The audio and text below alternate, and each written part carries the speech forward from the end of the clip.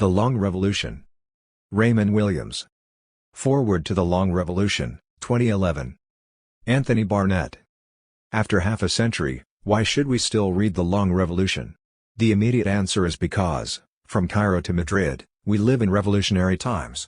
However, this customary use of the word revolution is different from that in Raymond Williams' title of this peculiar and important book. Highlighting the contrast between the meaning of his term and the familiar one may be the best way for new readers to start to grasp the extraordinary relevance of what you are holding in your hand or sampling on a tablet. For it isn't really a book in the sense of a self-contained work that has a beginning, middle and end.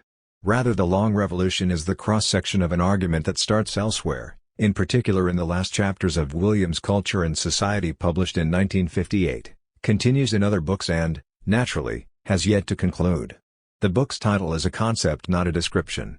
When he refers to the Long Revolution, Williams is theorizing a different epochal process, not saying, "Hey, this revolution is taking a long time," as if the revolution referred to is self-evident and he is telling us about its duration.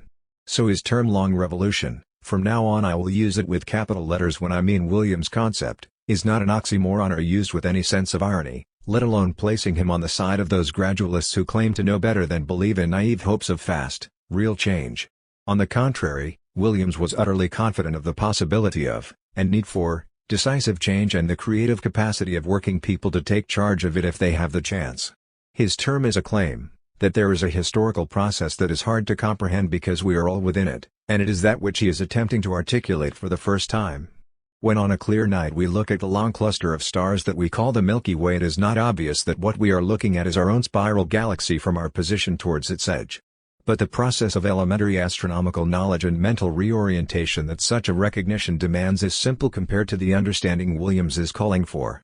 He argues that we are within a far-reaching transformation, one that brought forth the very terms such as democracy, industry, culture, art and class that we use to describe and measure it. Its transformation will take, has already taken, centuries. It is necessarily lengthy and multi-generational. Everything that I understand of the history of the Long Revolution leads me to the belief that we are still in its early stages. 1. The concept of the Long Revolution brings together three of Williams' themes which are also defining aspects it. Being prepared for these will make it easier to read Williams. First, because we are within it and it is within us, shaping us in terms of our experience, our relationships with others, our differences from other generations, our work, even, as we have just noted, producing the very ideas we use to describe it. It is extraordinarily hard for us to comprehend the Long Revolution.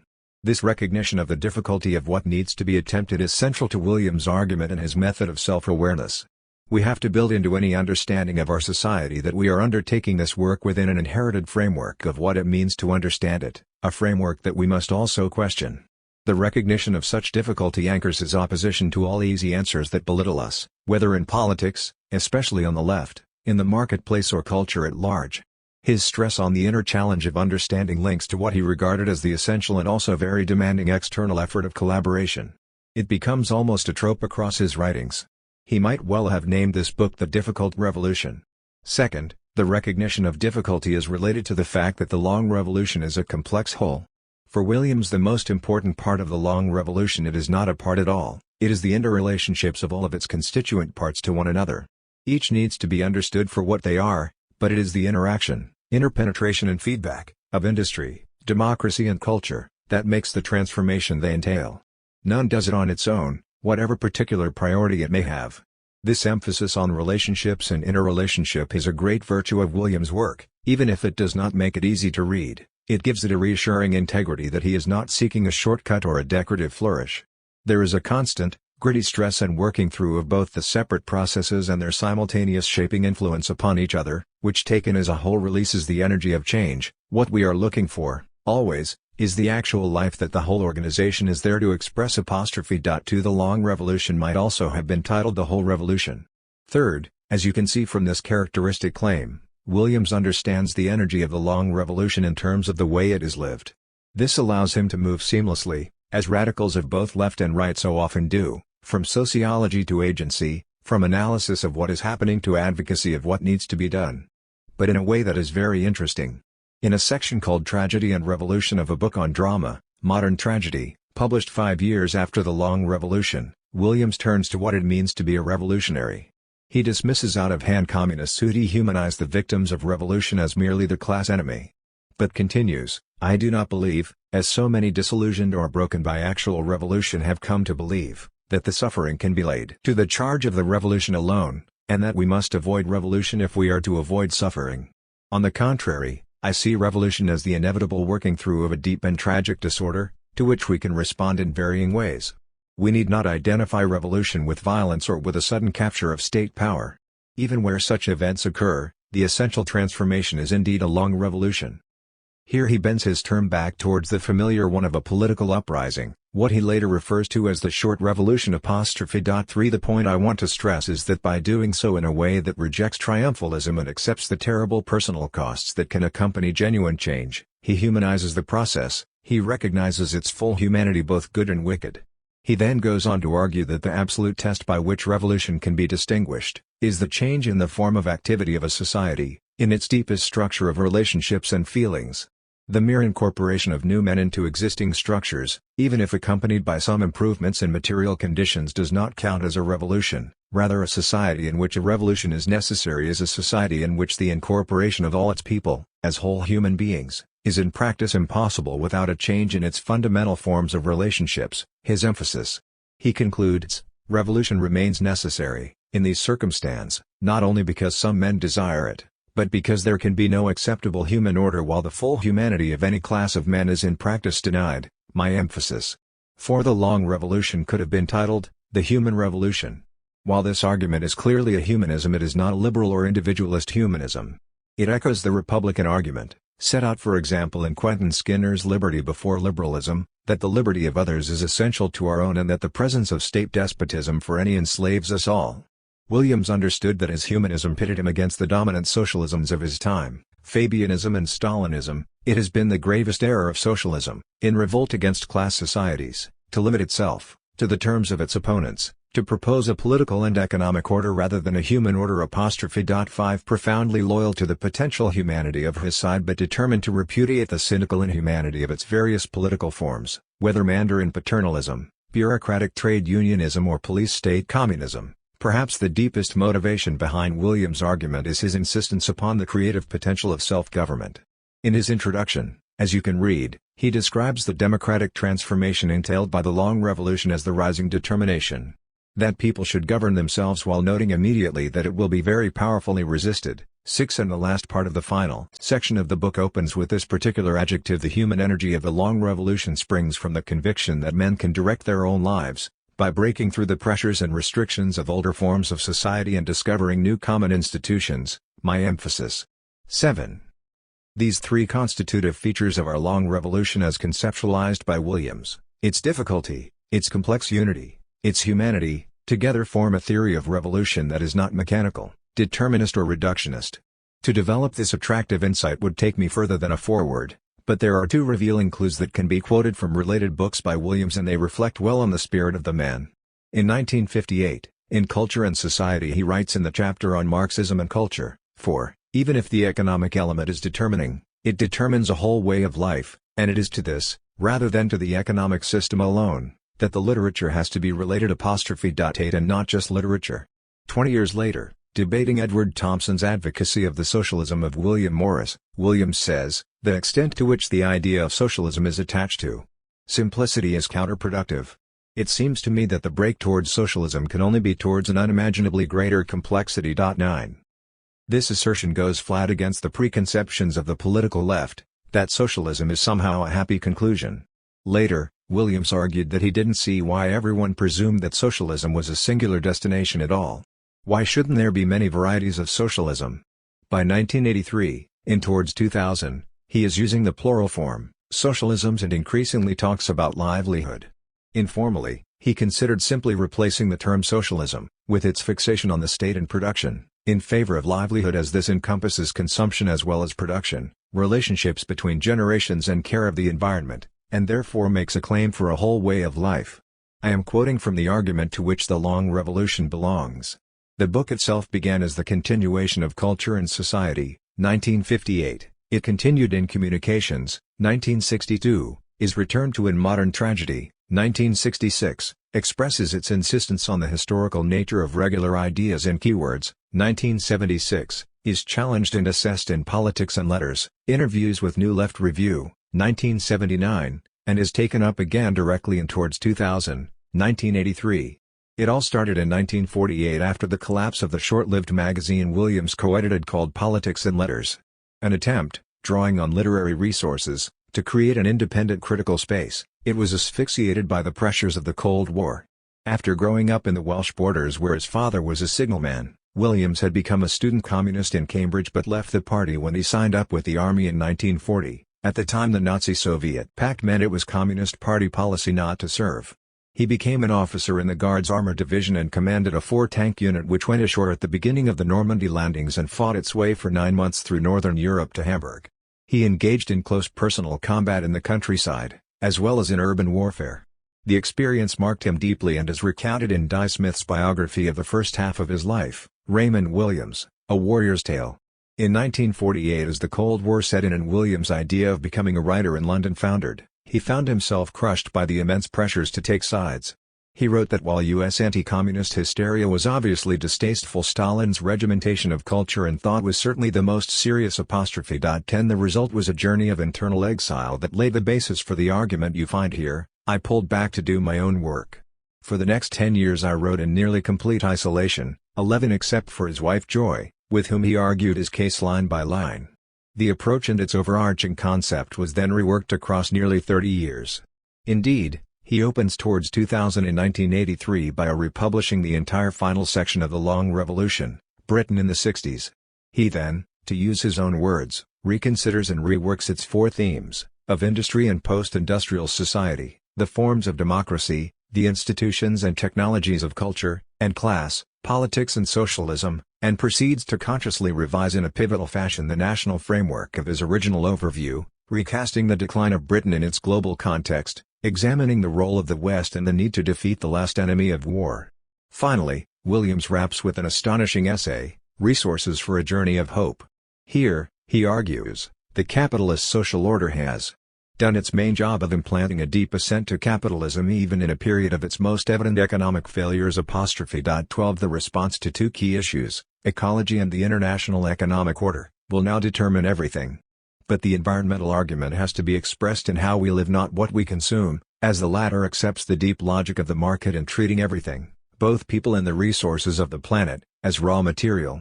As for the international economic order, most alarming of all, what Williams calls Plan X moves towards a created future while the left has failed to assert an alternative general interest. The left's natural presumption that it was the force of the future, while its reactionary opponents were conservative representatives of, at best, the status quo, has, he observes, been turned upside down.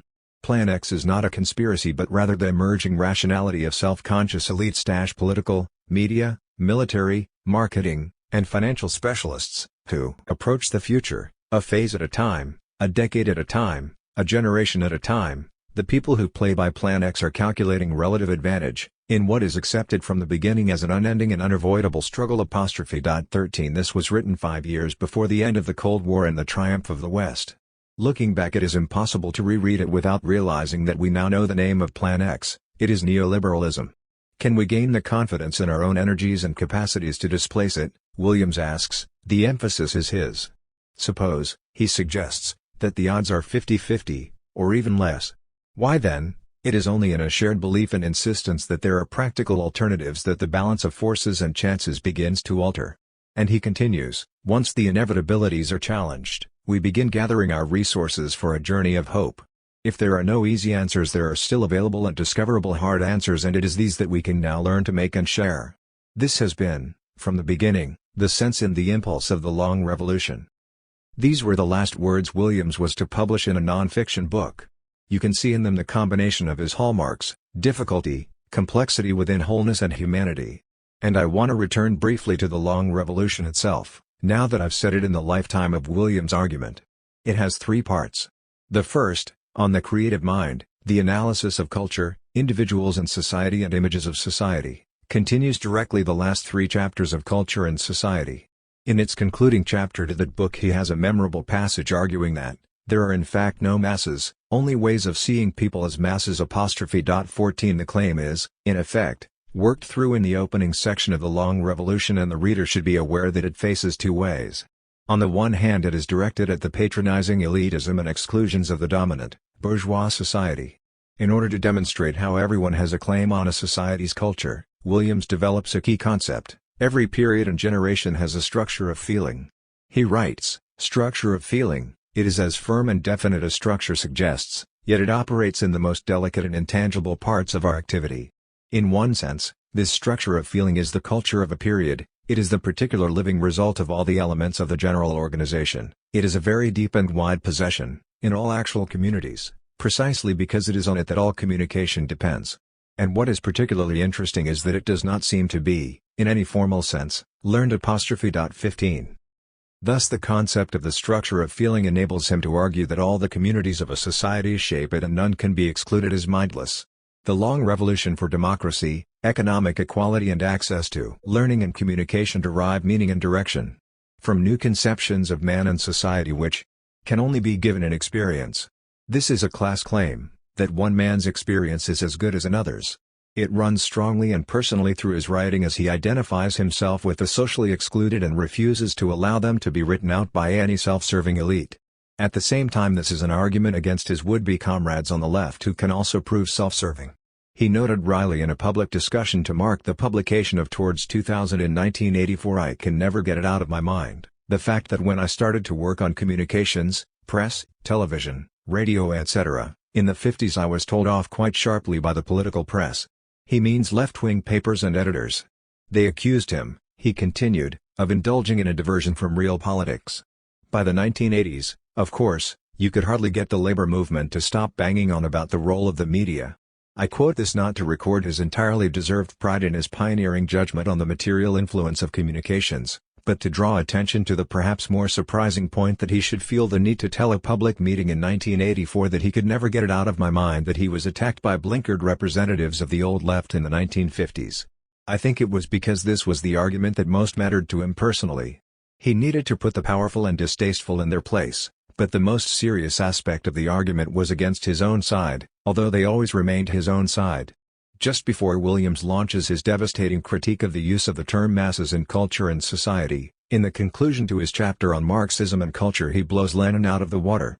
That he should engage with Lenin at all, alongside Burke, Arnold, and Marx, was so shocking that the poor indexer could not manage to include him. Nonetheless, he is included. First, Williams scornfully dismisses Lenin's claim that while every artist has a right to create freely, of course we communists cannot stand without hands folded and let chaos develop. There is no of course about it, Williams notes. Then he takes on the more important issue. He quotes Lenin's claim that, "The history of all countries shows that the working class, exclusively, by its own efforts, is able to develop only trade union consciousness." This slander draws a systematic, three-part rebuttal from Williams, concluding, if the working people are really in this helpless condition, they can be regarded as masses to be captured, the objects rather than the subjects of power. Almost anything can then be justified. 16 And Williams knew full well that Lenin and his successors did indeed frequently refer to the masses. I say this at some length by way of a foreword, as it is important to ask, against whom is the long revolution addressed? The answer is in the first place against the dehumanizing traditions of the left, and only second against the elitism and exploitation of the right. But his is not a facile third-way position-taking or version of neither Washington or Moscow. The book's argument can face both ways because its foundation is positive, not negative. Its originality is Williams' claim that people, his people, have the capacity to be self-governing as whole human beings. To deliver on this claim, the middle section of the Long Revolution expands on lectures he gave that inquire into the long history of culture in Britain, its education system, the growth of the reading public, the popular press, the growth of standard English, and the history of dramatic forms. The latter would lead into his pioneering work on the genres of television. In undertaking this research he sets out a thorough assessment of the historical and material basis of popular influence within a culture. This takes him to his concluding section where he attempts to map Britain's own structure of feeling as it enters the 60s.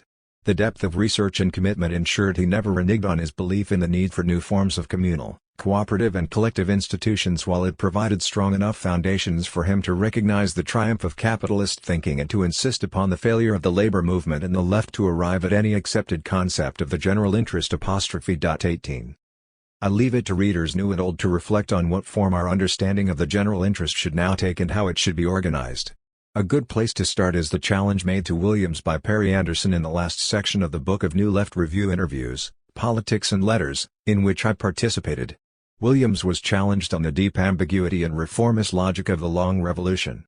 Doesn't the transition to socialism have to be inaugurated by an absolutely non-gradual process, the disintegration of the capitalist state, rival institutions of popular sovereignty, dual power and a violent crisis that sweeps away the old order? Williams concedes that he embraced the need for a short revolution after long hesitation. But then he insists on the lack of preparation or understanding of what is involved. He puts it mildly, for a short revolution in advanced societies. Talking about the run-up to that situation is not a form of gradualism. I am always uneasy about the talk of the short revolution when the problems of the run-up to it have not really been appreciated. The simple notion of assaulting the citadel is the wrong kind of military thinking. And if the revolutionary left has shown little, well, no sign whatsoever of preparing for such a showdown, it also suffers from having no idea what would follow should it win. But this is critical in persuading working people to take the risk of supporting any overthrow in the short run, however grim the crisis might be. Revolutionaries will have to show that they are quite clearly more democratic. The whole future of the left will depend on this. I think we shall have to show in very great detail why a socialist society would be more democratic, and this will involve being implacably clear about the failure of other kinds of democratic processes within socialist revolutions or labor movements.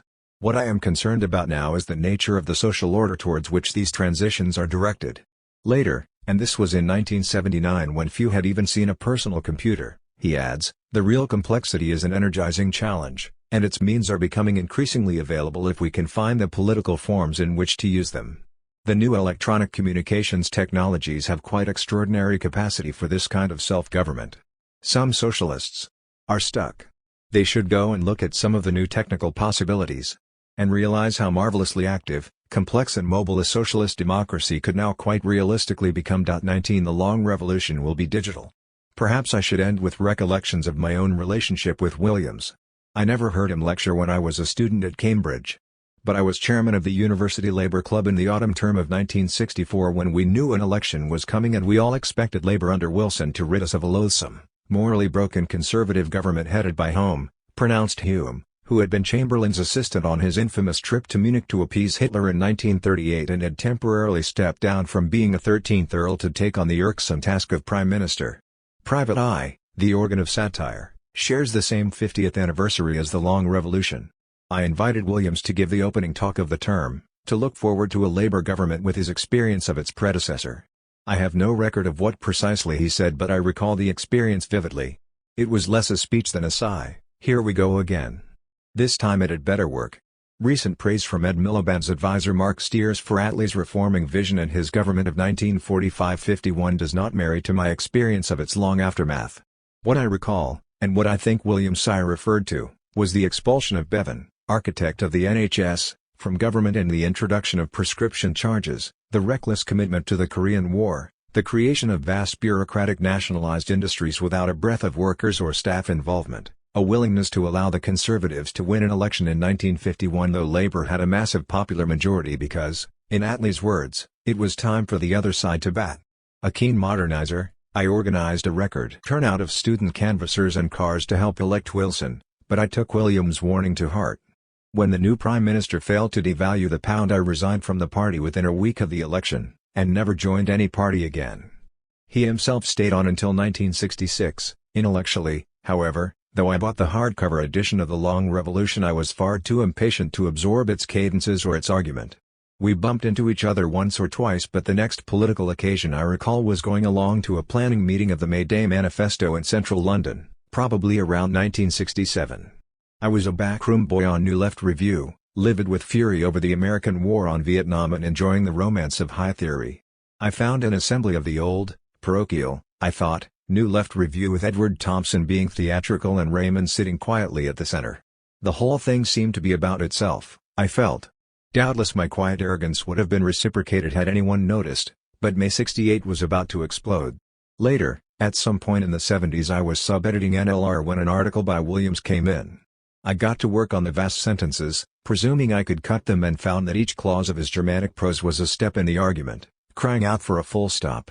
This privileged experience left me with an odd respect for the rigor of his thinking, which previously I'd found bafflingly oblique. Then, at the end of 1975, a text on Williams came in from Terry Eagleton. At the editorial committee, Francis Mulhern described it with scrupulous hesitation as parricide, and it was decided to publish. Anyone familiar with small political groups knows that father relations are an important hinterland to their dynamics, and I decided to read the manuscript, which otherwise I'd have left to those with literary expertise. I was very disturbed. Eagleton captured the opacity of Williams' writing but seemed unbearably cruel, a thinker intellectually isolated to the point of eccentricity, driven consequently to certain sophisticated gambits of self-defense and self-justification, but nonetheless resolutely offering his own experience as historically representative. Eagleton boasted that he had made a similar personal journey to Williams, with whom he had worked, and that the necessarily astringent criticisms which follow are made in that spirit of comradeship and good faith. Good faith. Williams was idealist, academicist. The Long Revolution was a book of idealist epistemology, organicist aesthetics and corporatist sociology. Williams suffered from romantic populism, as I was later to publish. A less populist figure than Williams is hard to imagine. By criticizing the term masses, he traded a theoretical instrument of revolutionary struggle for the short change of a liberal humanitarianism. He was naively historicist. His work betrays a muted strain of anti-intellectualism. Worse, the idealist bent of his political conceptions was the effect of the divorce of the left reformist intellectuals from the working class, but it was also the product of the ideological character of the class itself, by which, despite that divorce, Williams' work remained contaminated. On and on, the torrent of disparagement went. Williams is even attacked for his intuitive knack of preempting intellectual positions, i.e. for getting arguments right when he didn't deserve to. Gravest of all, he had a reticent and ambiguous attitude towards insurrectionary organization, while the poor man's rapprochement with Marxism is still, evidently, a fraught, dissentient, intellectually unclarified affair. He remained in a phantom zone of criticism, its ideological prehistory, and had yet to enter the alternative terrain of scientific knowledge. 20. Were I to read something like this now, I'd laugh and chuck it in the bin. But I was inside this argument at the time, and it was being published in the Review, which was my cause, my substitute political group. Because of the references Eagleton made to it, I bought Modern Tragedy, of which I'd not heard before. It changed my life.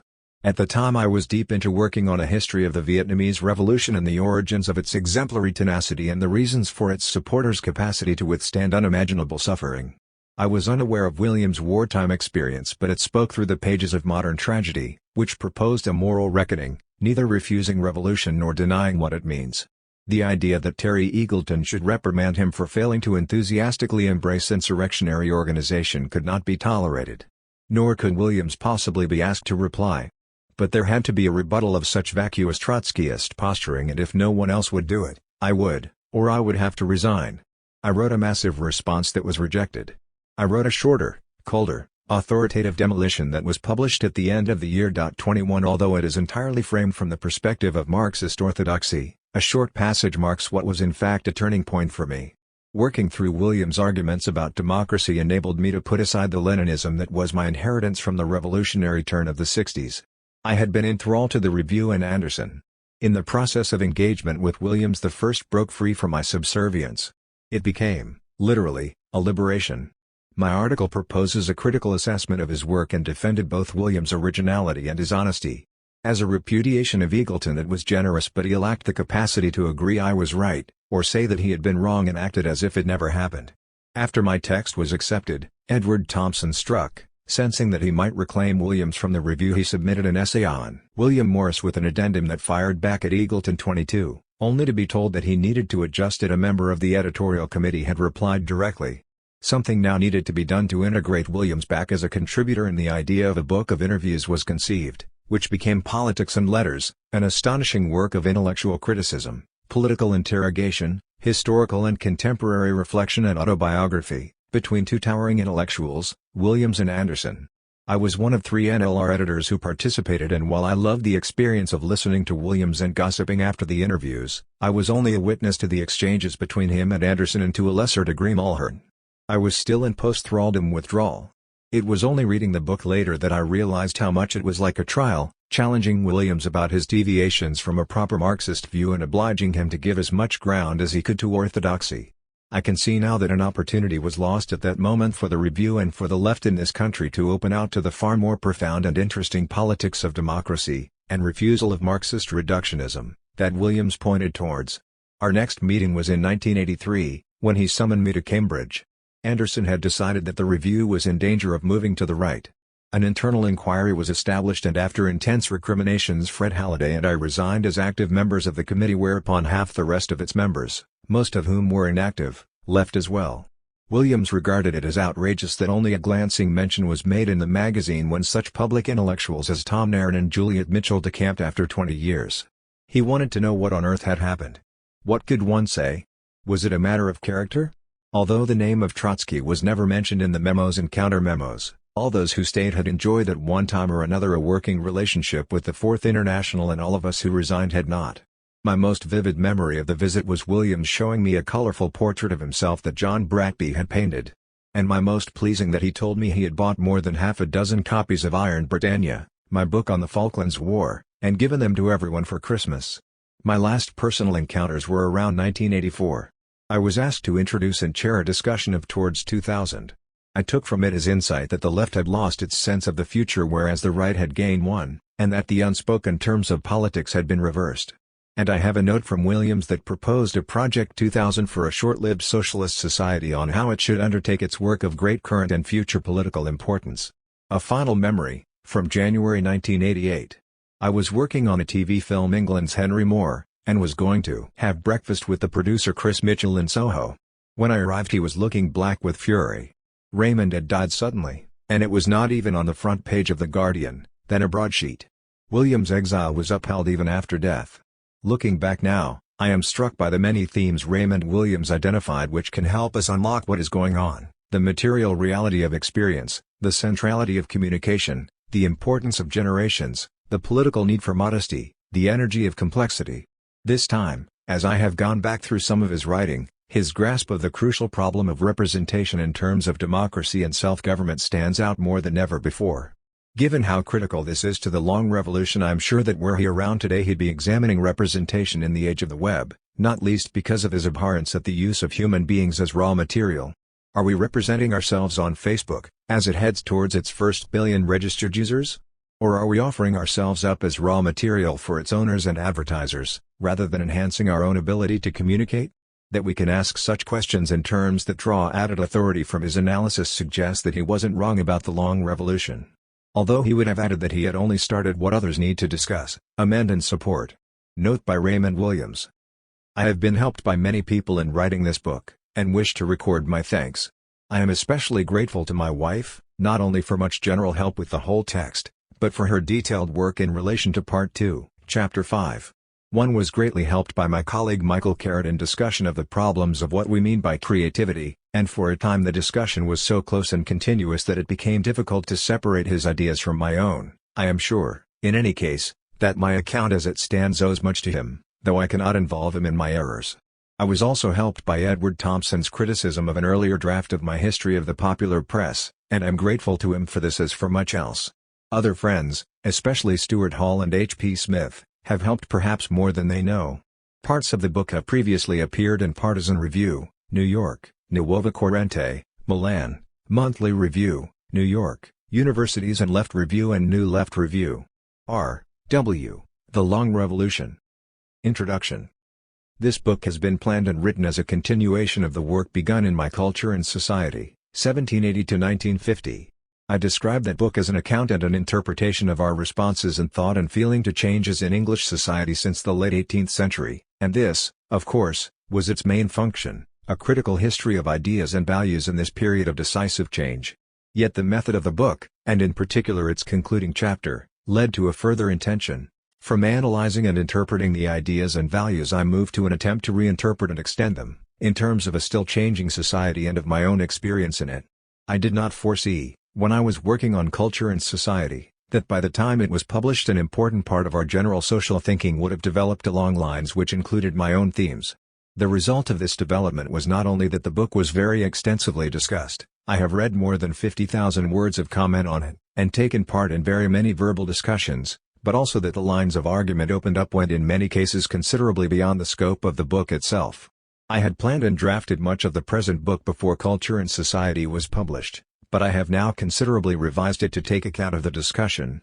I have kept, however, to my own ideas of the further work that was necessary, and have limited this book to what in any case I should have written about, questions in the theory of culture, historical analysis of certain cultural institutions and forms, and problems of meaning and action in our contemporary cultural situation. I can work in these general fields only to the limit of my own interests, and do not suppose these to be ideally complete. Indeed, I have already risked an extension and variety of themes well beyond the limits of any kind of academic prudence, for what seems to me the good reason that there is no academic subject within which the questions I am interested in can be followed through. I hope one day there might be, for it was quite obvious from the discussion of culture and society that the pressure of these questions was not only personal but general. My title is taken from a sentence in Culture and Society, but a further note on it might be useful. It seems to me that we are living through a long revolution, which our best descriptions only in part interpret. It is a genuine revolution, transforming men and institutions, continually extended and deepened by the actions of millions, continually and variously opposed by explicit reaction and by the pressure of habitual forms and ideas. Yet it is a difficult revolution to define, and its uneven action is taking place over so long a period that it is almost impossible not to get lost in its exceptionally complicated process. The democratic revolution commands our political attention. Here the conflicts are most explicit, and the questions of power involved make it very uneven and confused. Yet in any general view it is impossible to mistake the rising determination, almost everywhere, that people should govern themselves, and make their own decisions, without concession of this right to any particular group, nationality or class. In 60 years of this century the politics of the world have already been changed beyond recognition in any earlier terms. Whether in popular revolution, in the liberation movements of colonial peoples, or in the extension of parliamentary suffrage, the same basic demand is evident. Yet the demand has been and is being very powerfully resisted, not only by the weight of other traditions, but by violence and fraud. If we take the criterion that people should govern themselves, the methods by which they do so being less important than this central fact, it is evident that the democratic revolution is still at a very early stage. The Industrial Revolution, backed by immense scientific development, commands our economic attention. Its rate of expansion, in the world as a whole, is already greater than anyone had foreseen, and is indeed too rapid to be easily interpreted. Yet, while its aims and methods have been almost universally accepted, most of the world is still far behind the stage actually reached in the advanced countries, while in the advanced countries the sense of possibility in the transformation of nature is being continually and rapidly extended. Thus the Industrial Revolution, in its broad sense, is also at a comparatively early stage. Moreover, it is evident that its correlation with the growth of democracy is by no means simple. On the one hand it seems clear that industrial development is a powerful incentive to new kinds of democratic organization. On the other hand, the apparent needs of industrial organization, at many levels from the process of accumulating capital to the status of the worker in a very extensive and divided technical system, sometimes delay, sometimes frustrate the aspiration to share in the making of decisions. The complex interaction between the democratic and industrial revolutions is at the center of our most difficult social thinking. Yet there remains a third revolution, perhaps the most difficult of all to interpret. We speak of a cultural revolution, and we must certainly see the aspiration to extend the active process of learning, with the skills of literacy and other advanced communication, to all people rather than to limited groups, as comparable in importance to the growth of democracy and the rise of scientific industry. This aspiration has been and is being resisted, sometimes openly, sometimes subtly, but as an aim it has been formally acknowledged, almost universally. Of course, this revolution is at a very early stage. Bare literacy is still unattained by hundreds of millions, while in the advanced countries the sense of possibility, in expanding education and in developing new means of communication, is being revised and extended. Here, as in democracy and industry, what we have done seems little compared with what we are certain to try to do. Yet at this point it is particularly evident that we cannot understand the process of change in which we are involved if we limit ourselves to thinking of the democratic, industrial and cultural revolutions as separate processes. Our whole way of life, from the shape of our communities to the organization and content of education, and from the structure of the family to the status of art and entertainment, is being profoundly affected by the progress and interaction of democracy and industry, and by the extension of communications.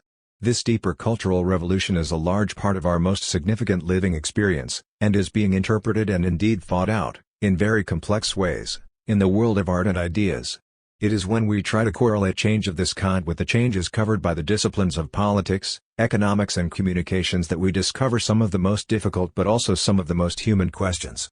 The scale of the whole process, the struggle for democracy, the development of industry, the extension of communications, and the deep social and personal changes, is indeed too large to know or even imagine. In practice it is reduced to a series of disconnected or local changes, but while this is reasonable, in the ordinary sense, it seems to me that this scaling down only disguises some of the deepest problems and tensions, which then appear only as scattered symptoms of restlessness and uncertainty. In a country like Britain, in which the long revolution is at a relatively advanced stage, it seems customary for each generation to announce the completion of the revolution, and to be bewildered and angry when the new young generation asserts that the revolution has after all not occurred. We are quite clearly in this situation in the 1960s, when the objectives for which many generations worked have been quite generally achieved, yet when the society has never been more radically criticized, not only by particular writers and thinkers, in articulate ways, but also more generally and in ways often so inarticulate and confused that old descriptions, such as cynicism, apathy, pointlessness, are usually the best we can find to acknowledge them. We seem severely hindered, in such a situation, by the very practice of scaling down. Thus certain expectations are shaped and defined, as universal suffrage, a particular standard of living, a given school leaving age and level of education. These are adequate as incentives to effort, and anyone who knows their history knows that their achievement did not simply evolve, but had to be worked and struggled for, over generations. But it is characteristic of the history of what I see as the long revolution that such aims, once achieved, are quite quickly absorbed, and either new expectations are commonly defined, or in their absence there is a mood of both stagnation and restlessness. For a long time now we have been hearing from every kind of ruling group that people are never satisfied, never even grateful. Indeed this thrust of demand has been so deeply learned, and is so deeply feared, that one can see, on all sides, a ruling philosophy of delayed and graded concessions, for, as has been said, today's concession is tomorrow's springboard. Ruling groups have their own reasons for not wishing to recognize the true scale of the revolution, but elsewhere it is a genuine crisis of consciousness, and anybody concerned with his own life and the life of his society, in this process of general change, must obviously do what he can to try to resolve and clarify.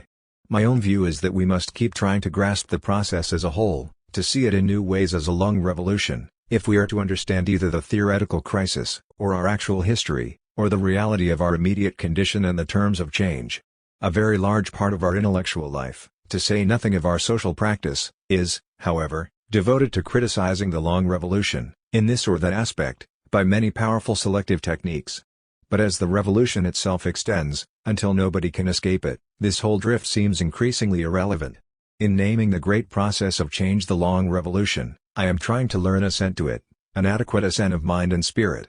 I find increasingly that the values and meanings I need are all in this process of change. If it is pointed out, in traditional terms, that democracy, industry and extended communication are all means rather than ends, I reply that this, precisely, is their revolutionary character, and that to realize and accept this requires new ways of thinking and feeling, new conceptions of relationships, which we must try to explore. This book is a record of such an attempt. In my first part I begin from an examination of the nature of creative activity, which I see now as the necessary basis for extending the account of the relation between communication and community which I tried to establish in culture and society. I then go back to examining certain theoretical problems in the definition and analysis of culture, and work a practical example. Following a lead from the discussion of communication, I then try to analyze the concepts of the individual and society that we ordinarily use, and to describe certain typical relationships of this kind. I then extend this argument to a discussion of some of the existing concepts of our own society, and discuss some of the processes of social and cultural change. My second part is an account and analysis of the development of certain of our major cultural institutions, from education to the press, and is completed by a series of essays on the relation between certain forms in art and the general development of the society. I think much of this is useful simply as information brought together in the light of a common process, though I do not doubt that my factual accounts will have to be revised as research continues. The critical essays are experimental and arguable, but attempt to develop the kind of inquiry represented by my chapter on the industrial novel in culture and society. My third and concluding part returns to the theme of the long revolution, which I have outlined in this introduction, by attempting a description of our contemporary culture and society in terms of what I see as a pattern of change. Briefly, I attempt to assess the progress of the long revolution in Britain, and to consider its next stages. I do not confine myself to British society because of any lack of interest in what is happening elsewhere, but because the kind of evidence I am interested in is only really available where one lives. I think, however, that it could be added that Britain was very early in entering this revolution, and that our society consequently offers very rich material for the consideration of some of its general problems. It is true also that the present crisis in British society is sufficiently interesting in itself, and of commanding importance to those of us involved in it, to make this attempt to take bearings useful. With this book on culture and society, and with my novel Border Country, which I believe to have, in its particular and quite different way, an essential relevance to the two general books, I have completed a body of work which I set myself to do 10 years ago. Other work will necessarily follow from this, but it feels like the completion of a particular stage in one's life, and while this need not interest anybody else, it is perhaps worth recording. Part 1. 1. The creative mind. No word in English carries a more consistently positive reference than creative, and obviously we should be glad of this, when we think of the values it seeks to express and the activities it offers to describe. Yet, clearly, the very width of the reference involves not only difficulties of meaning, but also, through habit, a kind of unthinking repetition which at times makes the word seem useless. I propose to examine the significance of the creative idea, first, by reviewing its history, second, by comparing its development as a term in the arts with some important recent scientific work on perception and communication, third, by looking at it as a possible key term in our contemporary discussion of culture, a discussion which centers on the relations between art and learning, and the whole complex of our activities that we call our society. The history of the creative idea is in many ways difficult to trace. It seems to me to begin, essentially, in the thought of the Renaissance, but, when we look at these sources, we find its originators referring the idea to classical thought, as if unaware of the new emphasis they seem to be making. In any past writing, only part of the original meaning is recoverable, for the meaning as a whole has come to us through many minds, and even when we have distinguished their influence we find that the original significance is, with its context, still partly withheld. Yet as I read the authors, in particular Aristotle and Plato, on whom these Renaissance thinkers relied, I see a distinction, an altered significance, which seems of fundamental importance. The activity being described as a common activity, but its description, essentially, has altered. We speak now of the artist's activity as creation, but the word used by Plato and Aristotle is the very different imitation. The general meaning of the Greek word mimesis is either doing what another has done, or making something like something else. In actual use it included the activities of the dancer, the singer, the musician, the painter, the sculptor, the actor, the dramatist, and the common quality in these activities was seen as the representation of something else, imitation. Aristotle wrote, "The general origin of poetry was due to two causes, each of them part of human nature. Imitation is natural to man from childhood, one of his advantages over the lower animals being this, that he is the most imitative creature in the world, and learns at first by imitation. And it is also natural for all to delight in works of imitation. The truth of this second point is shown by experience, though the objects themselves may be painful to see, we delight to view the most realistic representations of them in art, the forms for example of the lowest animals and of dead bodies.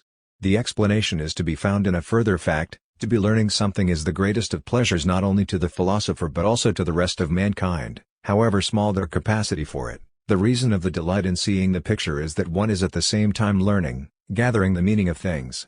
It seems clear from this, as from the whole of his main argument, that Aristotle considers art primarily as a representation of some hitherto existing reality. The artist imitates this, and by his imitation, which is akin to our first process of learning, we gather the meaning of the thing that is imitated. 1. Plato, similarly, described the artist as an imitator of a pre-existing reality. God was the creator of things, workmen the artificers of things, artists the imitators of things. Thus, Plato and Aristotle agree on the fact of imitation, but go on to draw different conclusions from it. For Plato, although in the Ion he describes the poet as divinely inspired, the act of imitation is a two removes from reality, the idea, then the material thing, then the imitation, and the famous discussion in the Republic, proposing the censorship of poets, emphasizes the dangers of the influence of these mere imitators on the weaker parts of the mind. The art of imitation is the worthless mistress of the worthless friend, and the parent of a worthless progeny. The imitative poet resembles the painter in producing things that are worthless when tried by the standard of truth, and he resembles him also in this, that he holds intercourse with a part of the soul which is like himself, and not with the best part. He excites and feeds this worthless part of the soul, and thus destroys the rational part. Aristotle, on the other hand, not only emphasizes imitation as part of the normal learning process, but introduces a new principle, that of the universal. The poet's function is to describe, not the thing that has happened, but a kind of thing that might happen, i.e. what is possible as being probable or necessary. Hence poetry is something more philosophic and of graver import than history, since its statements are of the nature rather of universals, whereas those of history are singulars.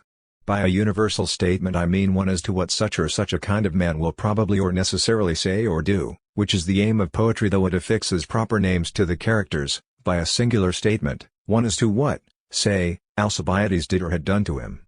Thus while Plato emphasizes the dangers of fiction, as the imitation not even of ultimate reality but of mere appearances, Aristotle develops his concept of imitation as a form of learning towards its definition as the highest form of learning, in that it shows, through its universal statements, the permanent and the necessary. The immense intellectual tradition which flowed from Plato and Aristotle came to include not only these two opposing valuations, but an extraordinary series of modifications, transvaluations, developments and interpretations. Thus Platonism came to include a theory of art directly opposed to that of the Republic, arguing that the divinely inspired poet was able to teach the highest reality because he penetrated mere appearance, and embodied in his work the divine idea. Aristotle's idea of universals, which in context reads primarily as the embodiment of general truths about human nature, became identified, in many minds, as the same doctrine. The universals were the divine ideas, and the poet embodied them. Still, however, even after these developments, the process of art was imitation and not creation. From the excitement and confusion of Renaissance theory 4 doctrines of art emerged. The first defined art as an imitation of the hidden reality, thus making it a form of revelation. This was particularly useful to some Christian thinkers, who could then see art as an allegory of the mind of God. This developed into the idea of art as an esoteric activity, and a high valuation of works of an allegorical or symbolic kind. The second doctrine, from much the same source but less affected by Christian thinking, saw art as a perpetual imitation and embodiment of the idea of beauty.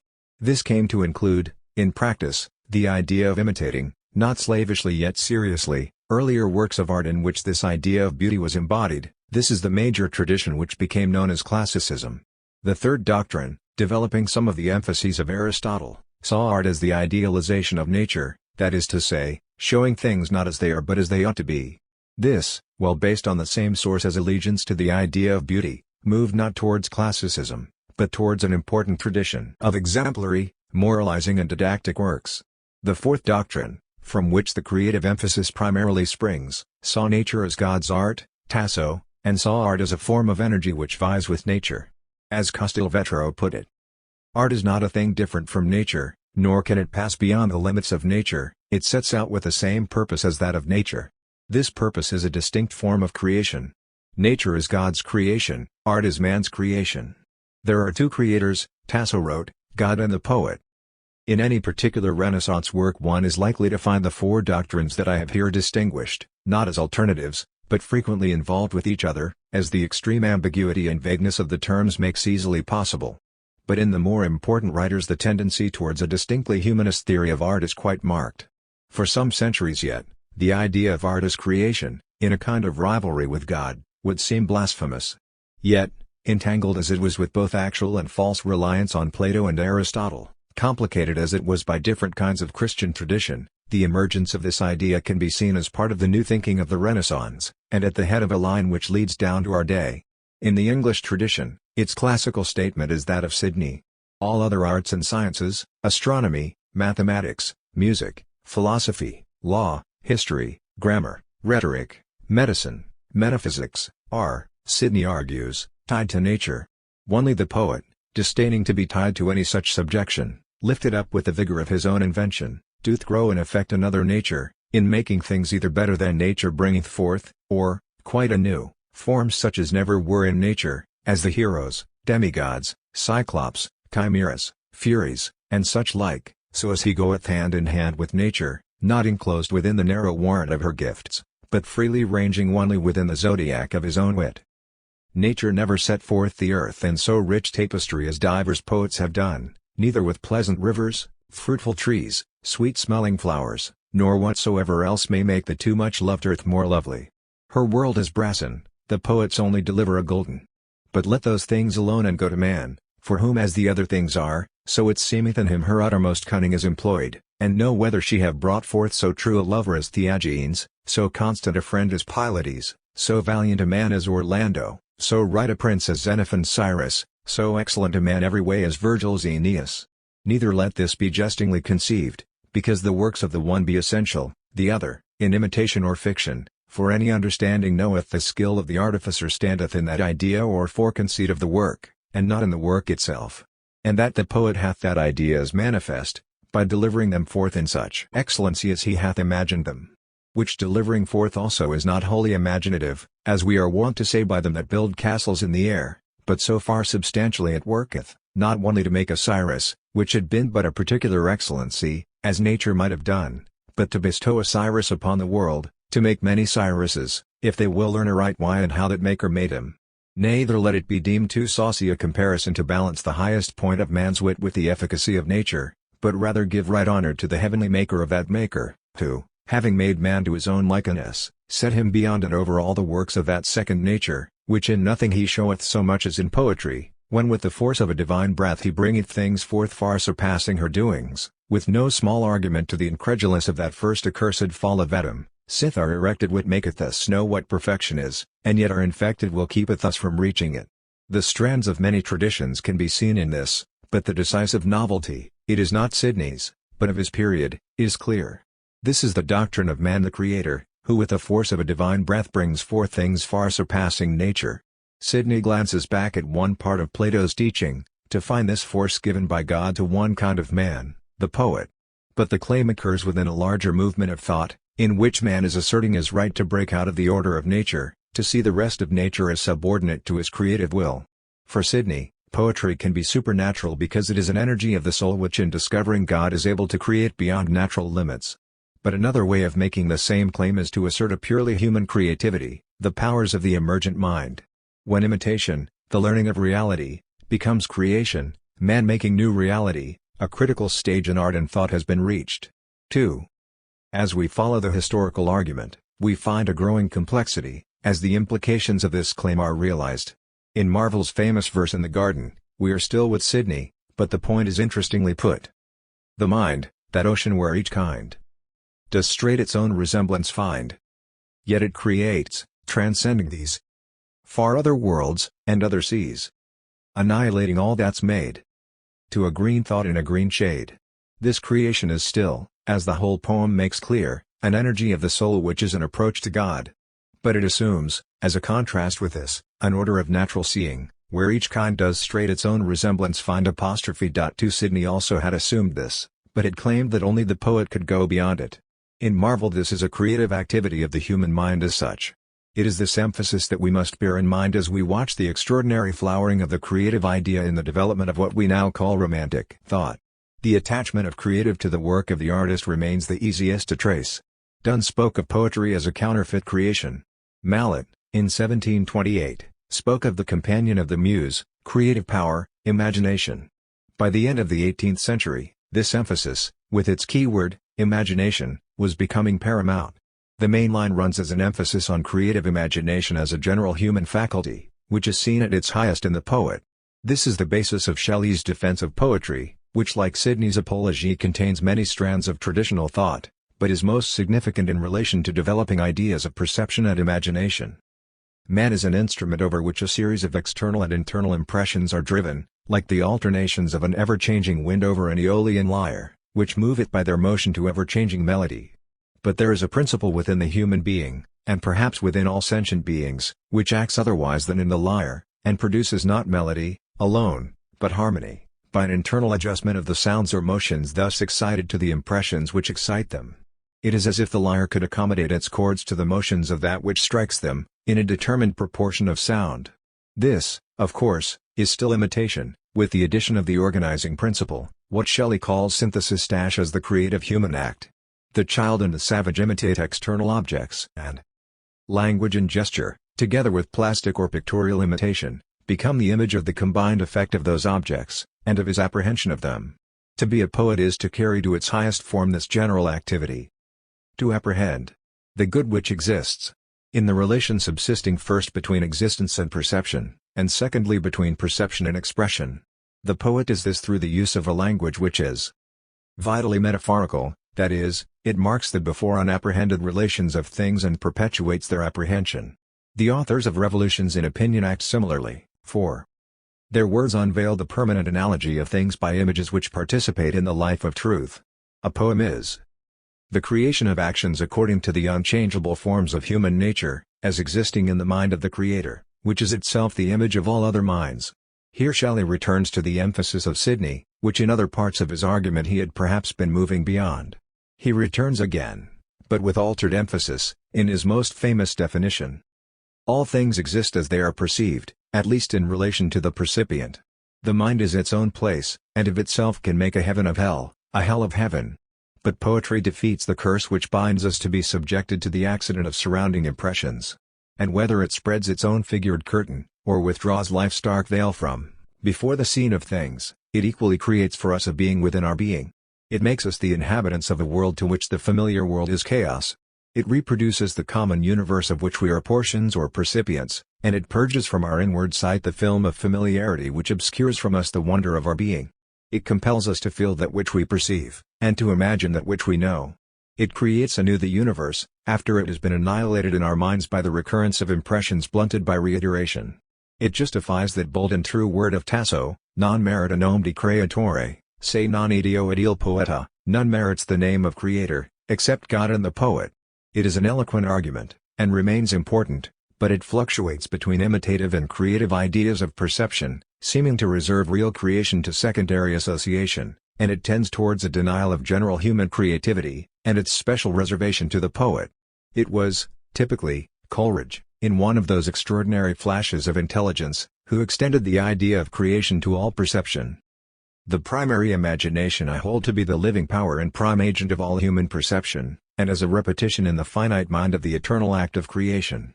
With this startling hypothesis, of which only later shall we see the full significance, the transformation of imitative into creative theories reaches its next critical stage. 3. We must now turn aside to notice an effect of the creative theory, as it existed before Coleridge. The claim that art represented a superior reality, essentially higher than that accessible to other human faculties, was, naturally enough, contested. The basis of the opposition goes back to Plato. What the new thinkers called creation Plato had called falsehood. Art was fiction, and as such inferior to reality. The persistence of this attitude needs no emphasis. It is a commonplace of modern thought, as anyone who says he prefers biographies to novels because at least they are true will affirm. What I want to observe is that the claim of art to superior reality and its contemptuous description as inferior fiction have been, in modern thought, counterparts. If you rely on the theory of art as imitation, this is inevitable, at a certain stage. Even in a culture in which it is deeply accepted that there is a reality beyond appearances, it is by no means certain that the artist's singular ability to reach and depict this will be accepted. If a religion is the medium of belief in a higher reality, the artist's singularity will certainly not be conceded, although his role in depicting such a reality, in the accepted terms of the religion, will often be stressed. In such a case, however, this will not be a special kind of creative act.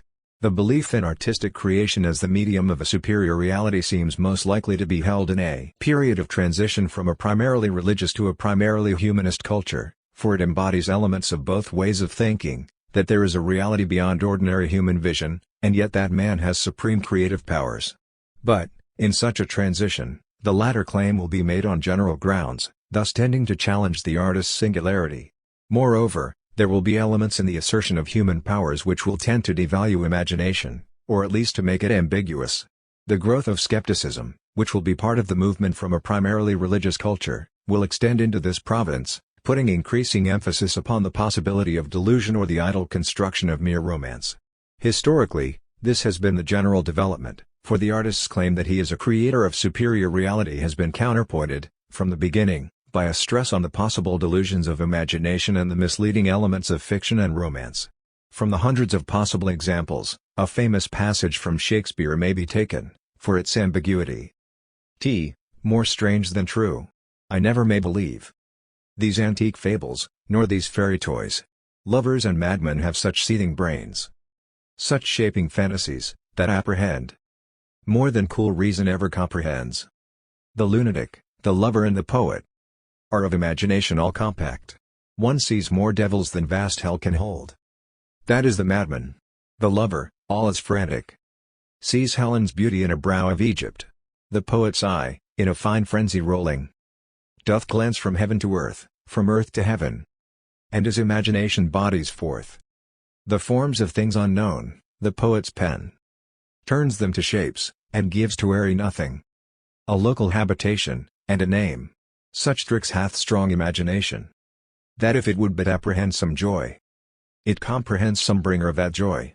Or in the night, imagining some fear, how easy is a bush supposed to bear. But all the story of the night told over, and all their minds transfigured so together, more witnesseth than fancy's images, and grows to something of great constancy.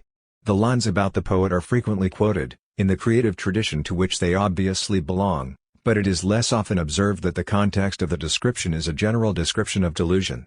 The valuation seems to veer, even in the writing, and perhaps fairly represents a continuing line of belief, that delusion, or illusion, is common, but that there is a special category of illusion, used by artists, which is valuable. 3. Almost every possible variation of position, in this confused debate, has in fact been taken up. In practice, since the beginning of the 18th century, we have seen an alternation, but only of emphasis, between a naive realism describing things as they really are, and the varying kinds of romanticism, from describing things as they ought to be, as they ideally are, to the simple superior reality claim, as here in Shelley. He will watch from dawn to gloom, the lake-reflected sun illume, the yellow bees in the ivy bloom, nor heed nor see what things they be, but from these create he can forms more real than living man, nurslings of immortality. Two strong emphases, nearer our own time, have been widely made. The growing belief in a simple kind of materialism, usually accompanied by an explicit denial of any kind of supernatural reality, any reality beyond man's reach, has made room for art in terms of its reflection of reality, imitation, or, more subtly, its organization of reality. The artist selects, organizes, Shelley's synthesis, and thus gives meaning and value. The new psychology, on the other hand, particularly in Freud and Jung, has repeated, in a different form, the claim that there is a reality beyond man's reach, the unconscious, or rather, beyond man's ordinary reach, and here might be the entry, either for a new science or for a new definition of art. For Freud, the material of art was fantasy, which he contrasted with reality. The artist is one who from a certain psychological disposition turns away from reality and transfers all his interest, and all his libido too, onto the creation of his wishes and the life of fantasy. But the way back to reality is found by the artist. Thus, he is not the only one who has a life of fantasy. The intermediate world of fantasy is sanctioned by general human consent. But to those who are not artists, the gratification that can be drawn from the springs of fantasy is very limited. A true artist has more at his disposal. First of all, he understands how to elaborate his daydreams, so that they lose that personal note which grates upon strange ears. He knows too how to modify them sufficiently so that their origin in prohibited sources is not easily detected. Further, he possesses the mysterious ability to mold his particular material until it expresses the ideas of his fantasy faithfully, and then he knows how to attach to this reflection of his fantasy life so strong a stream of pleasure that, for a time at least, the repressions are outbalanced and dispelled by it.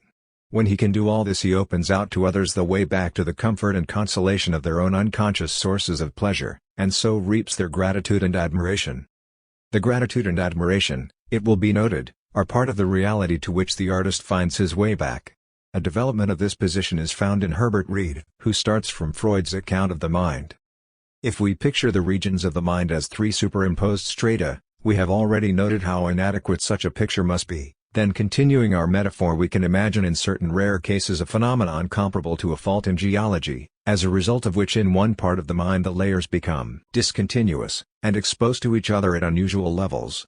Some such hypothesis is necessary to explain that access, that lyrical intuition, which is known as inspiration and which in all ages has been the rare possession of those few individuals we recognize as artists of genius.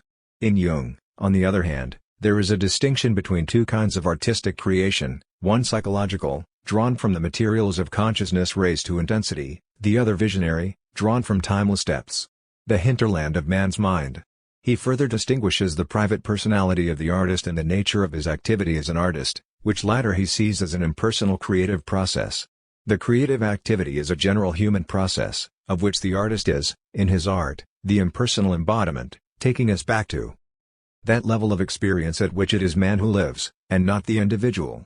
Thus, the creative idea has undergone a further development, the ordinarily inaccessible reality being placed within man himself, with the artist as a specially gifted person who is able to penetrate to this region. But the association with fantasy, especially in Freud, links with the ordinary realist position, in which it is assumed that the material of art is different from and inferior to reality.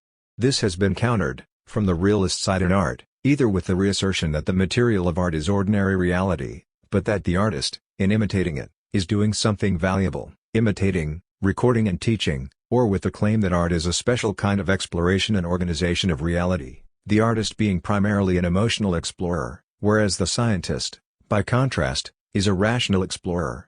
The extreme positions have emerged as, on the one hand, that the material of art is a special kind of abnormal experience, devalued as fantasy or valued as inspiration, on the other hand, that the material is ordinary everyday reality, which the artist imitates or organizes. The linguistic curiosity, in this often angry debate, is that by all schools, and from all assumptions, art and the artist are referred to as creative. It would be a brave man who would say, after even the briefest review of the long inquiry into the nature of art, that he is sure, once the habit is checked, what creative quite means. It is at this point that we can turn to recent work on perception, as a process of the brain and the nervous system. It seems to me, certainly, that it enables us to take a decisive step forward, in the necessary clarification. 4. The brain of each one of us does literally create his or her own world. This startling sentence, from Professor J. Z. Young's Doubt and Certainty in Science, a biologist's reflections on the brain, introduces clearly enough a new stage in the discussion. In the traditional discussion, the creative emphasis had rested clearly enough on an implied opposite, which was natural seeing.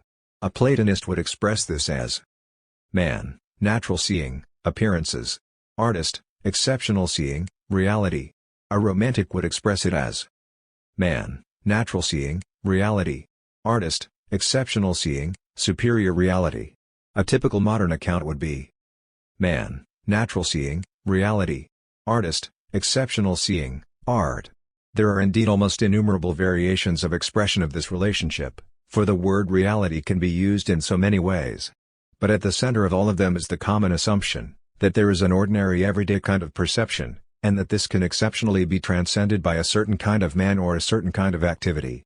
Most versions, furthermore, would describe the product of the everyday perception as reality - the things in themselves as they really are, so that the product of the artist's perception must be seen as in any of a number of ways an alteration, organization, idealization, transcendence, of this reality that is shared by all other men.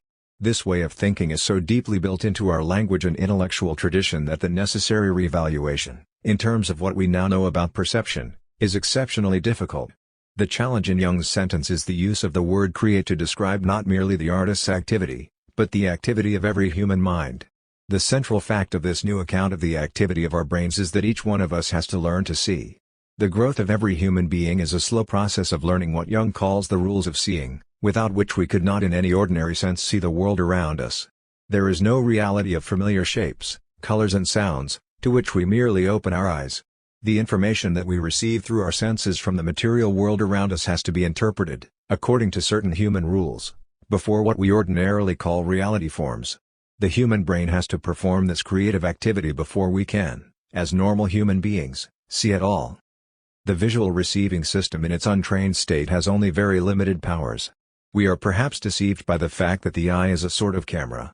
Contrary to what we might suppose, the eyes and brain do not simply record in a sort of photographic manner the pictures that pass in front of us. The brain is not by any means a simple recording system like a film.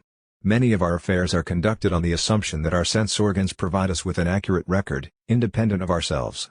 What we are now beginning to realize is that much of this is an illusion, that we have to learn to see the world as we do. That is Jung's account, and he goes on. In some sense we literally create the world we speak about. The point to grasp is that we cannot speak simply as if there is a world around us of which our senses give true information. In trying to speak about what the world is like, we must remember all the time that what we see and what we say depends on what we have learned. We ourselves come into the process. Or, as Sir Russell Brain puts it, the sensory qualities of normal perception, such as colors, sounds, smells and touches, are generated by the brain of the percipient and are unlike those external events which constitute the states of objects by which they are caused. The philosophical implications of this view are both far-reaching and difficult, but there can be little doubt that henceforth we must start from the position that reality as we experience it is in this sense a human creation, that all our experience is a human version of the world we inhabit. This version has two main sources, the human brain as it has evolved, and the interpretations carried by our cultures. Man's version of the world he inhabits has a central biological function. It is a form of interaction with his environment which allows him to maintain his life and to achieve greater control over the environment in which this must be done. We see in certain ways, that is, we interpret sensory information according to certain rules, as a way of living. But these ways, these rules and interpretations, are, as a whole, neither fixed nor constant. We can learn new rules and new interpretations, as a result of which we shall literally see in new ways. There are thus two senses in which we can speak of this activity as creative. The evolution of the human brain, and then the particular interpretations carried by particular cultures, give us certain rules or models, without which no human being can see in the ordinary sense at all. In each individual, the learning of these rules, through inheritance and culture, is a kind of creation, in that the distinctively human world, the ordinary reality that is culture defines, forms only as the rules are learned. Particular cultures carry particular versions of reality, which they can be said to create, in the sense that cultures carrying different rules, though on a common basis of the evolved human brain, create their own worlds which their bearers ordinarily experience. But, further, there is not only variation between cultures, but the individuals who bear these particular cultural rules are capable of altering and extending them, bringing in new or modified rules by which an extended or different reality can be experienced. Thus, new areas of reality can be revealed or created, and these need not be limited to any one individual, but can, in certain interesting ways, be communicated, thus adding to the set of rules carried by the particular culture. The effect of this new knowledge seems to me to be of the greatest importance, but I know from my own attempts to absorb it that it is so difficult to grasp, in any substantial sense, that its application must meet with all kinds of resistance and confusion. The formulation of the knowledge, for any detailed account of which the original accounts must be turned to, is in itself an effort towards a new interpretation, a new rule, which is very difficult either to learn or to communicate. Yet, if we have followed the creative idea thus far, we are perhaps in an exceptionally favorable position to understand the nature of this effort, and to clarify it. V. The theories of imitation and of creation can best be seen as attempts to define the relationship between two named areas of fact, reality and art. We have seen how various these definitions can be, but nevertheless we must observe, finally, that virtually the whole body of the theory of art contains, and starts from, this assumed opposition between two distinct kinds of thing.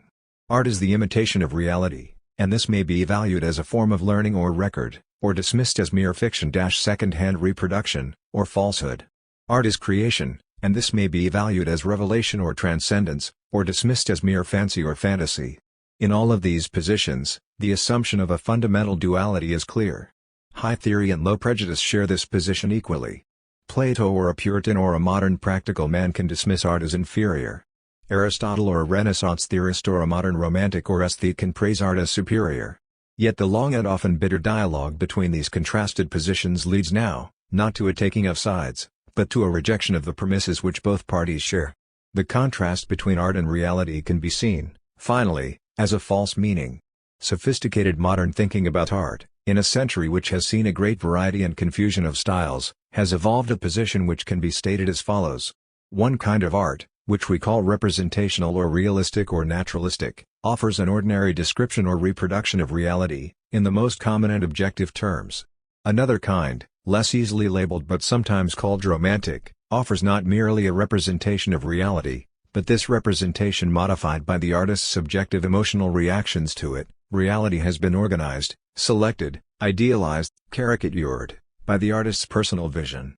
A third kind, most commonly called abstract, is neither the reproduction of reality nor the subjective modification of reality, but the direct expression of purely aesthetic experience, the representation in art, not of reality, but of the artist's vision. Some such classification as this was obviously necessary, as an attempt to come to terms with the observable difference in modern artistic methods.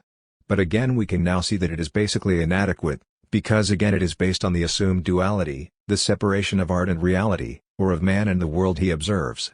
The crucial importance of what we now know about perception is that it opens the way to ending this duality, and thus transforming our thinking about art. The new facts about perception make it impossible for us to assume that there is any reality experienced by man into which man's own observations and interpretations do not enter. Thus the assumptions of naive realism, seeing the things as they really are, quite apart from our reactions to them, become impossible. Yet equally, the facts of perception in no way lead us to a late form of idealism. They do not require us to suppose that there is no kind of reality outside the human mind. They point rather to the insistence that all human experience is an interpretation of the non-human reality. But this, again, is not the duality of subject and object, the assumption on which almost all theories of art are based. We have to think, rather, of human experience as both objective and subjective, in one inseparable process. As Caldwell put it, body and environment are in constant determining relations. Perception is not the decoding of tappings on the skin. It is a determining relation between neural and environmental electrons. Every part of the body not only affects the other parts but is also in determining relations with the rest of reality. It is determined by it and determines it, this interchange producing development, the constantly changing series of interlocking events. Of this multitude of relations, we distinguish a certain group, changing as the world changes, not with it or separately from it but in mutually determining interaction with it. This selection, rich, highly organized and recent, we call the consciousness, or our ego. We do not select it out. In the process of development it separates out, as life separated out, as suns and planets and the elements separated out from the process of becoming. Separated out, and still changing, it is consciousness, it is us insofar as we regard ourselves as conscious egos. But in separating out, it does not completely separate out, any more than any element did. It remains like them, in determining relation with the rest of the universe, and the study of the organization of this developed structure, of its inner relations and the relations of the system with all other systems in the universe, is psychology. The difficulty of this conception hardly needs stressing, and to grasp it in any substantial way needs long effort. Yet it is interesting to see that we have approached this conception, not only through the science of perception, but also through some of our traditional thinking about art as creation. Coleridge, as I have noted earlier, was very near to it, when he wrote of the primary imagination as the living power and prime agent of all human perception, a repetition in the finite mind of the eternal act of creation. Yet the pull of earlier thinking limited even this, in the movement towards personifying this process, a power, an agent, and in the perception is that it opens the way to ending this duality, and thus transforming our thinking about art. The new facts about perception make it impossible for us to assume that there is any reality experienced by man into which man's own observations and interpretations do not enter.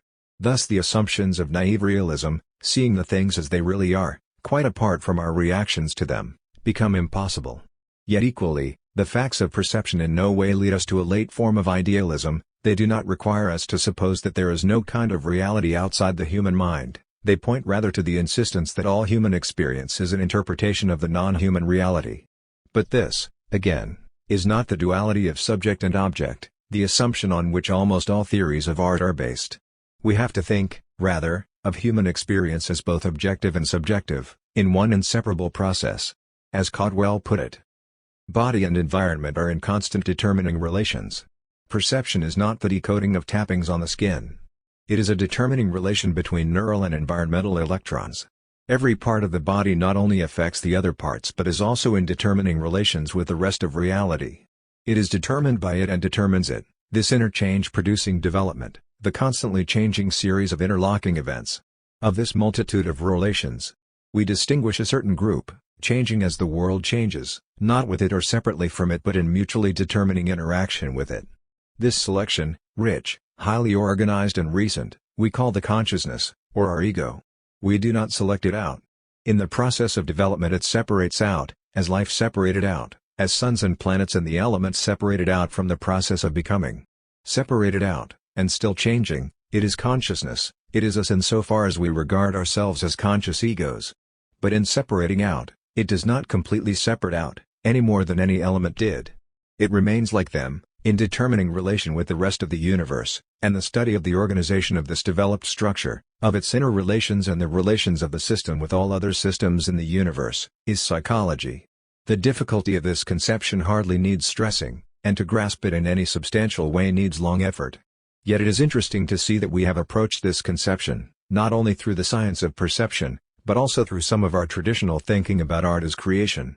Coleridge, as I have noted earlier, was very near to it, when he wrote of the primary imagination as the living power and prime agent of all human perception, a repetition in the finite mind of the eternal act of creation.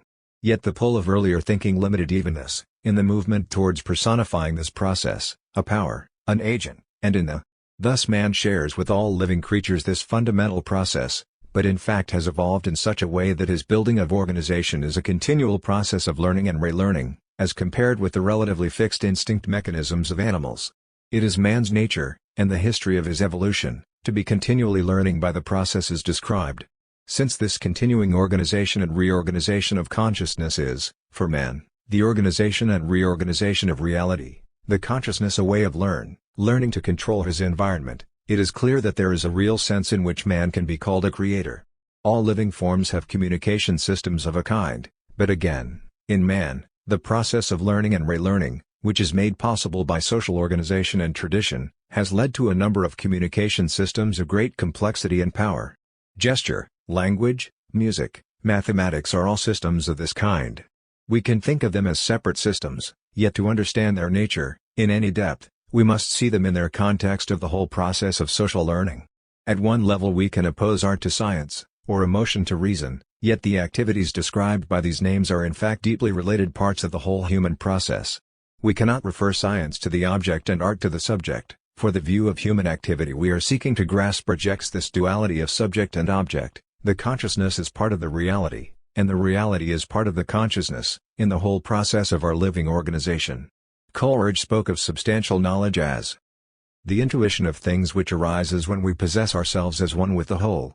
This realization, the capacity for substantial knowledge, is the highest form of human organization, though the process it succeeds in grasping is the common form of her ordinary living. At a less organized level, we fall back on what Coleridge called abstract knowledge, when we think of ourselves as separated beings, and place nature in antithesis to the mind, as object to subject, thing to thought, death to life. The antithesis of nature to the mind, as object to subject, we now know to be false, yet so much of our thinking is based on it that to grasp the substantial unity, the sense of a whole process, is to begin a long and difficult revolution in the mind. Yet it is certain that theories of art which begin from the separated categories of artist and reality are, from now on, irrelevant. We have to retrace our steps and look for new definitions. Phi. We learn to see a thing by learning to describe it. This is the normal process of perception, which can only be seen as complete when we have interpreted the incoming sensory information either by a known configuration or rule, or by some new configuration which we can try to learn as a new rule. The process of interpretation is neither arbitrary nor abstract, it is a central and necessary vital function, by which we seek so to understand our environment that we can live more successfully in it. But to say that we see by learning to describe is in fact to relate seeing to communication in a fundamental way. We have many ways of describing, both by learned rules, conventional descriptions, and by certain kinds of response, in gesture, language, image, which we often literally feel ourselves creating as we struggle to describe certain new information for which the conventional descriptions are inadequate. This vital descriptive effort, which is not merely a subsequent effort to describe something known, but literally a way of seeing new things and new relationships, has often been observed, by artists, yet it is not the activity of artists alone.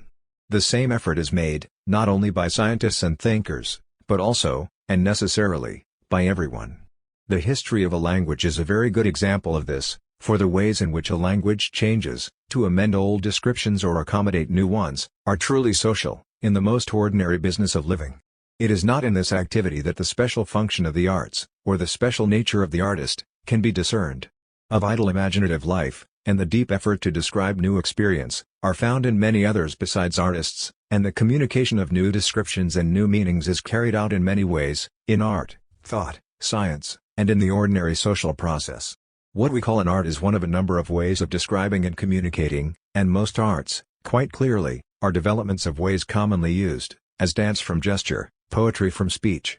Yet description is a function of communication, and we can best understand the arts if we look at this vital relationship. in which experience has to be described to be realized, this description being, in fact, putting the experience into a communicable form, and has then, because this is the biological purpose of the description, to be shared with another organism. The distinction of the arts is that in different ways they command very powerful means of this sharing, although again, in most arts, these means are developments from general communication. Rhythm, as the most obvious of these means, may be taken as an example. We are only beginning to investigate this on any scientific basis, but it seems clear from what we already know that rhythm is a way of transmitting a description of experience, in such a way that the experience is recreated in the person receiving it, not merely as an abstraction or an emotion but as a physical effect on the organism, on the blood, on the breathing, on the physical patterns of the brain. We use rhythm for many ordinary purposes, but the arts, I would say all the arts, though in the visual arts this would be more difficult to prove, comprise highly developed and exceptionally powerful rhythmic means, by which the communication of experience is actually achieved. Man has made and is making these rhythms, as he has also made colors. The dance of the body, the movement of the voice, the sounds of instruments are, like colors, forms and patterns, means of transmitting our experience in so powerful a way that the experience can be literally lived by others. This has been felt, again and again, in actual experience of the arts, and we are now beginning to see how and why it is more than a metaphor, it is a physical experience as real as any other. Thus the arts are certain intense forms of general communication, but at this stage we encounter a further difficulty. For, of course, the speaking voice, the dancing body, the sculpture, the picture are, in their turn, objects which have to be interpreted and received. The sensory information which comes to us from a painting is no more like that painting than the sensory information which comes to us from a stone or a tree. The painting, like other visual objects, has itself to be interpreted and described before, in any normal sense, it is seen. We realize, from this, the necessary social basis of any art, for nobody can see, not understand, but see, the artist's actual work unless he and the artist can come to share the complex details and means of a learned communication system. But of course there are many possible levels of communication, from absolute failure, which within a given culture would hardly ever occur, through partial failure and misinterpretation to something like full reception. We may, as we put it, see the painting but not feel it. Something is coming through, but not at a significant level. This may be anybody's fault, the artists as often as the spectators, but to stray into the usual recriminations is less useful than to realize the nature and difficulty of what is being attempted, the substantial communication of experience from one organism to another.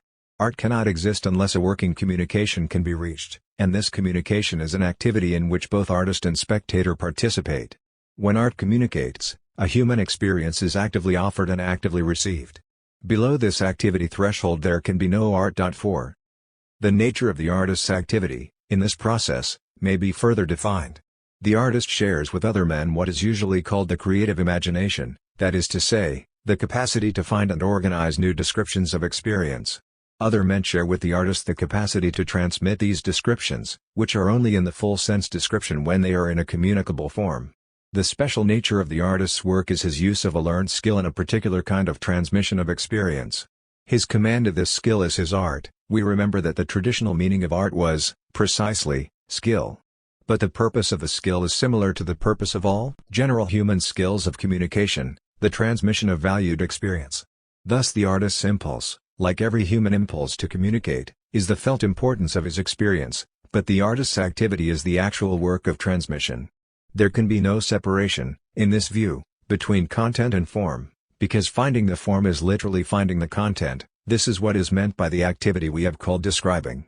It is, in the first instance, to every man, a matter of urgent personal importance to describe his experience, because this is literally a remaking of himself, a creative change in his personal organization, to include and control the experience. This struggle to remake ourselves, to change our personal organization so that we may live in a proper relation to our environment, is in fact often painful. Many neurologists would now say that the stage before description is achieved, the state of our actual organization before new sensory experience is comprehended, the effort to respond adequately while the new experience is still disorganized and disturbing, is biologically identical with what we call physical pain. The creative agony, sometimes thought of as hyperbole, is literally true. Further, the impulse to communicate is a learned human response to disturbance of any kind. For the individual, of course, the struggle is to communicate successfully by describing adequately. The state often noticed in artists, When the struggle for adequate description, an actual manipulation of words or paint, seems primarily of personal importance, without regard to its effect on others, is to be understood in this sense. For unless the description is adequate, there can be no relevant communication. To think merely of making contact with others, rather than of making contact with this precise experience, is irrelevant and distracting. Genuine communication depends on this absorbed attention to precise description, but of course it does not follow that the description is for its own sake. The attention, rather, is a condition of relevant communication. We respond to disturbance not only by remaking ourselves, but, if we can, by changing the environment. Indeed, these are parts of a single process, as consciousness and reality interpenetrate. The artist's way of remaking himself is, as in man generally, by work, which is remaking the environment and, in learning to work, remaking himself. This is so in the arts of language, sound and movement, where the artist's transmission of experience is intended to alter existing real relationships. It can be seen more simply in an art like that of the sculptor, where an object is worked on, in what seems a whole process of modeling experience and yet discovering the experience by the act of modeling.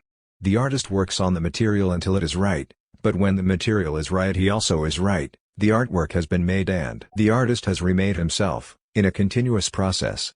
In abstraction we can say that he has worked on the material until it retransmits, to himself, his experience, or that he has discovered, by working on the material, a new kind of experience, which he has in effect learned from it. But, difficult though it may be to hold in the mind, the actual process is neither of these. It is neither subject working on object, nor object on subject, it is, rather, a dynamic interaction, which in fact is a whole and continuous process. The man makes the shape, and the shape remakes the man. But these are merely alternative descriptions of one process, well known by artists and in fact central to man himself. The excitement and pain of the effort are followed by the delight and rest of completion, and this is not only how the artist lives and works, but how men live and work, in a long process, ending and beginning again. 7.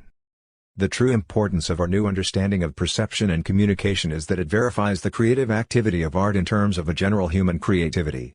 The word creative was turned to because of the tradition, yet the forces which made the tradition led also to use of the creative idea in other fields. We must now note one effect of this on the definition of art. J.Z. Young writes, "The creative artist is an observer whose brain works in new ways, making it possible for him to convey information to others about matters that were not a subject for communication before. It is by search for means of communication that we sharpen our powers of observation. The discoveries of the artist and scientist are exactly alike in this respect." And again, "The painter has his own way of communicating his observations. Original painters find new ways of doing this, new art forms. These literally enlarge the vision both of the artist himself and of those who look at his paintings. Artists have discovered new aspects of space with one symbolism, just as physicists have with another. Now this is a very useful and acceptable argument, so far as it goes, but there is a problem in the description of valuable art as new, once we stop thinking about art in general and turn to actual works. It is quite common for philosophers and scientists to restrict their discussion of art, perhaps unconsciously, to great and original works, a restriction that can hardly be observed by the critic, who has to live with art of all kinds. The best aesthetic definitions can seem quite unreal as we turn back to the latest novel, the new book of poems, the current play or film, the ordinary exhibition. And if this is true of the usual run of art, it is even more true of the really bad art, of which we all see sufficient examples. The makers of all kinds of art claim the creative description, quite reasonably, though it is obvious that only a few of them convey information about matters that were not a subject for communication before. It is customary to evade this difficulty by saying that works which do not fit the definition are not art, not really art, or the products of poetasters. But will this do? Almost all artworks are the result of the same general activity, the same kinds of skill, as produced Lear, Blake's Sunflower or van der Weyden's Pietà. The disparity in value is not evidence of a fundamentally different practice and intention, especially since we find not only great art and bad art, but a range of infinite gradations between these, with no obvious line where a difference in kind can be drawn. The fact is, I think, that aesthetic theory, even when profoundly enriched by new knowledge about perception and communication, has normally retained two traditional ideas of what it is to be creative. It has retained, in a curious way, the idea that the artist is specially inspired, which offers an easy but false solution to the problem of quality in art. We mean by art the work of those who are artists, that is specially inspired, and not the work of those who though they write, paint and compose are not artists, in that they are not inspired. This sounds very silly, spelled out, but we have all learned it, in effect. Secondly, the idea of revelation, the discovery of a superior reality, has been similarly retained, and of course leads us to believe that the work of the artist is to make new discoveries about the world, creative equals new. Yet this is a really disabling idea, in that it forces the exclusion of a large amount of art, which it is clearly our business to understand. By returning the ideas to their place in the tradition, we can become conscious enough of them to reject them, and when we have done so, we shall find that it is possible, as a part of our ordinary account of perception and communication, to describe all art, and not merely selected examples. It is characteristic of aesthetic theory that it tacitly excludes communication, as a social fact. Yet communication is the crux of art, for any adequate description of experience must be more than simple transmission, it must also include reception and response. However successfully an artist may have embodied his experience in a form capable of transmission, it can be received by no other person without the further creative activity of all perception. The information transmitted by the work has to be interpreted, described and taken into the organization of the spectator. It is not a question of inspired or uninspired transmission to a passive audience. It is, at every level, an offering of experience, which may then be accepted, rejected, or ignored. Any artwork that we are conscious of having seen at all we have in the simple sense received, but in every spectator's mind there is a further and crucial stage. The experience reaches the spectator in some sense, but exactly how, and with what effects? In certain cases, the artist's experience, described by his work in a given medium, will be accepted by the spectator in the sense that the means will be interpreted in the spectator's mind, in the artist's terms, in such a way that the experience literally becomes part of him. Such experience, accessible through these means, is what Jung refers to as the literal enlargement of vision, but enlargement is not perhaps the best word. Sometimes indeed it is a kind of extension, a new way of seeing. But some experience of art, including great art, is not new in this sense. Our experience includes the apparently different quality of recognition, that this, literally, is what we have always known. Now there need be no difficulty in this, if we look at the history of art. In many societies it has been the function of art to embody what we can call the common meanings of the society. The artist is not describing new experiences, but embodying known experiences. There is great danger in the assumption that art serves only on the frontiers of knowledge. It serves on these frontiers, particularly in disturbed and rapidly changing societies. Yet it serves, also, at the very center of societies. It is often through the art that the society expresses its sense of being a society. The artist, in this case, is not the lonely explorer, but the voice of his community. Even in our own complex society, certain artists seem near the center of common experience while others seem out on the frontiers, and it would be wrong to assume that this difference is the difference between mediocre art and great art. Not all strange art, by any means, is found valuable, nor is all familiar art found valueless. It seems better to speak of art in terms of the organization of experience, especially in its effect on a spectator or an audience. If people have lived together, and come to share a certain kind of organization by which their minds have been trained to activity, we shall find that the processes of organization are in fact institutions, of which art is usually one. Jung points out how the central building of a community, from mound to cathedral, is in fact a means of communication. It both organizes and continues to express a common meaning by which its people live. The discovery of a means of communication is the discovery of a common meaning, and the artist's function, in many societies, is to be skilled in the means by which this meaning can continue to be experienced and activated. The human bodies which carry the meanings die, but either the lasting monument, or the inherited and traditional artistic skills, embodied in the making of certain images, patterns, rhythms, survive to continue the process of organization. It has to be a continual recreation of meaning, by the society as a whole and by every individual in it. Even the skills themselves are not commodities to be passively inherited, but processes that have to be learned. As part of any individual artist's growth, the means and the meaning, in a whole process, have to find this personal verification. Yet the common experience which the meanings interpret will itself be changing, either slowly and hardly noticeably or at a variety of rates to one so rapid that the fact of change is a matter of general consciousness. The relationships between men and their environment change, yet consciousness of these relationships has to be achieved by descriptions capable of being communicated. The organization of received meanings has to be made compatible with possible new meanings that are emerging, and this is a process of great complexity. It is not just a matter of a society changing, but of real changes in the personal organization of all its members. Moreover, though the members share an area of common meaning, The actual process of organization, in each individual, is necessarily personal. According to his position within the complex of real relationships in the society, and according to an important degree of inherited individuality, the result of a particular selection from the great complex of variable factors in human inheritance, the individual will learn in his own way by interaction with the changing organization of his society. Thus we see a series of unique individuals, in real relationships, learning and contributing to a changing pattern. It is in this context that we must understand both change and failure in art.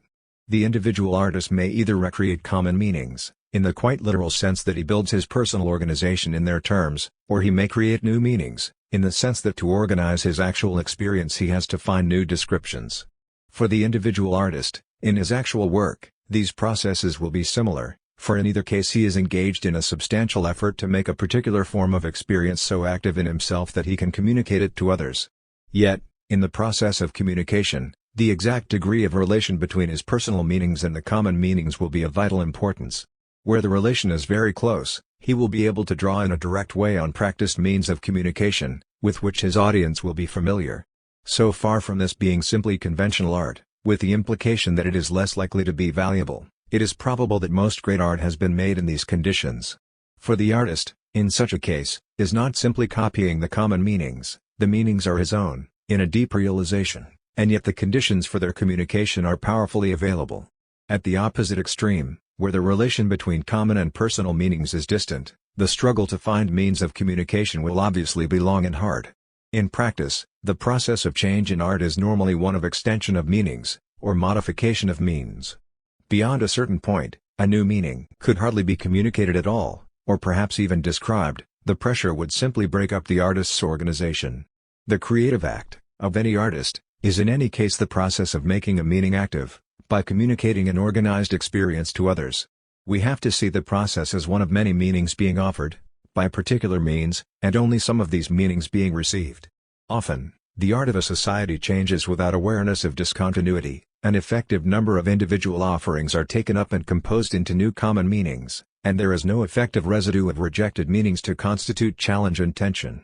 In our own time, clearly, we have change of such complexity, due not only to the rapidity of change in common experience but to the great extension and diversification of communities, that for a time at least discontinuity seems central, and we are primarily aware of art as the series of individual offerings, the making of common meanings being almost lost.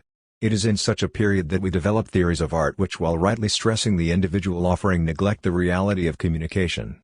A tension between artist and audience is assumed as inevitable, and one form of this tension is described in terms of the artist's function to describe new experience. In fact, however, even in this complex situation, a substantial number of the offered meanings are composed into new common meanings, though after initial disturbance and with a time lag that again makes us conscious of the fact of change. This is an ordinary process of growth, and of course, whether the meaning is new or not, in the sense of having never been previously described, it can be felt as new, in the sense of being freshly and personally experienced. But to maintain growth, a significant area of common description and response must be maintained, and one of the functions of art, like other communication systems, is to recharge this area, with our own living energy. Much new art does this, and also the art of earlier periods and of other places, which we have preserved for just this reason, as a means of recreation of a sense of common experience.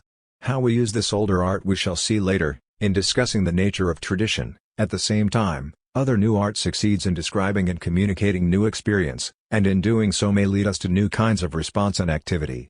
Here also, art from earlier periods and other places may succeed in communicating descriptions and responses that are new to us.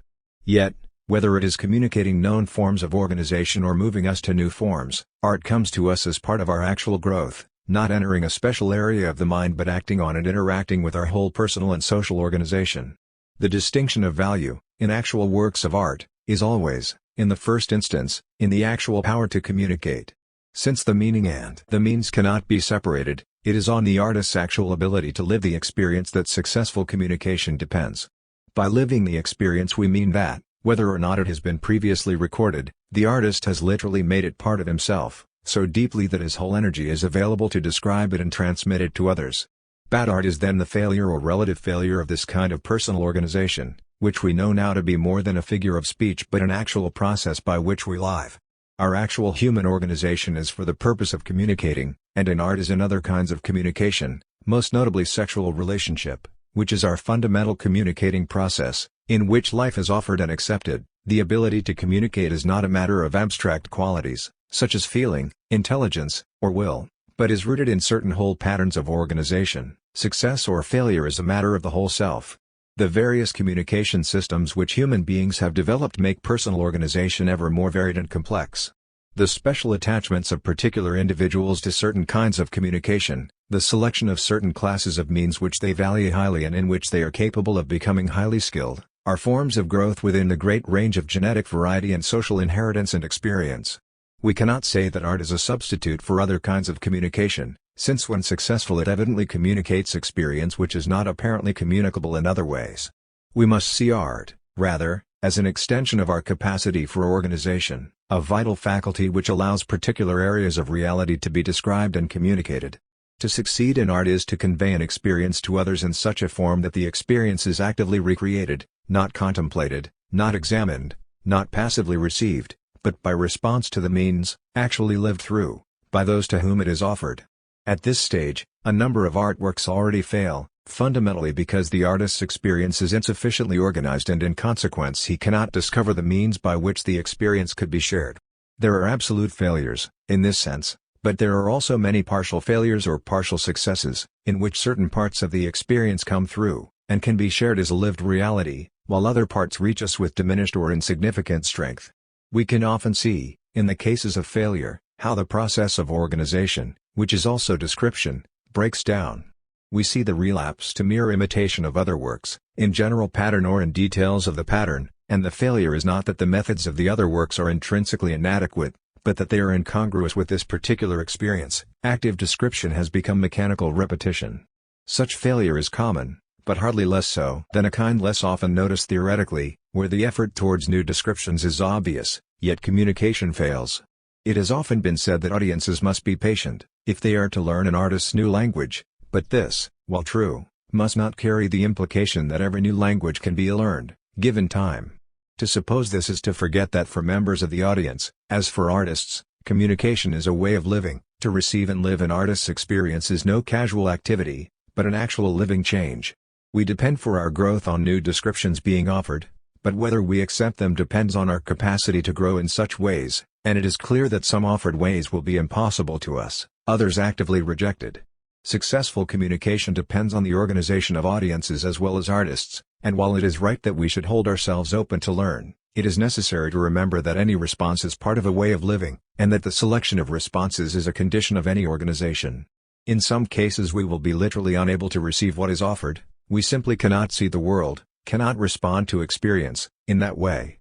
Often, again, the power of the work will move us, yet still, later, we will reject it.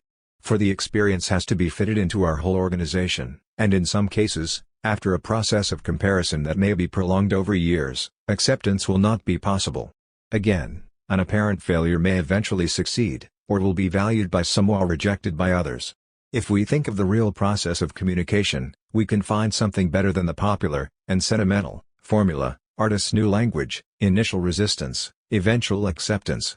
For the history of art shows not only this sequence, but three other sequences: artist's new language, initial acceptance, continued acceptance, artist's new language, initial acceptance, eventual rejection, artist's new language, initial resistance, eventual rejection.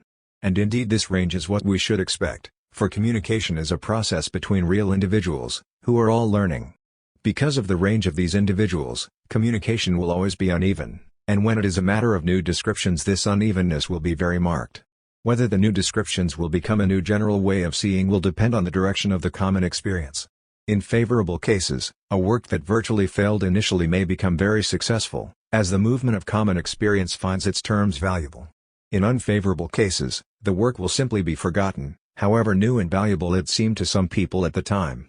It is the same with the art of common meanings, for here again, while the meanings still satisfy the art will be preserved to recharge them. But when the meanings really fail the art loses its power to move us, unless, as quite often happens, we take it and reinterpret it according to meanings of our own. We must remember, finally, that our increasing consciousness of the importance of art has led us to a complicated process of recording and preserving, which has in effect changed its status. By recording and preserving, in our many techniques, we gain control over some of the inherent problems of communication, in particular that of unevenness. Communication is no longer, in most cases, a single act. The transmission is recorded or stored, and we value certain communication systems precisely because they are capable of this kind of permanence.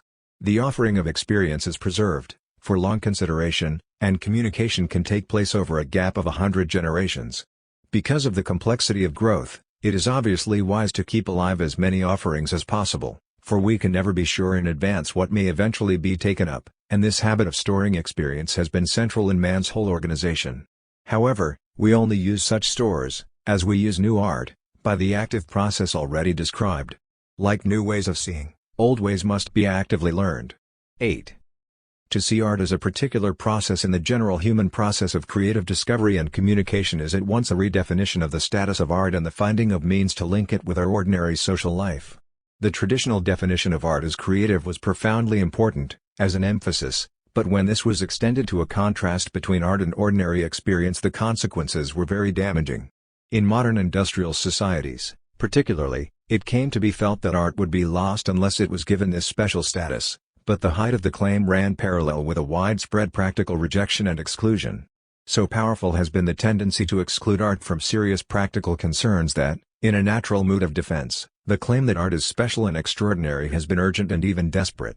Even to question this produces reactions of extreme violence, from those who are convinced that they are the sole defenders of art in a hostile world. The suggestion that art and culture are ordinary provokes quite hysterical denials, although, with every claim that they are essentially extraordinary, the exclusion and hostility that are complained of are in practice reinforced. The solution is not to pull art down to the level of other social activity as this is habitually conceived. The emphasis that matters is that there are, essentially, no ordinary activities, if by ordinary we mean the absence of creative interpretation and effort. Art is ratified, in the end, by the fact of creativity in all our living. Everything we see and do, the whole structure of our relationships and institutions, depends, finally, on an effort of learning, description and communication. We create our human world as we have thought of art being created. Art is a major means of precisely this creation.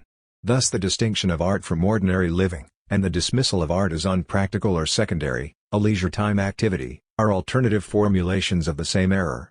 If all reality must be learned by the effort to describe successfully, we cannot isolate reality and set art in opposition to it, for dignity or indignity. If all activity depends on responses learned by the sharing of descriptions, we cannot set art on one side of a line and work on the other, we cannot submit to be divided into aesthetic man and economic man.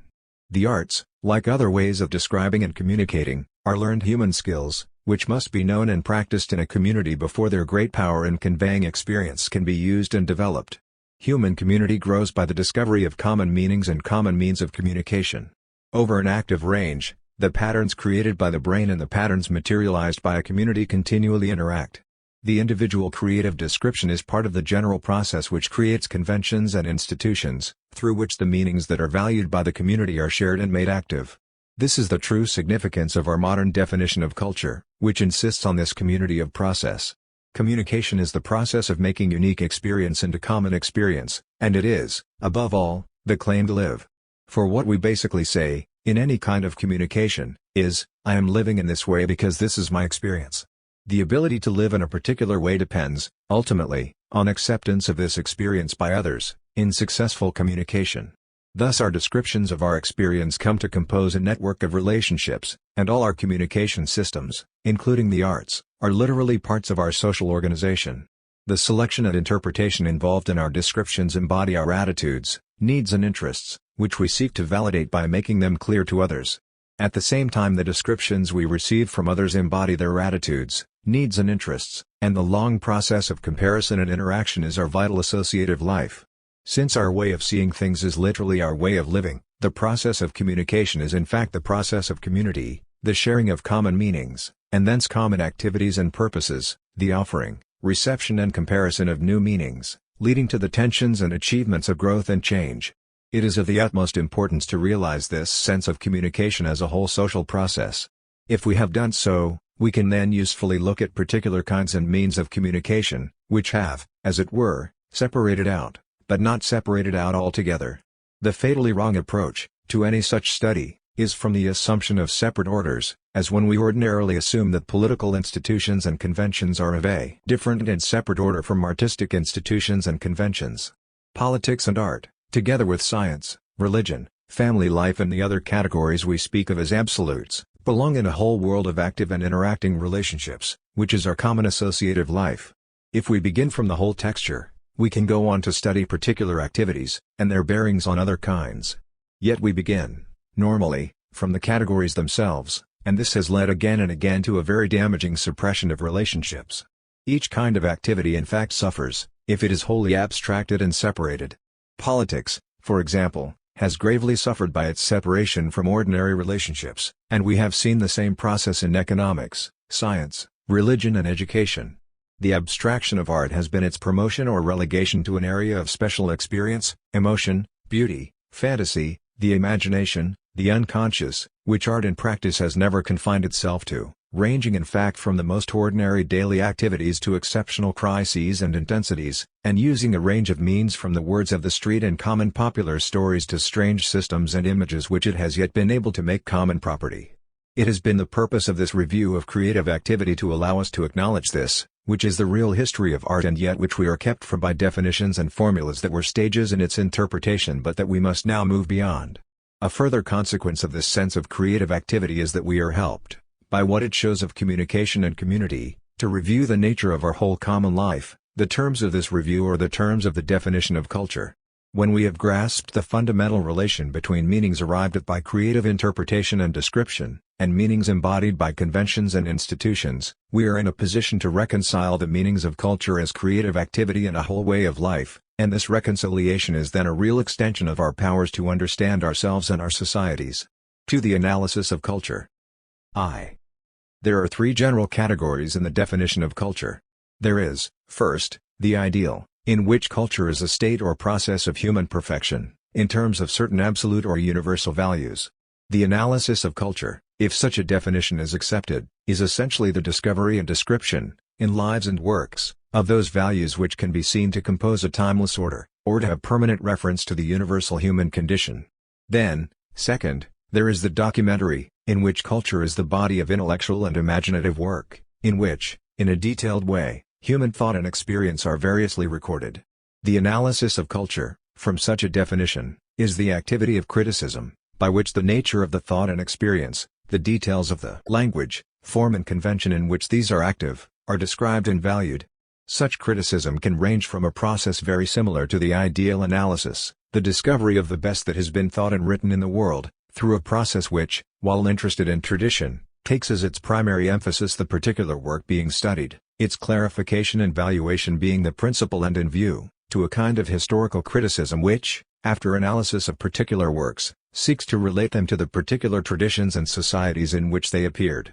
Finally, third, there is the social definition of culture, in which culture is a description of a particular way of life, which expresses certain meanings and values not only in art and learning but also in institutions and ordinary behavior. The analysis of culture, from such a definition, is the clarification of the meanings and values implicit and explicit in a particular way of life, a particular culture. Such analysis will include the historical criticism already referred to, in which intellectual and imaginative works are analyzed in relation to particular traditions and societies, but will also include analysis of elements in the way of life that to followers of the other definitions are not culture at all, the organization of production, the structure of the family, the structure of institutions which express or govern social relationships, the characteristic forms through which members of the society communicate. Again, such analysis ranges from an ideal emphasis, the discovery of certain absolute or universal, or at least higher and lower, meanings and values, through the documentary emphasis, in which clarification of a particular way of life is the main end in view, to an emphasis which, from studying particular meanings and values, seeks not so much to compare these, as a way of establishing a scale, but by studying their modes of change to discover certain general laws or trends, by which social and cultural development as a whole can be better understood. It seems to me that there is value in each of these kinds of definition. For it certainly seems necessary to look for meanings and values, the record of creative human activity, not only in art and intellectual work, but also in institutions and forms of behavior. At the same time, the degree to which we depend, in our knowledge of many past societies and past stages of our own, on the body of intellectual and imaginative work which has retained its major communicative power, makes the description of culture in these terms, if not complete, at least reasonable. It can indeed be argued that since we have society for the broader description, we can properly restrict culture to this more limited reference. Yet there are elements in the ideal definition which also seem to me valuable, and which encourage the retention of the broad reference. I find it very difficult, after the many comparative studies now on record, to identify the process of human perfection with the discovery of absolute values, as these have been ordinarily defined. I accept the criticism that these are normally an extension of the values of a particular tradition or society. Yet, if we call the process, not human perfection, which implies a known ideal towards which we can move, but human evolution, to mean a process of general growth of man as a kind, we are able to recognize areas of fact which the other definitions might exclude. For it seems to me to be true that meanings and values, discovered in particular societies and by particular individuals, and kept alive by social inheritance and by embodiment in particular kinds of work, have proved to be universal in the sense that when they are learned, in any particular situation, they can contribute radically to the growth of man's powers to enrich his life, to regulate his society and to control his environment. We are most aware of these elements in the form of particular techniques, in medicine, production and communications, but it is clear not only that these depend on more purely intellectual disciplines, which had to be wrought out in the creative handling of experience, but also that these disciplines in themselves, together with certain basic ethical assumptions and certain major art forms, have proved similarly capable of being gathered into a general tradition which seems to represent, through many variations and conflicts, a line of common growth. It seems reasonable to speak of this tradition as a general human culture, while adding that it can only become active within particular societies, being shaped, as it does so, by more local and temporary systems. The variations of meaning and reference, in the use of culture as a term, must be seen, I am arguing, not simply as a disadvantage, which prevents any kind of neat and exclusive definition, but as a genuine complexity, corresponding to real elements in experience. There is a significant reference in each of the three main kinds of definition, and, if this is so, it is the relations between them that should claim our attention. It seems to me that any adequate theory of culture must include the three areas of fact to which the definitions point, and conversely that any particular definition, within any of the categories, which would exclude reference to the others, is inadequate. Thus an ideal definition which attempts to abstract the process it describes from its detailed embodiment and shaping by particular societies, regarding man's ideal development as something separate from and even opposed to his animal nature or the satisfaction of material needs, seems to me unacceptable. A documentary definition which sees value only in the written and painted records, and marks this area off from the rest of man's life in society, is equally unacceptable. Again, a social definition, which treats either the general process or the body of art and learning as a mere byproduct, a passive reflection of the real interests of the society, seems to me equally wrong. However difficult it may be in practice, we have to try to see the process as a whole, and to relate our particular studies, if not explicitly at least by ultimate reference, to the actual and complex organization. We can take one example, from analytic method, to illustrate this. If we take a particular work of art, say the Antigone of Sophocles, we can analyze it in ideal terms, the discovery of certain absolute values, or in documentary terms, the communication of certain values by certain artistic means. Much will be gained from either analysis, for the first will point to the absolute value of reverence for the dead, the second will point to the expression of certain basic human tensions through the particular dramatic form of chorus and double chomos, and the specific intensity of the verse. Yet it is clear that neither analysis is complete. The reverence, as an absolute value, is limited in the play by the terms of a particular kinship system and its conventional obligations. Antigone would do this for a brother but not for a husband. Similarly, the dramatic form, the meters of the verse, not only have an artistic tradition behind them, the work of many men, but can be seen to have been shaped, not only by the demands of the experience, but by the particular social forms through which the dramatic tradition developed. We can accept such extensions of our original analysis, but we cannot go on to accept that, because of the extensions, the value of reverence, or the dramatic form and the specific verse, have meaning only in the contexts to which we have assigned them. The learning of reverence, through such intense examples, passes beyond its context into the general growth of human consciousness. The dramatic form passes beyond its context, and becomes an element in a major and general dramatic tradition, in quite different societies. The play itself, a specific communication, survives the society and the religion which helped to shape it, and can be recreated to speak directly to unimagined audiences. Thus, while we could not abstract the ideal value or the specific document, neither could we reduce these to explanation within the local terms of a particular culture. If we study real relations, in any actual analysis, we reach the point where we see that we are studying a general organization in a particular example, and in this general organization there is no element that we can abstract and separate from the rest. It was certainly an error to suppose that values or artworks could be adequately studied without reference to the particular society within which they were expressed, but it is equally an error to suppose that the social explanation is determining, or that the values and works are mere byproducts. We have got into the habit, since we realized how deeply works or values could be determined by the whole situation in which they are expressed, of asking about these relationships in a standard form: what is the relation of this art to this society?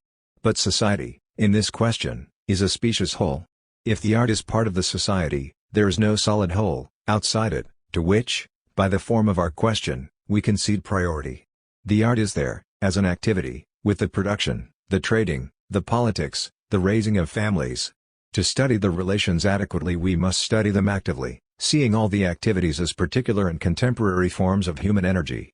If we take any one of these activities, we can see how many of the others are reflected in it, in various ways according to the nature of the whole organization.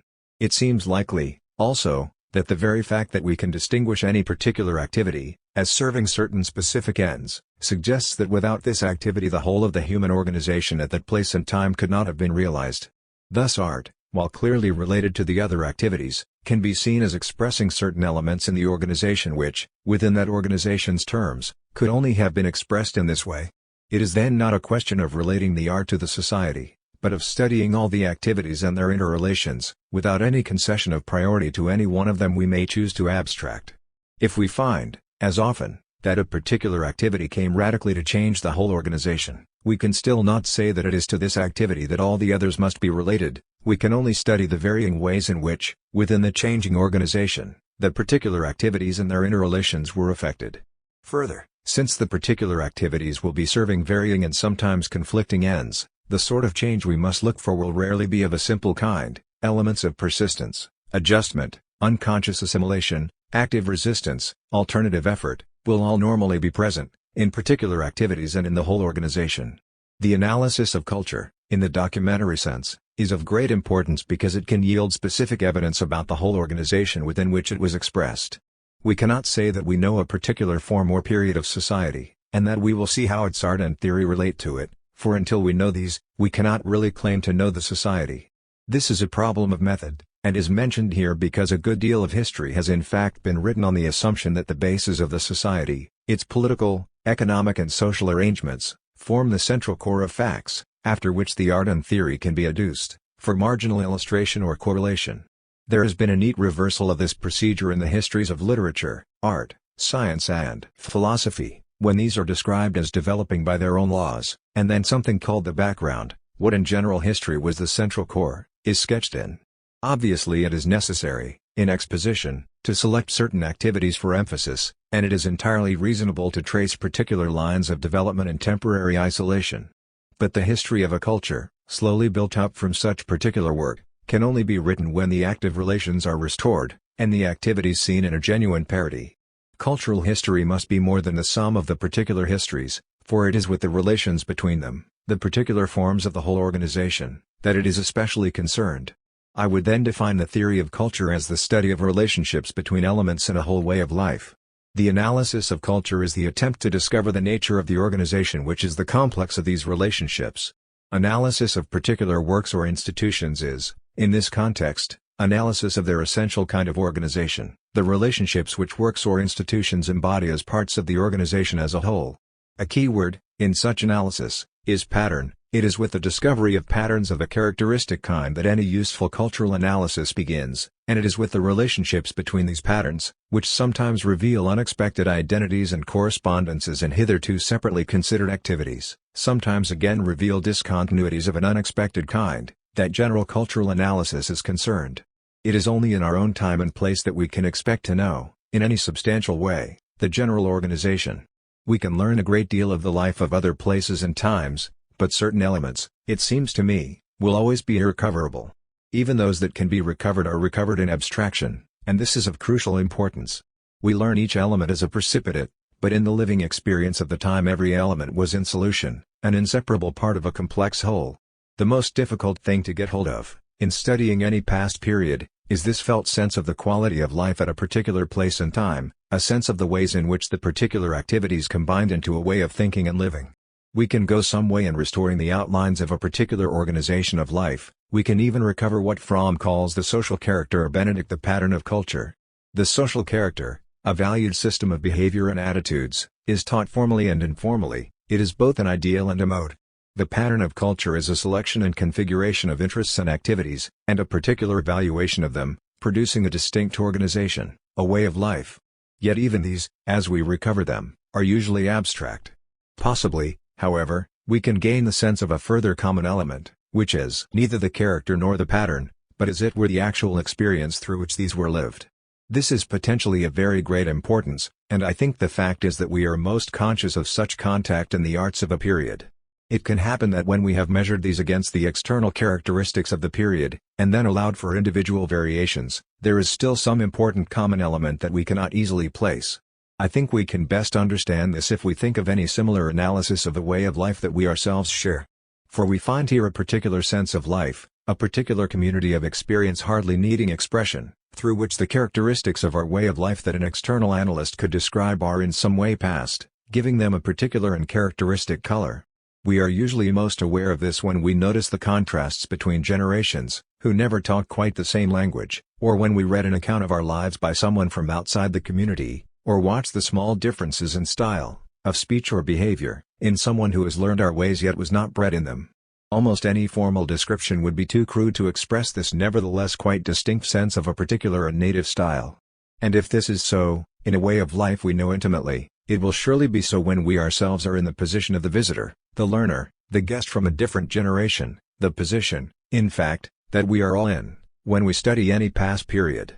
Though it can be turned to trivial account, the fact of such a characteristic is neither trivial nor marginal, it feels quite central. The term I would suggest to describe it is structure of feeling. It is as firm and definite as structure suggests, yet it operates in the most delicate and least tangible parts of our activity. In one sense, this structure of feeling is the culture of a period, it is the particular living result of all the elements in the general organization. And it is in this respect that the arts of a period, taking these to include characteristic approaches and tones in argument, are of major importance. For here, if anywhere, this characteristic is likely to be expressed, often not consciously, but by the fact that here, in the only examples we have of recorded communication that outlives its bearers, the actual living sense, the deep community that makes the communication possible, is naturally drawn upon. I do not mean that the structure of feeling, any more than the social character, is possessed in the same way by the many individuals in the community. But I think it is a very deep and very wide possession, in all actual communities, precisely because it is on it that communication depends. And what is particularly interesting is that it does not seem to be, in any formal sense, learned. One generation may train its successor, with reasonable success, in the social character or the general cultural pattern, but the new generation will have its own structure of feeling, which will not appear to have come from anywhere. For here, most distinctly, the changing organization is enacted in the organism, the new generation responds in its own ways to the unique world it is inheriting, taking up many continuities, that can be traced, and reproducing many aspects of the organization, which can be separately described, yet feeling its whole life in certain ways differently, and shaping its creative response into a new structure of feeling. Once the carriers of such a structure die, the nearest we can get to this vital element is in the documentary culture, from poems to buildings and dress fashions, and it is this relation that gives significance to the definition of culture in documentary terms. This in no way means that the documents are autonomous. It is simply that, as previously argued, the significance of an activity must be sought in terms of the whole organization, which is more than the sum of its separable parts. What we are looking for, always, is the actual life that the whole organization is there to express. The significance of documentary culture is that, more clearly than anything else, it expresses that life to us in direct terms, when the living witnesses are silent. At the same time, if we reflect on the nature of a structure of feeling, and see how it can fail to be fully understood even by living people in close contact with it, with ample material at their disposal, including the contemporary arts, we shall not suppose that we can ever do more than make an approach, an approximation, using any channels. We need to distinguish three levels of culture, even in its most general definition. There is the lived culture of a particular time and place, only fully accessible to those living in that time and place. There is the recorded culture, of every kind, from art to the most everyday facts, the culture of a period. There is also, as the factor connecting lived culture and period cultures, the culture of the selective tradition. When it is no longer being lived, but in a narrower way survives in its records, the culture of a period can be very carefully studied, until we feel that we have reasonably clear ideas of its cultural work, its social character, its general patterns of activity and value, and in part of its structure of feeling. Yet the survival is governed, not by the period itself, but by new periods, which gradually compose a tradition. Even most specialists in a period know only a part of even its records. One can say with confidence, for example, that nobody really knows the 19th century novel, nobody has read, or could have read, all its examples, over the whole range from printed volumes to penny serials. The real specialist may know some hundreds, the ordinary specialist somewhat less, educated readers a decreasing number, though all will have clear ideas on the subject.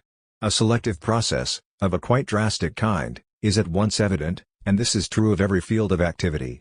Equally, of course, no 19th century reader would have read all the novels, no individual in the society would have known more than a selection of its facts.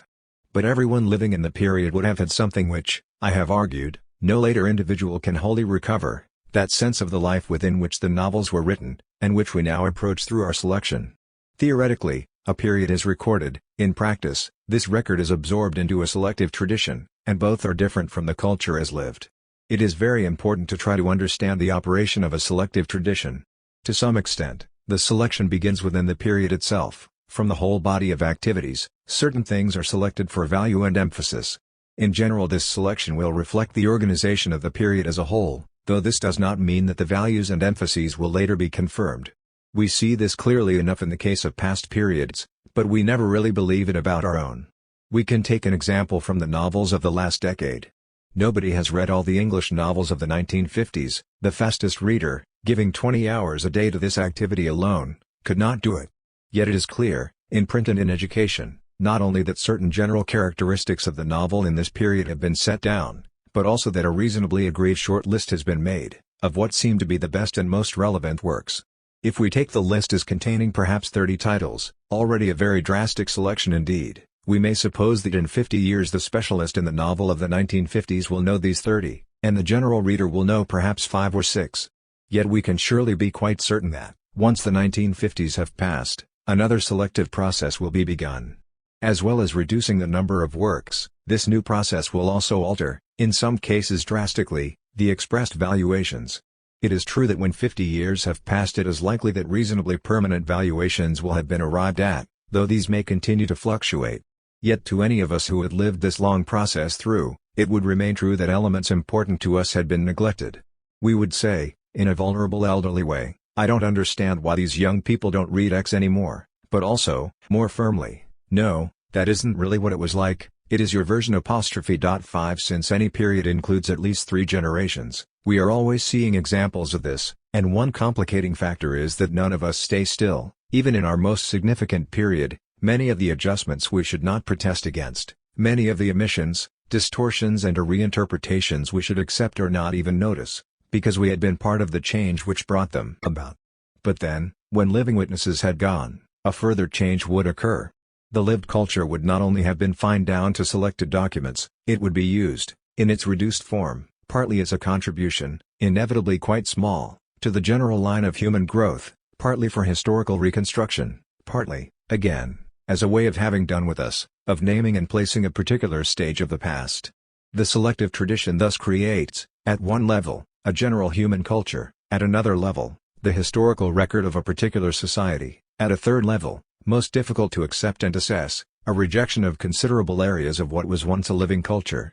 Within a given society, selection will be governed by many kinds of special interest, including class interests. Just as the actual social situation will largely govern contemporary selection, so the development of the society, the process of historical change, will largely determine the selective tradition.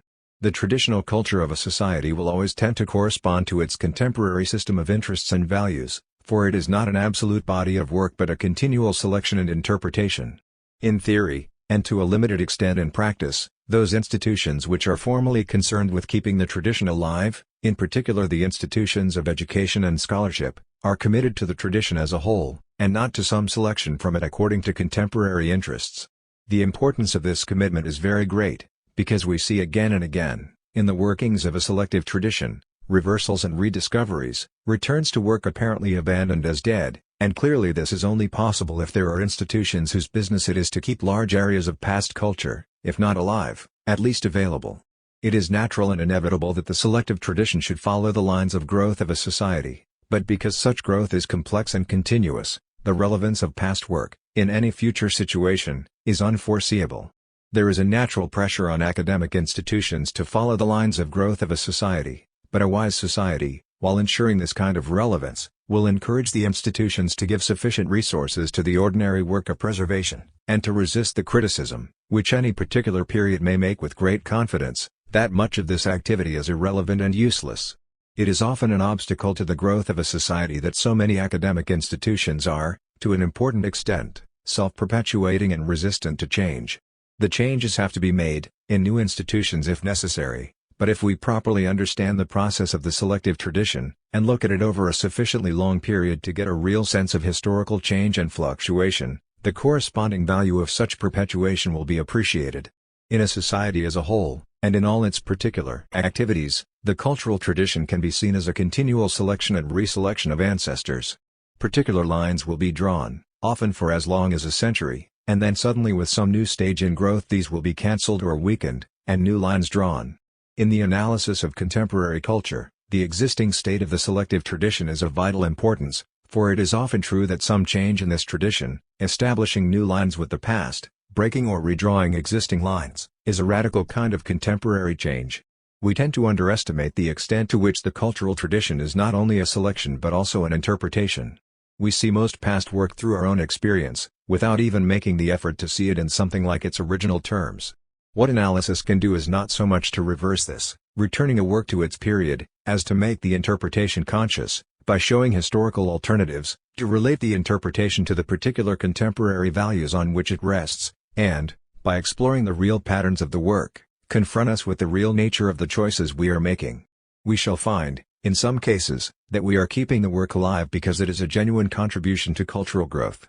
We shall find, in other cases, that we are using the work in a particular way for our own reasons, and it is better to know this than to surrender to the mysticism of the great valuer, time.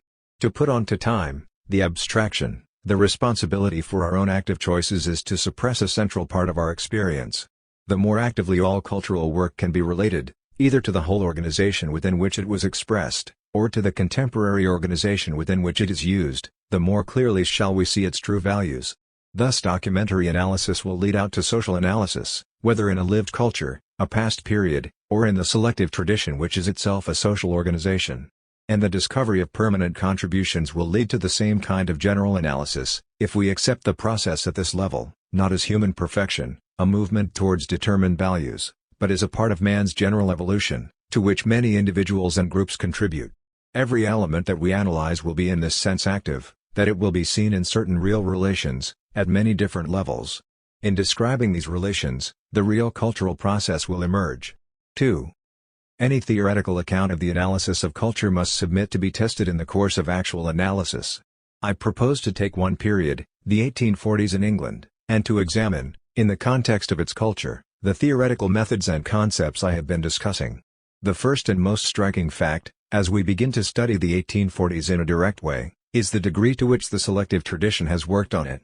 A simple example is in the field of newspapers, for it is customary to think of the Times as the characteristic paper of the period, and to draw our ideas of early Victorian journalism from its practice.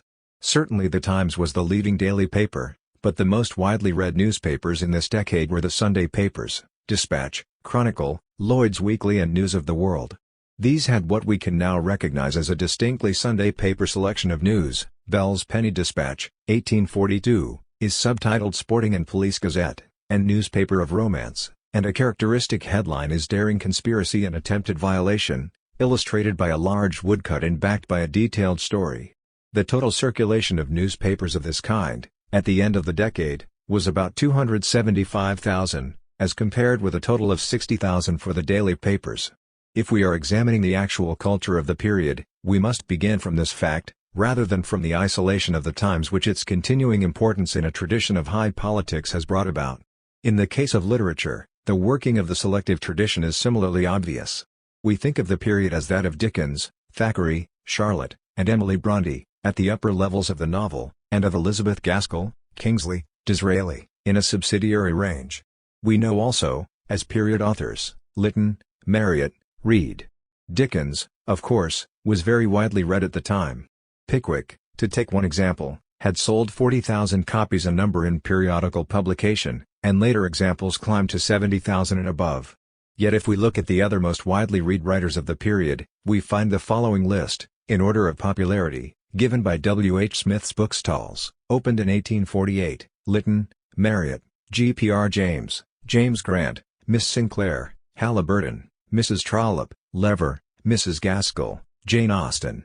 The two most popular series of cheap novels, The Parlour and Railway Libraries, 1847 and 1849, included as their leading authors G.P.R. James, 47 titles, Lytton, 19, Mrs. Marsh, 16, Marryat, 15, Ainsworth, 14, Mrs. Gore, 10, Grant, 8, Grattan, 8, Maxwell, 7, Mrs. Trollope, 7, Emma Robinson, 6, Mayne Reid, 6, W. Carleton, 6, Jane Austen, 6, Mrs. Gray, 6.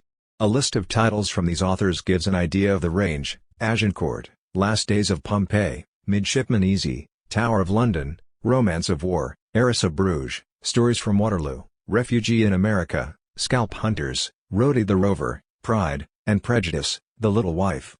In 1851 the Times commented, "Every addition to the stock was positively made on the assumption that persons of the better class who constitute the larger portion of railway readers lose their accustomed taste the moment they enter the station. However this may be, it is clear that the fiction mentioned was not merely the reading of the degraded poor, but that, at least for railway journeys, this was the taste of persons of the better class. If we take the whole range of readers, we must include an author not yet mentioned, G. W. M. Reynolds, of whom the bookseller at his death said that he was the most popular writer of our time, having previously said that he had written more and sold in far greater numbers than Dickens. Reynolds was at his height in the new popular periodicals of the 1840s, the London Journal and his own Reynolds Miscellany, in which appeared such typical works as Mysteries of the Inquisition and Mysteries of the Court of London. We must add to this list of the reading of the period what has been described as a huge trade in pornographic books, illegally produced and distributed from the filthy cellars of Holywell Street. We must also add the works of Carlyle, Ruskin, Macaulay, Mill, Thomas Arnold, Pugin, and of Tennyson, Browning, Clough, Matthew Arnold, and Rossetti, as selections from a great body of philosophical, historical, religious and poetic writing. The operation of the selective tradition, to compose what we now think of as the characteristic work of the period, hardly needs stressing.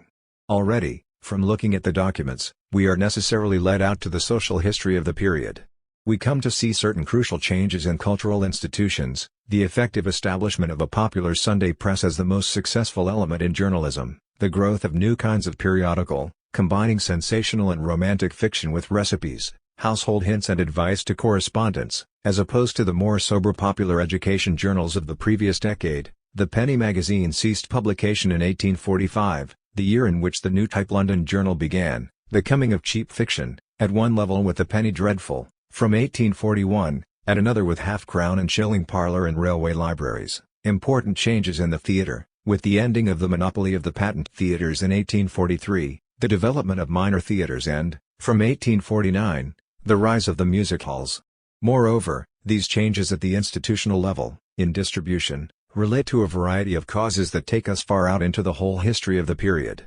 Thus, technical changes, in newspapers, developed steam printing and rotary presses, in books, ink blocking on cloth, provided part of the basis of the printed expansion. The railway boom led to new reading needs and, more centrally, to new points of distribution. Yet the kind of people who made use of these technical opportunities must equally attract our attention. There is an important increase, in this decade, in the entry of pure speculators into these profitable businesses. Lloyd and Bell, in newspapers and periodicals, combining, as did Reynolds more seriously, a generalized radicalism with a sharp commercial instinct, or, in the theatre, the essential beginning of the ownership of theatres by men not directly concerned with the drama, but finding commercial opportunity in building and letting to actor managers and companies. a method that has had a profound effect on English theatrical development. Again, a large part of the impetus to cheap periodical publishing was the desire to control the development of working-class opinion, and in this the observable shift from popular educational journals to family magazines, the latter the immediate ancestors of the women's magazines of our own time, is significant. Respectable schemes of moral and domestic improvement became deeply entangled with the teaching and implication of particular social values, in the interests of the existing class society. These changes, in a wide field, are necessary parts of the real cultural process that we must examine.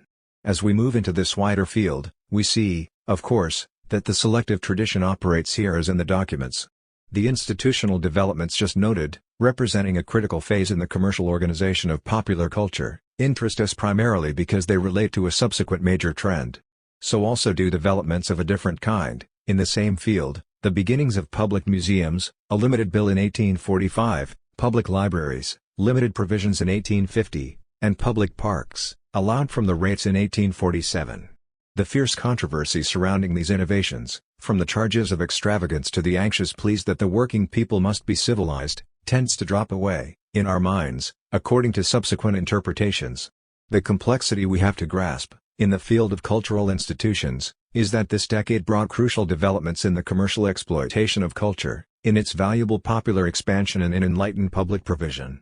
This is the reality that various strands of the selective tradition tend to reduce, seeking always a single line of development. This is true also of the general political and social history of the period. As I see it, it is dominated by 7 features. There is the crucial free trade victory in the repeal of the Corn Laws, in 1846. There is the virtual recreation of a new-style Tory party, under Disraeli, with some influence from the ideas of Young England. There is the Chartist movement, among other things a major stage in the development of working-class political consciousness. There is the factory legislation, culminating in the 10 Hours Bill of 1847. There is the complicated story of the Punitive Poor Law and the attempts to amend its operation in 1844 and 1847, and, linked with this by Chadwick, the fight for the Public Health Act of 1848. There is the important re-involvement of the churches, in different ways, in social conflict. There is the major expansion in heavy industries and in capital investment, notably in the railways. Other factors might easily be added, but already from these we can observe 2 points in analysis. First, that these factors compose a single story, though one of great complexity and conflict. Several of them are obviously linked, and none of them, in the real life of the period, can be considered in isolation. Second, that each is subject to highly selective interpretation, according to subsequent directions and commitments. The case of Chartism is the most obvious example. Few would now regard it as dangerous and wicked, as it was widely regarded at the time. Too many of its principles have been subsequently built into the British way of life for it to be easy openly to agree with Macaulay, for example, that universal suffrage is incompatible with the very existence of civilization. Yet other selective images of the movement remain powerful, that, like the general strike of 1926, it was a tragic example of the wrong way to get change, the right way being the actually succeeding phase, or, again, that it was muddled and even ridiculous, with its oddly mixed supporters and its monster petitions which were simply disregarded. But the fact is that we have no adequate history of Chartism, we have substitutes for such a history, on one or other of the partial versions thrown up by the selective tradition. We see from this, also, the importance of our theoretical observation on one aspect of the working of the selective tradition, that it is not only affected, even governed, by subsequent main lines of growth, but also changes, as it were retrospectively, in terms of subsequent change. The attention now given to the growth of working-class movements in the 19th century would have seemed absurd in 1880, and is governed, now, less by the material itself than by the knowledge of the fruition of these movements, or commitment to them. The stress on economic history has a similar basis of retrospective change. In the case of literature, the working of the selective tradition needs separate examination. To a considerable extent it is true that the work we now know from the 1840s is the best work of the period, that repeated reading, in a variety of situations, has sifted the good from the less good and bad. Yet there are other factors. Mrs. Gaskell and probably Disraeli survived by this criterion, but in both their cases there are other affecting elements. In Mrs. Gaskell the documentary interest that is useful to a social history preoccupied by this period, in Disraeli, the fact of his subsequent fame in politics. Kingsley's novels, in my view, would not have survived on literary merit at all, but again they have some documentary interest, and his contribution to intellectual history, in Christian socialism, has been thought important. Thackeray, Dickens and Charlotte Brontë survive on strict literary merit, but we see that their best works have carried inferior works that in other authors would have vanished.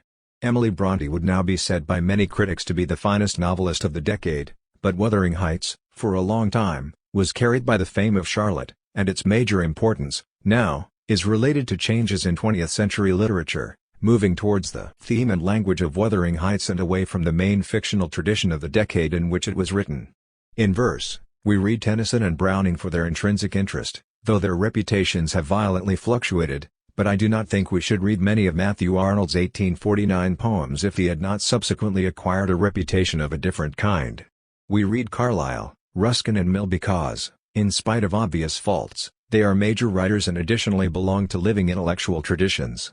But, where we read Thomas Arnold, it is because of his educational importance. Where we read Pugin, we have had to remake his significance, with our own emphasis on the relations between art and society. Where we read Macaulay, we read perhaps with less interest, not because his ability seems less, but because his way of thinking seems increasingly irrelevant. Thus the selective tradition, which we can be certain will continue to change, is in part the emphasis of works of general value, in part the use of past work in terms of our own growth. The selective tradition which relates to this period is different from the period itself, just as the period culture, consciously studied, is necessarily different from the culture as lived.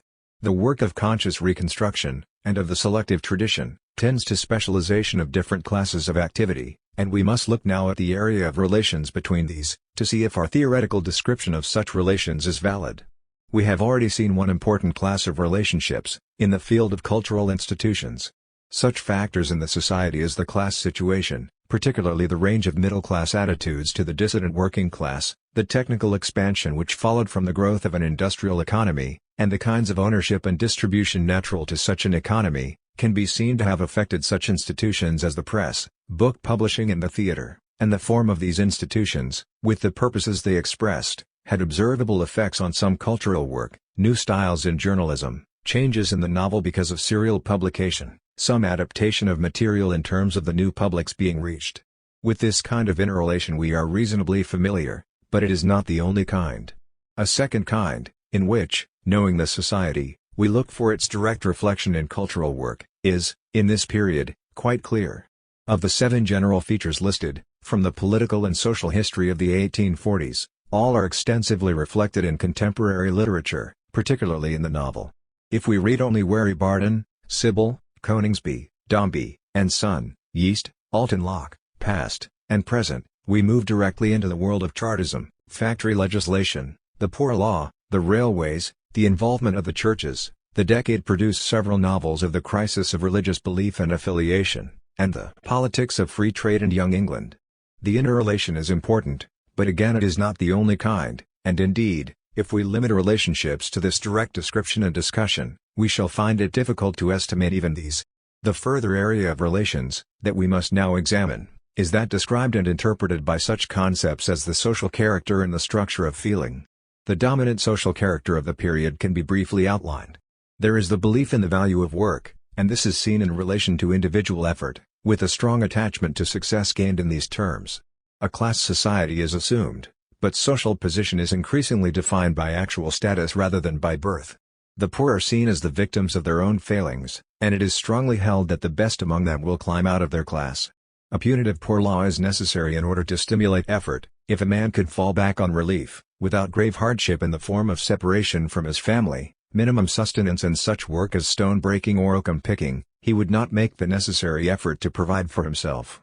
In this and a wider field, suffering is in one sense ennobling, in that it teaches humility and courage, and leads to the hard dedication to duty. Thrift, sobriety and piety are the principal virtues, and the family is their central institution. The sanctity of marriage is absolute, and adultery and fornication are unpardonable. Duty includes helping the weak provided that the help is not of such a kind as to confirm the weakness, condoning sexual error, and comforting the poor, are weaknesses by this definition.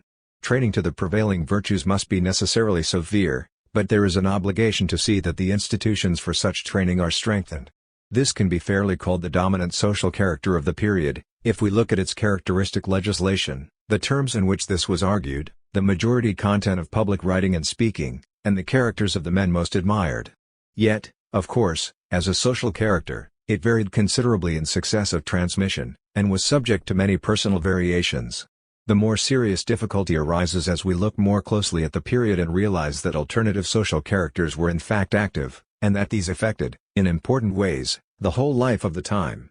A social character is the abstract of a dominant group, and there can be no doubt that the character described, a developed form of the morality of the industrial and commercial middle class, was at this time the most powerful. At the same time, there were other social characters with substantial bases in the society. The aristocratic character was visibly weakening.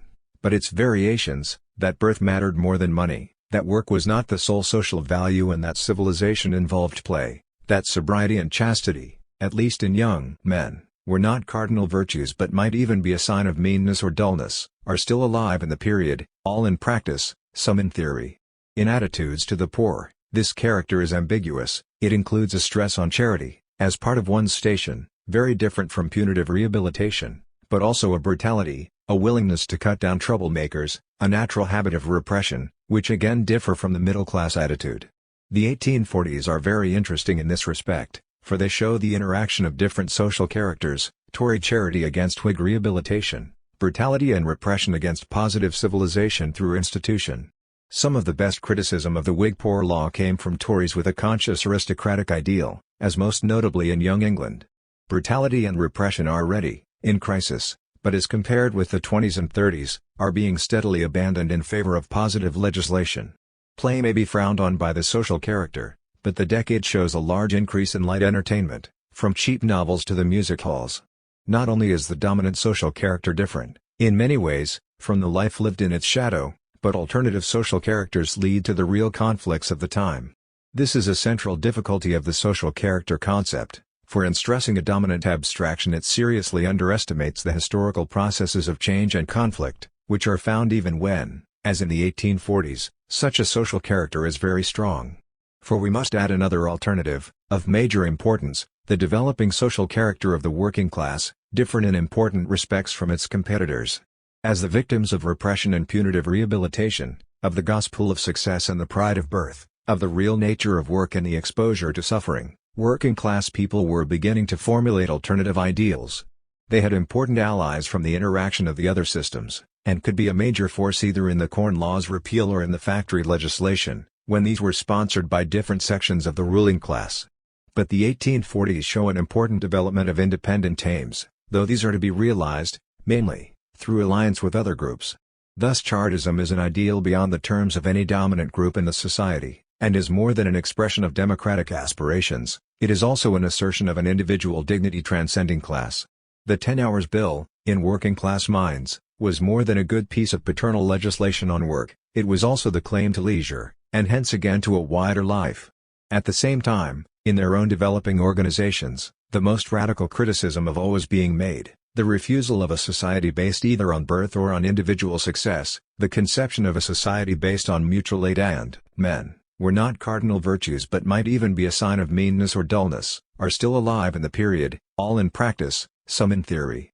In attitudes to the poor, this character is ambiguous. It includes a stress on charity, as part of one's station, very different from punitive rehabilitation, but also a brutality, a willingness to cut down troublemakers, a natural habit of repression, which again differ from the middle-class attitude. The 1840s are very interesting in this respect, for they show the interaction of different social characters, Tory charity against Whig rehabilitation, brutality and repression against positive civilization through institution.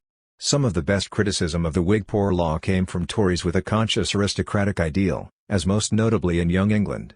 Brutality and repression are ready, in crisis, but as compared with the 20s and 30s, are being steadily abandoned in favor of positive legislation. Play may be frowned on by the social character, but the decade shows a large increase in light entertainment, from cheap novels to the music halls. Not only is the dominant social character different, in many ways, from the life lived in its shadow, but alternative social characters lead to the real conflicts of the time. This is a central difficulty of the social character concept, for in stressing a dominant abstraction it seriously underestimates the historical processes of change and conflict, which are found even when, as in the 1840s, such a social character is very strong. For we must add another alternative, of major importance, the developing social character of the working class, different in important respects from its competitors. As the victims of repression and punitive rehabilitation, of the gospel of success and the pride of birth, of the real nature of work and the exposure to suffering, working-class people were beginning to formulate alternative ideals. They had important allies from the interaction of the other systems, and could be a major force either in the Corn Laws repeal or in the factory legislation, when these were sponsored by different sections of the ruling class. But the 1840s show an important development of independent aims, though these are to be realized, mainly, through alliance with other groups. Thus Chartism is an ideal beyond the terms of any dominant group in the society, and is more than an expression of democratic aspirations, it is also an assertion of an individual dignity transcending class. The 10 Hours Bill, in working-class minds, was more than a good piece of paternal legislation on work, it was also the claim to leisure, and hence again to a wider life. At the same time, in their own developing organizations, the most radical criticism of always being made, the refusal of a society based either on birth or on individual success, the conception of a society based on mutual aid and. We can then distinguish three social characters operative in the period, and it is with the study of relations between them that we enter the reality of the whole life. All contribute to the growth of the society, the aristocratic ideals tempering the harshness of middle-class ideals at their worst, working-class ideals entering into a fruitful and decisive combination with middle-class ideals at their best. The middle-class social character remains dominant, and both aristocrats and working people, in many respects, come to terms with it. But equally, the middle-class social character as it entered the 40s is in many respects modified as the 40s end. The values of work and self-help, of social position by status rather than birth, of the sanctity of marriage and the emphasis on thrift, sobriety and charity, are still dominant. But punitive rehabilitation, and the attitudes to weakness and suffering on which it rests, have been, while not rejected, joined by a major ideal of public service, in which the effort towards civilization is actively promoted by a genuine altruism and the making of positive institutions. This is one level of change, and such analysis is necessary if we are to explore the reality of the social character. In some respects, the structure of feeling corresponds to the dominant social character, but it is also an expression of the interaction described. Again, however, the structure of feeling is not uniform throughout the society, it is primarily evident in the dominant productive group.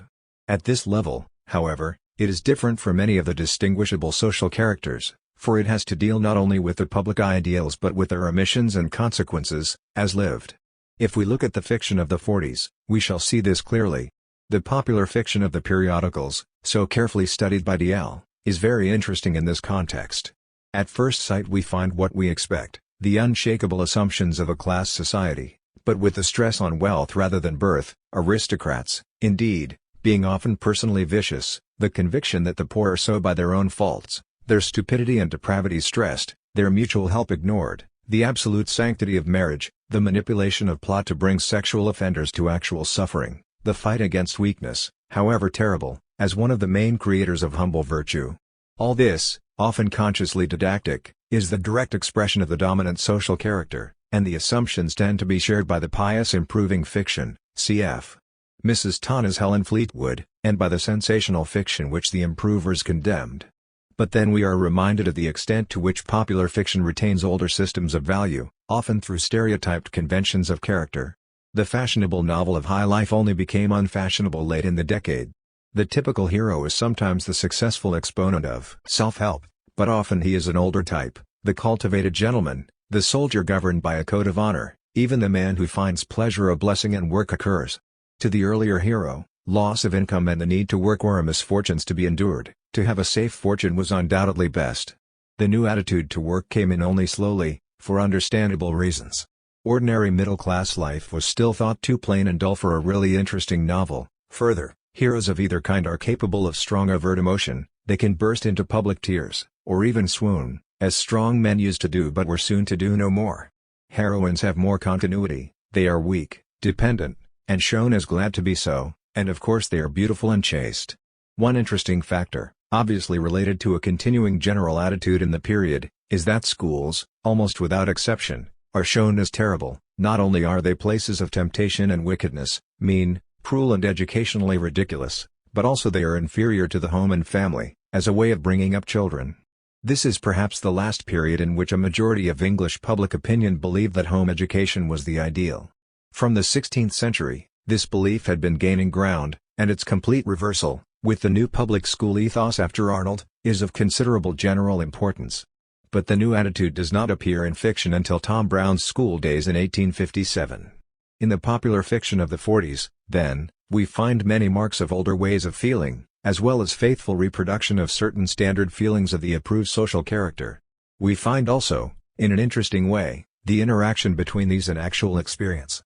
The crucial point, in this period, is in the field of success and money. The confident assertions of the social character, that success followed effort, and that wealth was the mark of respect, had to contend, if only unconsciously, with a practical world in which things were not so simple. The confidence of this fiction is often only superficial. What comes through with great force is a pervasive atmosphere of instability and debt. A normal element, in these stories, is the loss of fortune, and this is hardly ever presented in terms consistent with the social character, that success or failure correspond to personal quality.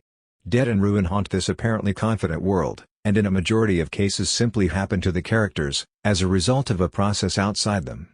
At one level, the assumptions of the social character are maintained. If you lose your fortune, you get out of the way, you cannot embarrass yourself or your friends by staying. But this ruthless code is ordinarily confined to subsidiary characters, the parents of the hero or heroine. For the people who matter, some other expedient is necessary. It is found, over the whole range of fiction, by two devices, the unexpected legacy, and the empire. These devices are extremely interesting, both at the level of magic and at the level of developing attitudes necessary to the society. Magic is indeed necessary, to postpone the conflict between the ethic and the experience. It is widely used in sexual situations, where hero or heroine is tied to an unloved wife or husband, while the true lover waits in the wings. Solutions involving infidelity or breaking the marriage are normally unthinkable, and so a formula is evolved. For standard use, the unsuitable partner is not merely unloved, but alcoholic or insane, at a given point, and after the required amount of resigned suffering, there is a convenient, often spectacular, death, in which the unloving partner shows great qualities of care, duty and piety, and then, of course, the real love can be consummated. In money, the process is similar. Legacies, at the crucial moment, turn up from almost anywhere, and fortunes are restored. Nobody has to go against the principle that money is central to success, but equally very few have to be bound by the ethic preached to the poor, that the deserving prosper by effort. This element of cheating marks one crucial point of difference between the social character and the actual structure of feeling. The use of the empire is similar but more complex. Of course there were actual legacies, and these eventually changed the self-help ethic. In its simplest form, the magic, at this stage, lay in their timing. But the empire was a more universally available escape route. Black sheep could be lost in it, ruined or misunderstood heroes could go out and return with fortunes, the weak of every kind could be transferred to it, to make a new life. Often indeed, the empire is the source of the unexpected legacy, and the two devices are joined. It is clear that the use of the empire relates to real factors in the society. At a simple level, going out to the new lands could be seen as self-help and enterprise of the purest kinds. Also, in the new lands, there was a great need for laborers, and emigration as a solution to working-class problems was being widely urged, often by the most humane critics of the existing system. In 1840, 90,000 people a year were emigrating, and in 1853 times as many. In a different way, in terms of capital and trade, the empire had been one of the levers of industrialization, and was to prove one major way of keeping the capitalist system viable. These factors are reflected in fiction, though not to the same extent as later in the century, when imperialism had become a conscious policy. Meanwhile, alongside this reflection of real factors, there was the use as magic. Characters whose destinies could not be worked out within the system as given were simply put on the boat, a simpler way of resolving the conflict between ethic and experience than any radical questioning of the ethic. This method had the additional advantage that it was consonant with another main element of the structure of feeling, that there could be no general solution to the social problems of the time, there could be only individual solutions, the rescue by legacy or emigration, the resolution by some timely change of heart. Now the fascinating thing about the structure of feeling as described is that it is present in almost all the novels we now read as literature, as well as in the now disregarded popular fiction. This is true of the reflections and of the magic. Disraeli seems daring in dramatizing the two-nation problem in the love of an aristocrat and a Chartist girl, but Sybil, following the pattern of almost all poor heroines and such situations in the periodicals, is discovered in the end to be really a dispossessed aristocrat. The uniting of the two nations is in fact, in Disraeli, The combination of agricultural and industrial property, a very sanguine political forecast, and the same pattern is followed in Coningsby, where the young aristocrat marries the Lancashire manufacturer's daughter, and is elected for an industrial constituency, Mrs. Gaskell, though refusing the popular fiction that the poor suffered by their own faults, succeeds in Mary Barton in compromising working-class organisation with murder, and steers all her loved characters to Canada. Kingsley, in Alton Locke, sends his Chartist hero to America. And these are the humane critics, in many ways descending from the social character, but remaining bound by the structure of feeling. The same correspondence is evident in novels less concerned with the problems of the society. The novels of Charlotte and Anne Bronte are, in terms of plot and structure of feeling, virtually identical with many stories in the periodicals: the governess heroine, the insane wife or alcoholic husband, the resolution through resignation, duty and magic. Dickens, similarly, uses the situations, the feelings and the magic of periodical fiction again and again. This connection between the popular structure of feeling and that used in the literature of the time is of major importance in the analysis of culture. It is here, at a level even more important than that of institutions, that the real relations within the whole culture are made clear, relations that can easily be neglected when only the best writing survives, or when this is studied outside its social context. Yet the connection must be carefully defined. Often it is simply that in the good novel the ordinary situations and feelings are worked through to their maximum intensity. In other cases, though the framework is retained, one element of the experience floods through the work, in such a way as to make it relevant in its own right, outside the conventional terms. This is true of Elizabeth Gaskell, in the early parts of Mary Barton, of Charlotte Bronte, taking lonely personal desire to an intensity that really questions the conventions by which it is opposed, of Dickens, certainly, in that the conventional figure of the orphan, or the child exposed by loss of fortune, comes to transcend the system to which he refers, and to embody many of the deepest feelings in the real experience of the time. These are the creative elements, though the connection with the ordinary structure of feeling is still clear. The orphan, the exposed child, the lonely governess, the girl from a poor family, these are the figures which express the deepest response to the reality of the way of life. In the ordinary fiction, they were conventional figures; in the literature they emerge carrying an irresistible authenticity, not merely as exemplars of the accidents of the social system, but as expressions of a general judgment of the human quality of the whole way of life. Here, in the 1840s, is the first body of fiction, apart from occasional earlier examples, in Godwin and perhaps Richardson, expressing, even through the conventional forms, a radical human dissent.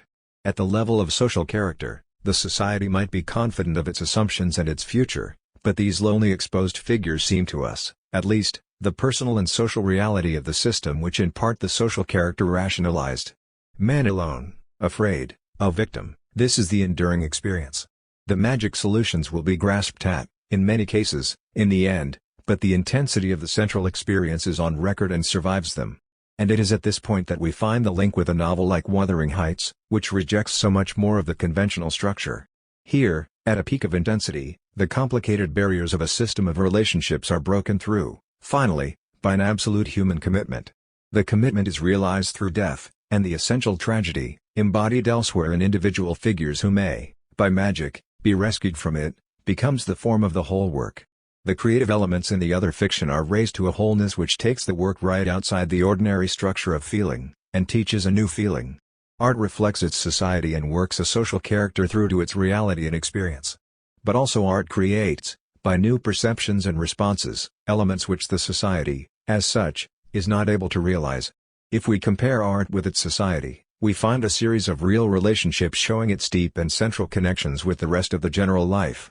We find description, discussion, exposition through plot and experience of the social character.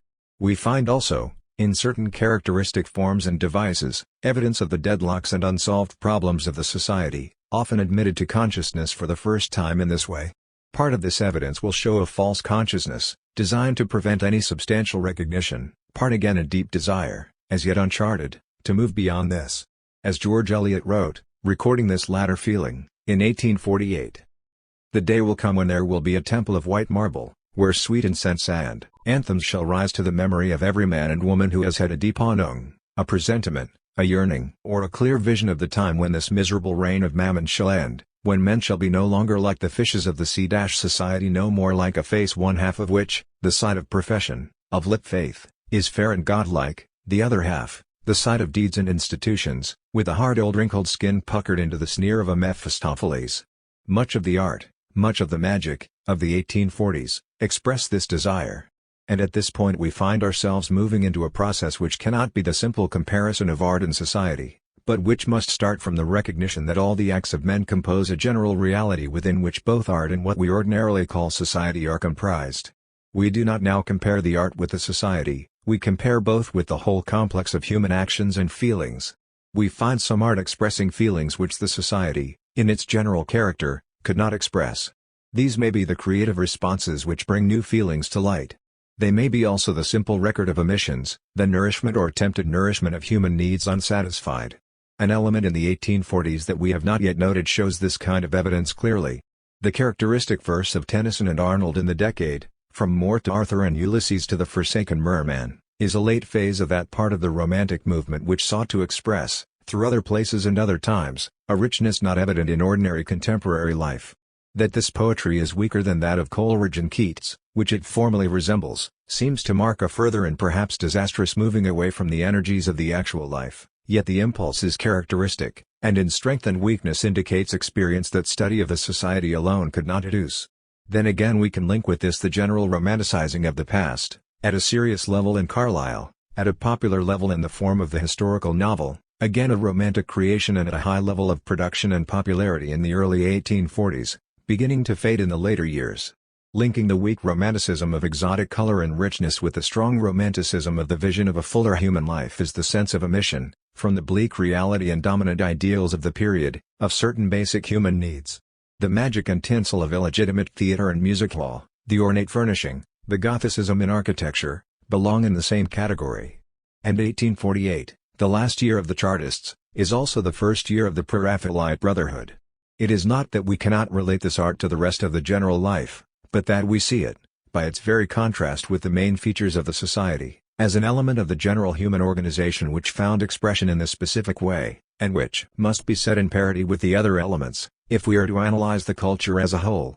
Finally, as we look at the whole period, we recognize that its creative activities are to be found, not only in art but, following the main lines of the society, in industry and engineering, and, questioning the society, in new kinds of social institution. We cannot understand any period of the Industrial Revolution if we fail to recognize the real miracle that was being worked, by human skill and effort.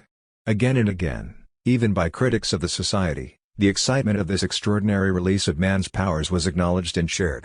The society could not have been acceptable to anybody, without that.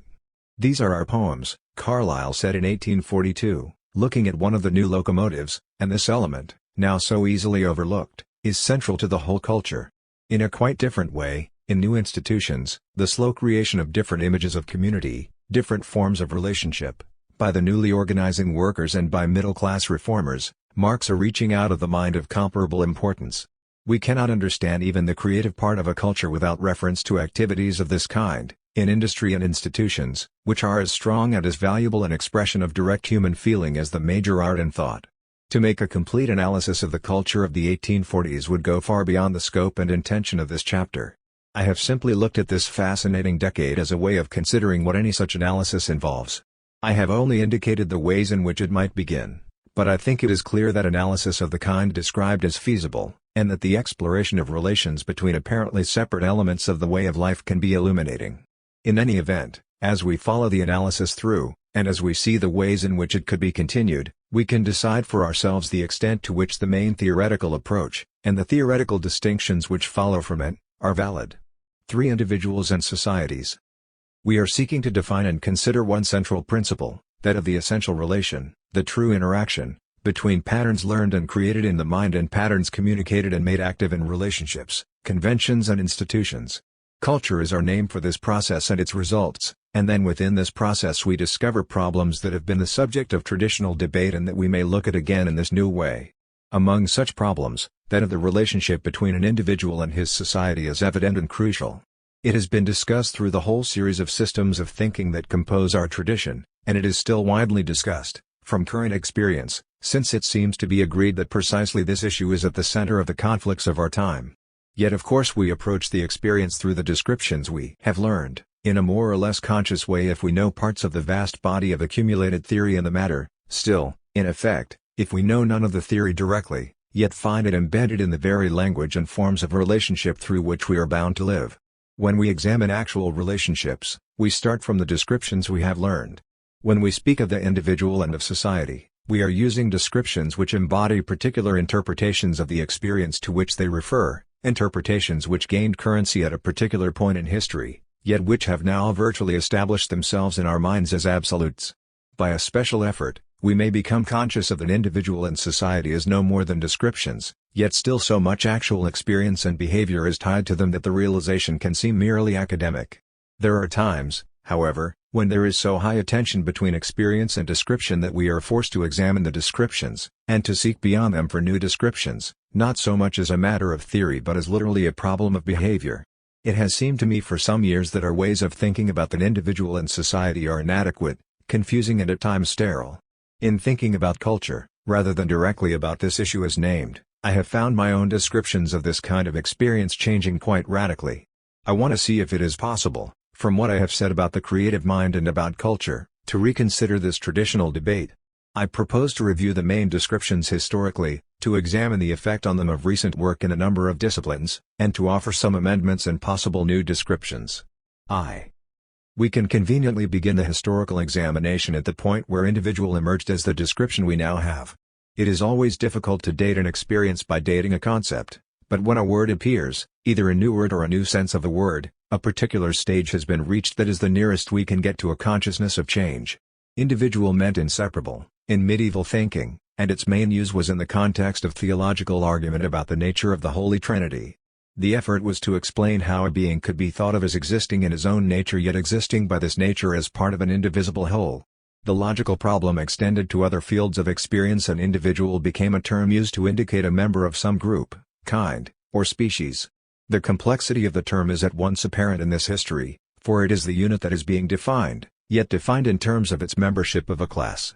The separable entity is being defined by a word that is meant inseparable, an identity, a particular name, is conferred by a realization of identity, the fact of common status. The crucial history of the modern description is a change in emphasis which enabled us to think of the individual as a kind of absolute, without immediate reference, by the very structure of the term, to the group of which he is a member.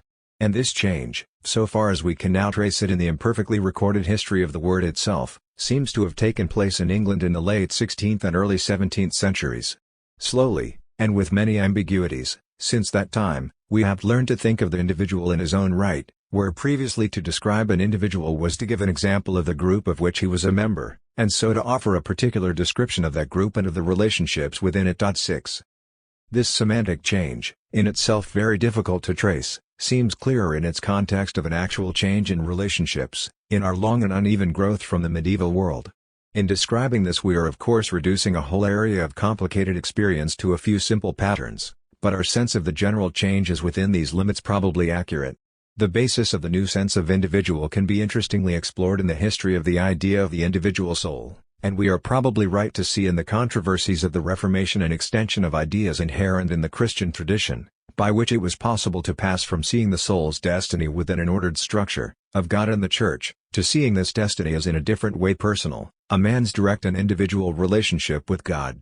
In either way of thinking, the problem of personal destiny was real, but at one extreme this could be seen as an example of common destiny, important primarily as indicating this common destiny, while at the other extreme it was the individual destiny, in its own right, which claimed primary attention. One destiny was apprehended through the complicated structure of relationships of a total order, the other through one direct relationship, between the individual and his God. When we speak of the individualism of Protestant thinking, we do not mean that the fact of a personal destiny is more real than in previous systems, but that the relationships within which the destiny is realized are differently defined. A change in the conception of relationships, crudely from man-church God to man-God, is recorded by the new sense of what it is to be an individual. There is a similar and related change in the conception of man's individual position in life.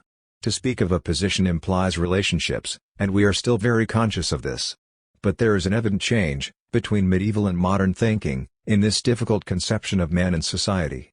Most accounts of medieval society stress the way in which a man was defined by his position in the social order, an individual in the old sense, defined by his membership of a group. As Erich Fromm has put it, a person was identical with his role in society. He was a peasant, an artisan, a knight, and not an individual who happened to have this or that occupation. We can see that this must to a large extent have been true, in a rigid society in which the possibility of becoming something else was comparatively very limited. As mobility increased, and at least some men could change their status, the idea of being an individual in a sense separable from one's social role obviously gained in strength. The growth of capitalism, and the great social changes associated with it, encouraged certain men to see the individual as a source of economic activity, by his free enterprise. It was less a matter of performing a certain function within a fixed order than of initiating certain kinds of activity, choosing particular directions.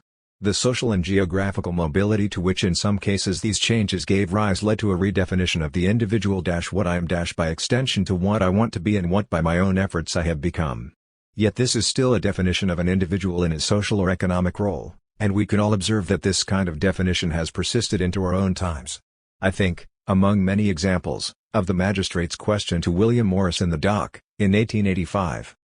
"Mr. Saunders, what are you?" "Prisoner, I am an artist, and a literary man, pretty well known, I think, throughout Europe." The curtness of the question, and yet Morris's immediate understanding of it, stick in my mind, for I know my own reaction, that the only answer to "what are you?" is a man, yet with the certainty that the answer would be considered insolent, as I consider the question insolent. And in rejecting the question "what are you?" thinking of the more acceptable question "who are you?" and then "what is your work?" I am living out this particular history, in which we have become increasingly conscious of individual existence as a thing separable from, more important than, an occupation, a social function, a social rank. I can think of some people who would have answered the magistrate's question with the proud an Englishman, and indeed that kind of consciousness is a stage in the development. We have at our command, now, a number of ways of defining our existence, in terms of nationality, class, occupation and so on, in which we in fact offer a personal description in terms of membership of a group. Yet for most of us, when all these terms have been used, an area of conscious and valued existence remains, which in this mode of description could not be expressed at all. It is in relation to this area of existence that the problem of the individual in society takes shape. Thus we can trace our concept of an individual to that complex of change which we analyze in its separable aspects as the Renaissance, the Reformation, the beginnings of capitalist economy. In essence it is the abstraction of the individual from the complex of relationships by which he had hitherto been normally defined. The counterpart of this process was a similar abstraction of society, which had earlier indicated an actual relationship the society of his fellows but which in the late 16th century began to develop the more general modern sense of the system of common life society as a thing in itself. Community reached the same stage of development in the 17th century, and state had reached this stage rather earlier, having added to its two earlier meanings, the condition of the common life, as now in state of the nation, the signs of a condition or status, as in the king's state the sense of the apparatus of the common life, its framework or set order. Thus we see the terms of relationship separating out, until individual on the one hand, society, community and state on the other, could be conceived as abstractions and absolutes. The major tradition of subsequent social thinking has depended on these descriptions. In England, from Hobbes to the utilitarians, a variety of systems share a common starting point. Man is a bare human being, the individual, is the logical starting point of psychology, ethics and politics. It is rare, in this tradition, to start from the fact that man is born into relationships. The abstraction of the bare human being, as a separate substance, is ordinarily taken for granted. In other systems of thinking, the community would be the axiom, and individual man the derivative. Here individual man is the axiom, and society the derivative. Hobbes virtually drops all middle terms between separate individuals and the state, and, seeing the individuals as naturally selfish, sees society as a rational construction to restrain the destructive elements in individuals and to enforce cooperation. Locke sees the rational and cooperative elements as natural, but similarly postulates separate individuals who create society by consent or contract, for the protection of their individual interests. The whole liberal tradition, following from this, begins with the individual and his rights and, judging society as an arrangement to ensure these abstract rights, argues normally for only the necessary minimum of government. It is clear that much human good resulted from this emphasis, in the actual liberation of men from arbitrary and oppressive systems.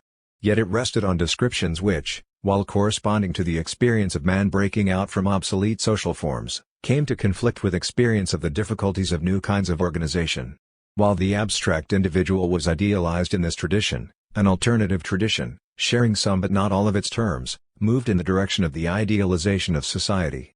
Rousseau, arguing that we begin properly to become men only after we have become citizens, saw the community as the source of values and hence as a moral person.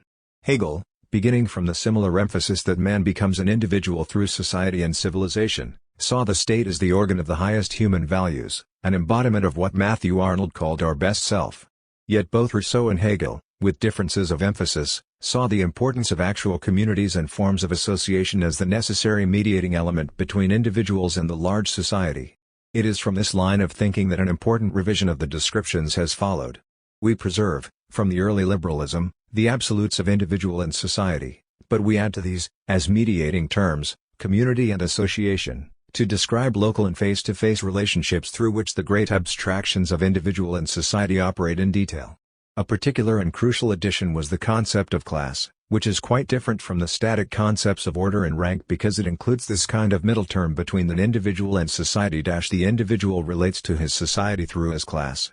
Yet class carries an emphasis different from community or association, because it is not a face-to-face grouping but, like society itself, an abstraction.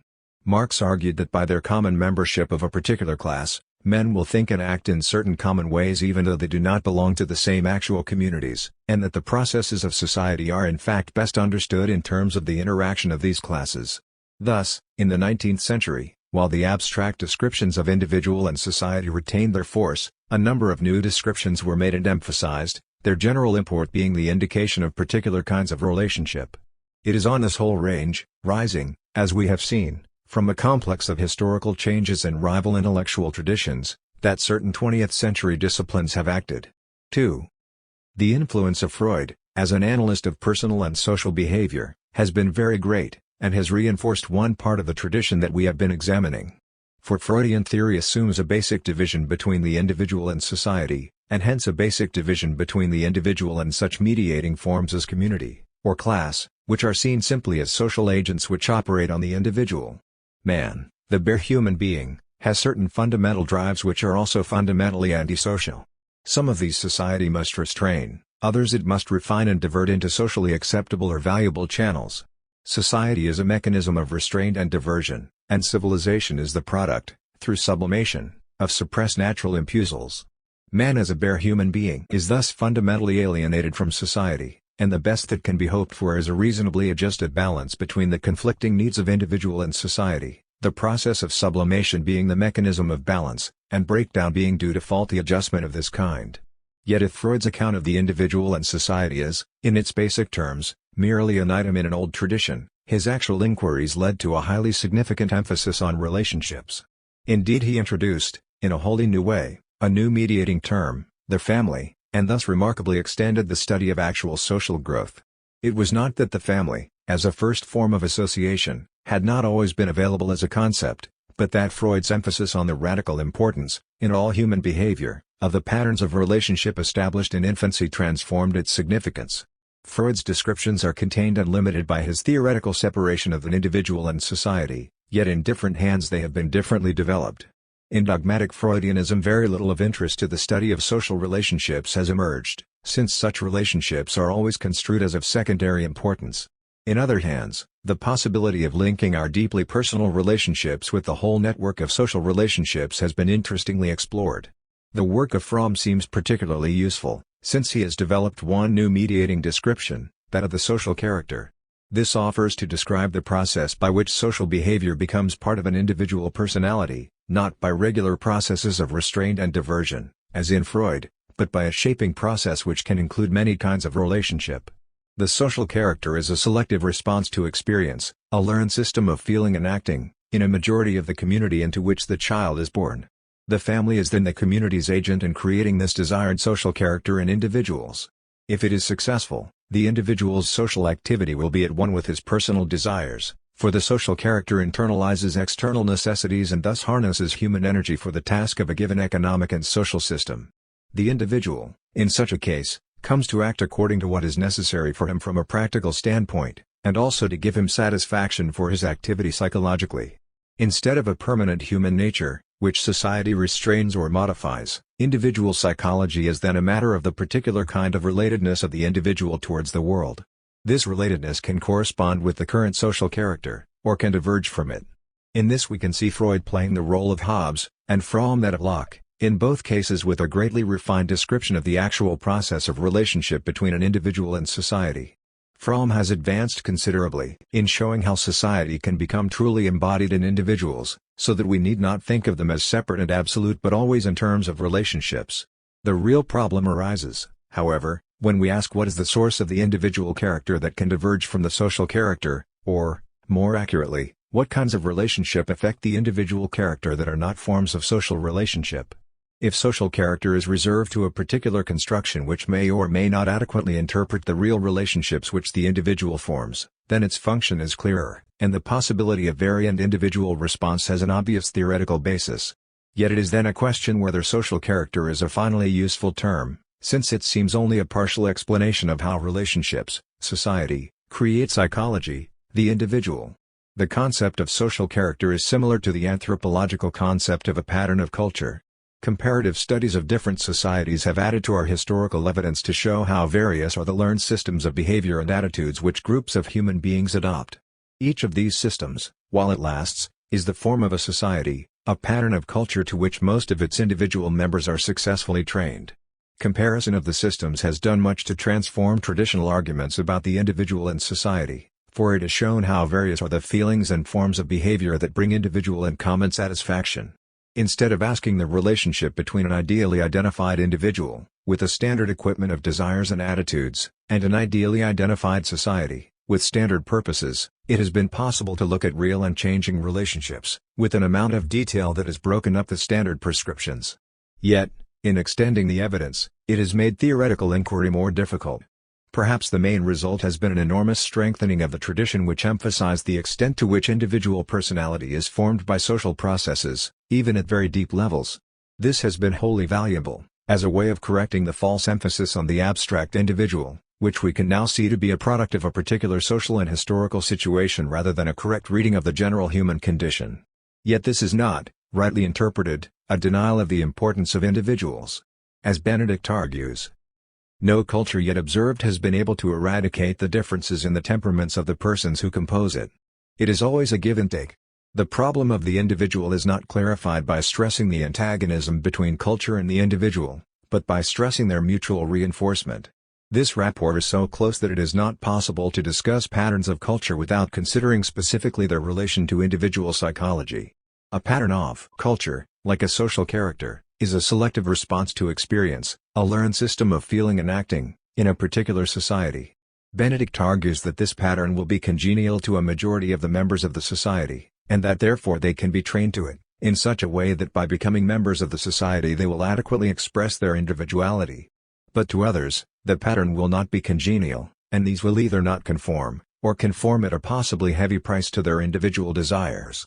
It is difficult to know what weight to put on congenial. The variations Benedict actually describes, different reactions to frustration and grief, look very like what others would call learned responses, although the problem then arises that these are learned and yet are different from those the particular society teaches and approves. If they are not learned but innate, we are back to human nature, to be understood now not as a single thing, but as comprising an innate range of temperaments. The relation between the individual and society thus becomes a kind of lottery, in which an individual of particular temperament draws a winning or losing card in the society in which he happens to be born. We do not yet know nearly enough to prove or disprove this hypothesis, but it represents one attempted solution in a direction rather different from the general trend in social psychology. Another anthropologist, Linton, finds it safe to conclude that innate, biologically determined factors cannot be used to account for personality configurations as wholes or for the various response patterns included within such configurations. They operate simply as one among several sets of factors responsible for the formation of these. Linton goes on to describe, in the now familiar way, the creation of mature individuals by learned culture patterns, and emphasizes the fact that most human behavior is taught in the form of organized configurations rather than simply developed by the individual on the basis of experience. Included in this teaching, as parts of a whole pattern, are some elements serving to meet individual needs and others to satisfy social necessities. But the carrier of these patterns is simply acting as a unit in the social organism, and he has other resources which constitute his individuality. The social function of this individuality is that, in the changing world in which the society lives, the individual, by using his own resources, can help to change the pattern, in order to meet new problems. Yet what, precisely, is the process of this individuation? The ordinary emphases of social psychology show how far we have moved, at one level of our thinking, from the idea that the individual in some way precedes his society, the society being a secondary creation through restraint or contract. Most social psychologists now stress the way in which awareness of oneself as a separate individual has to be learned by the infant. The infant has no idea of himself as a separate individual. As G. H. Mead has put it, the self, as that which can be object to itself, is essentially a social structure, and it arises in social experience. This definition implies different levels of individuality. We can distinguish between the primary individual organism and the self which is socially created. This is useful, but it is only by using very difficult terms that we can clarify the distinction, since the word individual ordinarily and naturally includes these theoretically separable elements. Perhaps the most useful stress is that which describes the social process of making selves in terms of individuation. The conscious differences between individuals arise in the social process. To begin with, individuals have varying potentialities, and thus receive social influence in varying ways. Further, even if there is a common social character or culture pattern, each individual's social history, his actual network of relationships, is in fact unique. These are the basic individualizing factors, but again, as the unique potentialities and the unique history interact, the very fact of the growth of self-consciousness produces a distinct organization, capable of both self-scrutiny and self-direction. This autonomous self grows within a social process which radically influences it, but the degree of gained autonomy makes possible the observed next stage, in which the individual can help to change or modify the social process that is influenced and is influencing him. To this vital description must be added another distinction, greatly stressed in recent sociology. The abstraction implicit in society can make it difficult for us to recognize theoretically what in practice we see quite clearly, that even in a very simple society it is hardly ever one single social character or culture pattern that the individual encounters. In complex societies, like our own, the variations encountered are so marked that we can speak of them as alternative systems within a society. This is obviously very important. If the analysis of an individual has returned an abstraction to its actual processes of growth, so analysis of society has returned an abstraction to the actual complex of real relationships. Instead of thinking of society as a single and uniform object, we look at actual groups and the relationships between them. Since these relationships can be those not only of cooperation but also of tension and conflict, the individual with his sense of particular directions finds material in the alternative directions of his society, making it possible for him to express variant growth in social terms. The recognition of groups within a society is thus a considerable step forward. But of course it is possible merely to shift the ground of the abstraction, making the group in its turn a uniform absolute.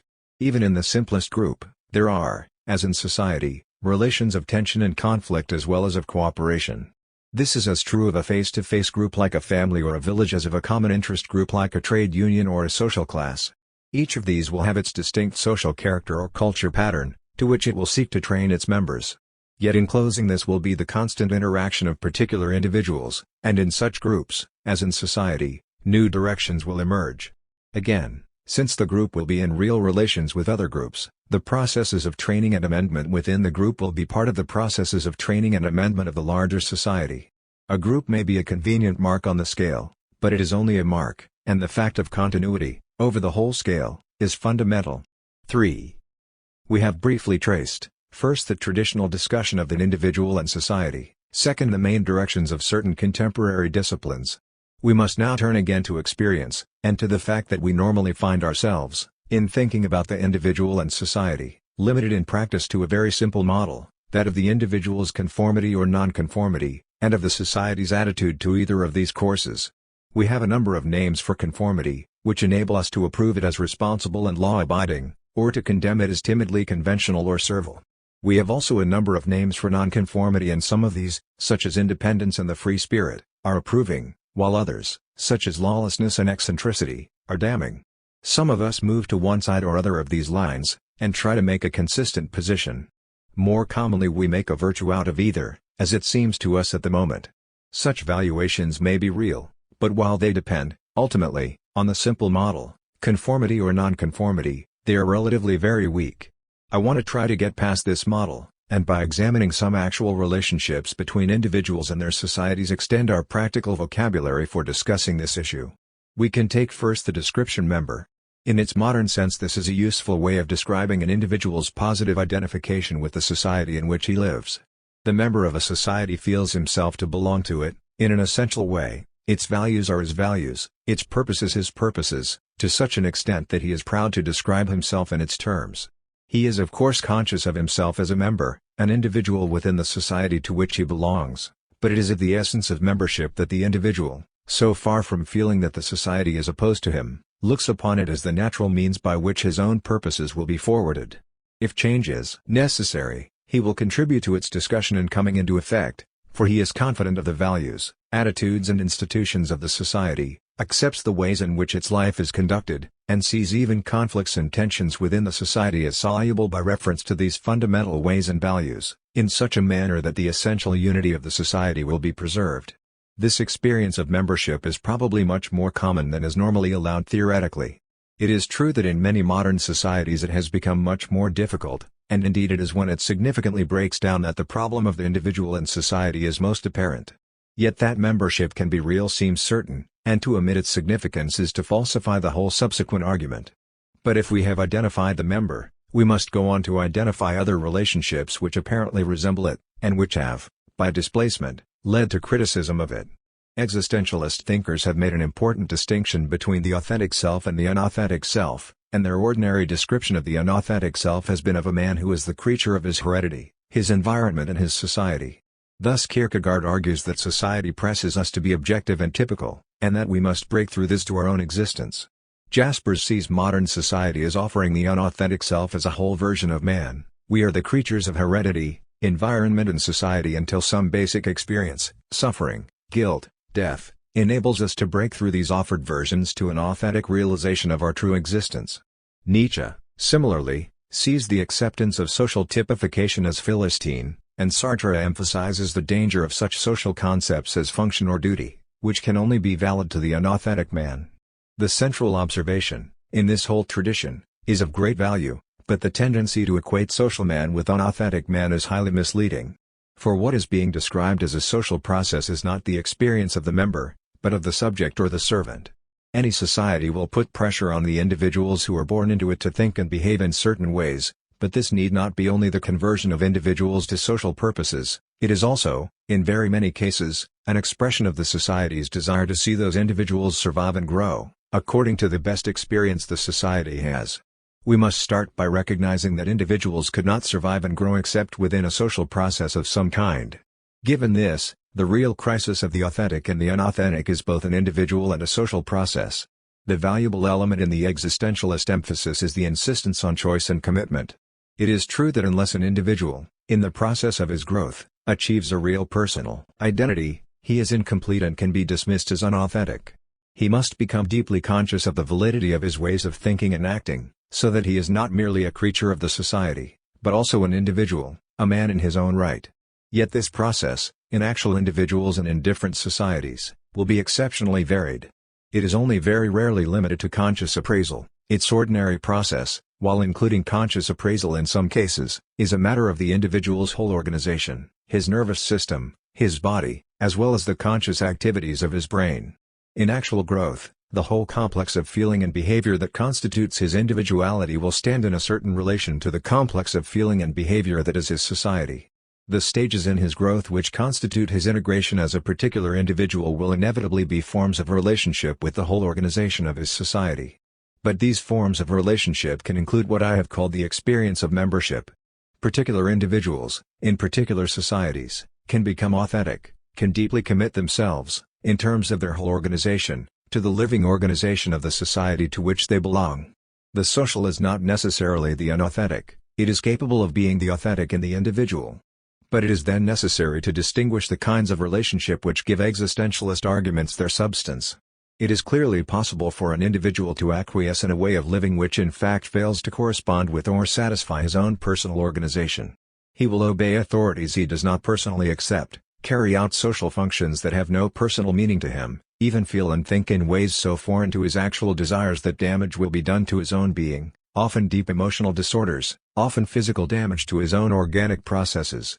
The marks of this false conformity have been very evident in our social experience, But it is wrong to interpret them in terms of the old individual and society dichotomy. We can best describe them as the roles of subject and servant, in contrast with member. The subject, at whatever violence to himself, has to accept the way of life of his society, and his own indicated place in it, because there is no other way in which he can maintain himself at all. Only by this kind of obedience can he eat, sleep, shelter, or escape being destroyed by others. It is not his way of life, in any sense that matters, but he must conform to it to survive. In the case of the servant, the pressure is less severe, though still, to him, irresistible. The subject has no choice, the servant is given the illusion of choice, and is invited to identify himself with the way of life in which his place is defined. It is an illusion of choice, because again, like the subject, he has no obvious way of maintaining his life if he refuses. Yet the illusion is important, for it allows him to pretend to an identification with the society, as if the choice had been real.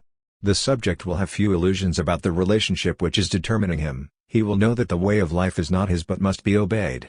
The servant, on the other hand, may come to identify himself with the way of life that is determining him. He may even, consciously, think of himself as a member. Indeed, the old sense of member allows this, for if the individual is an organ of the organism that is society, particular individuals will be higher or lower organs yet still feel themselves as true parts. Yet at many levels of his life, and particularly in certain situations such as solitude and age, the discrepancy between the role the individual is playing and his actual sense of himself will become manifest, either consciously or in terms of some physical or emotional disturbance. Given the right conditions, he can play the role as if it were really his, but alone, or in situations evoking his deepest personal feelings, the identification breaks down. It seems probable, from the experience that has been widely recorded, that this situation of the servant is crucial in our own kind of society. The subject is a more extreme case, theoretically, though in history, and in modern undeveloped countries, it is common experience enough. And in modern Europe and the United States there are still subjects, though the experience of the servant is much more frequently recorded. It is that we are told we are free, and that we are shaping our common destiny, yet, with varying force, many of us break through to the conviction that the pattern of public activity has, in the end, very little to do with our private desires. Indeed, the main modern force of the distinction between an individual and society springs from this feeling. It is only from the servant complex that we can both maintain this conviction and yet repeatedly pretend that we believe, wholeheartedly, in the purposes of our society. The existentialist refuses this complex, and asserts the centrality of personal choice. From this position, with the reality of membership virtually excluded as a possibility, the whole rich repertory of modern individualism proceeds. Yet it is obvious, when we survey this range, that the modes of nonconformity are at least as varied as the modes of conformity. Where we had not only the member but also the subject and the servant, we have now not only the rebel but also the exile and the vagrant. The idea of the rebel still carries a strong positive valuation, though in fact rebels are few. The rebel resembles the member in that he has made a strong personal commitment to certain social purposes, a positive identification of his personal existence with a particular pattern of social effort. The ways of his society are not his ways, but in rebelling against one social form he is seeking to establish another. There are obviously important distinctions to be drawn here, between the revolutionary on the one hand, and the reformer or critic on the other. For the reformer and the critic are, in the definition I have given, members. A sincere desire to change this or that aspect of the general way of life is perfectly compatible with adherence to its general values, and with that kind of insistence on the essential continuity and unity of the society to which reformers and critics ordinarily adhere. The revolutionary, by contrast, lacks that sense of membership of a particular society which makes it possible for the reformer and critic to suppose that their own ends can in fact be achieved within the society's existing forms. The revolutionary's relationship with his society is one of declared opposition and struggle, but it is characteristic of him that he opposes the society in terms of the struggle for a different society. This is obvious in the case of political revolutionaries, but the same pattern is evident in rebels of other kinds, in art, morality, religion. The rebel fights the way of life of his society because to him personally it is wrong, but in art, morality and religion, as more obviously in politics, the new reality he proposes is more than personal, he is offering it as a new way of life. This indeed is his distinction from exile and vagrant, which are the more truly individual forms. The exile is as absolute as the rebel in rejecting the way of life of his society, but instead of fighting it he goes away. Often he is like the subject in that unless he conforms he will be destroyed or will be unable to maintain his life. But he is unlike the subject in that he has managed to escape, or has been allowed to get away. In some cases, indeed, he will get away to membership of another society, in which he finds his personal reality, his vital system of values and attitudes, confirmed. More usually, perhaps, he will remain in exile, unable to go back to the society that he has rejected or that has rejected him, yet equally unable to form important relationships with the society to which he has gone. This is a tragic and characteristic condition which has been reached again and again in our century. The rebel, while more exposed to real danger in that he is attacking his society at its crucial points, has a degree of positive relationship by the very fact that he is actively living out his personal values. The true exile, on the other hand, is committed to waiting. When his society changes, then he can come home, but the actual process of change is one in which he is not involved. We have been used to thinking of exiles as men driven from their society, but an equally characteristic modern figure is the self-exile. The self-exile could, if he chose, live at ease in his society, but to do so would be to deny his personal reality. Sometimes he goes away, on principle, but as often he stays, yet still, on principle, feels separate. The Bolsheviks had a useful term for this, in internal émigré, and if we realize that this is not confined to politics, we can use it to describe a very important modern relationship. This kind of self-exile lives and moves about in the society into which he was born, but rejects its purposes and despises its values, because of alternative principles to which his whole personal reality is committed. Unlike the rebel, he does not fight for these principles, but watches and waits. He knows himself to be different, and the pressure of his activity is to preserve this difference, to maintain the individuality which is the term of his separateness. There is great tension in this condition, for theoretically, at least, the self-exile wants the society to change, so that he can start belonging to it, and this involves him, at least notionally, in relationships. But since, unlike the rebel, his personal descent has remained fixed at an individual stage, it is difficult for him to form adequate relationships, even with other dissenters. He may support the principles of dissenting causes, but he cannot join them. He is too wary of being caught and compromised. What he has principally to defend is his own living pattern, his own mind, and almost any relationship is a potential threat to this. He has become or remained his authentic self, but this authenticity cannot be shared with or communicated to others, or, if the effort at communication is made, the commitment involved in it will be characteristically minimal. Whatever he may come to say or do, he continues, essentially, to walk alone in his society, defending a principle in himself. This condition must be distinguished, finally, from that of the vagrant, which in some ways it resembles. The vagrant also stays in his own society, though he finds its purposes meaningless and its values irrelevant. Yet he lacks the exile's pride and his firm attachment to principle. There is nothing in particular that the vagrant wants to happen, his maximum demand is that he should be left alone. Where the exile is usually articulate in distinguishing his personal position, the vagrant often finds as little meaning in himself as in his society. Indeed, it is not his society to which he objects, but, essentially, the condition of society as such. Whereas to others the society comes through as a particular set of relationships which can be accepted or rejected, to the vagrant society is a meaningless series of accidents and pressures, which as far as possible he evades. He will do anything that is necessary to survive within this, but this activity will have neither personal nor social meaning, it is merely a temporary way of keeping alive, or getting by. For the vagrant has gone so far that he cannot even acknowledge society, even to oppose it. The events that others interpret as society are to him like such natural events as storm or sun. The farthest principle he can see is one of bad luck or good luck, by which he stumbles on money or warmth, endures until he can move away from constraint and cold. These are, moreover, not incidents on a journey, for he is not going anywhere, in the sense of having a particular direction, his life is just happening to be passing this way. When we think of the vagrant we think naturally of such people as tramps in the fringe of society to which many criminals belong, but the condition of the vagrant, the essential negation of relationships which he embodies, is not confined to these obvious examples.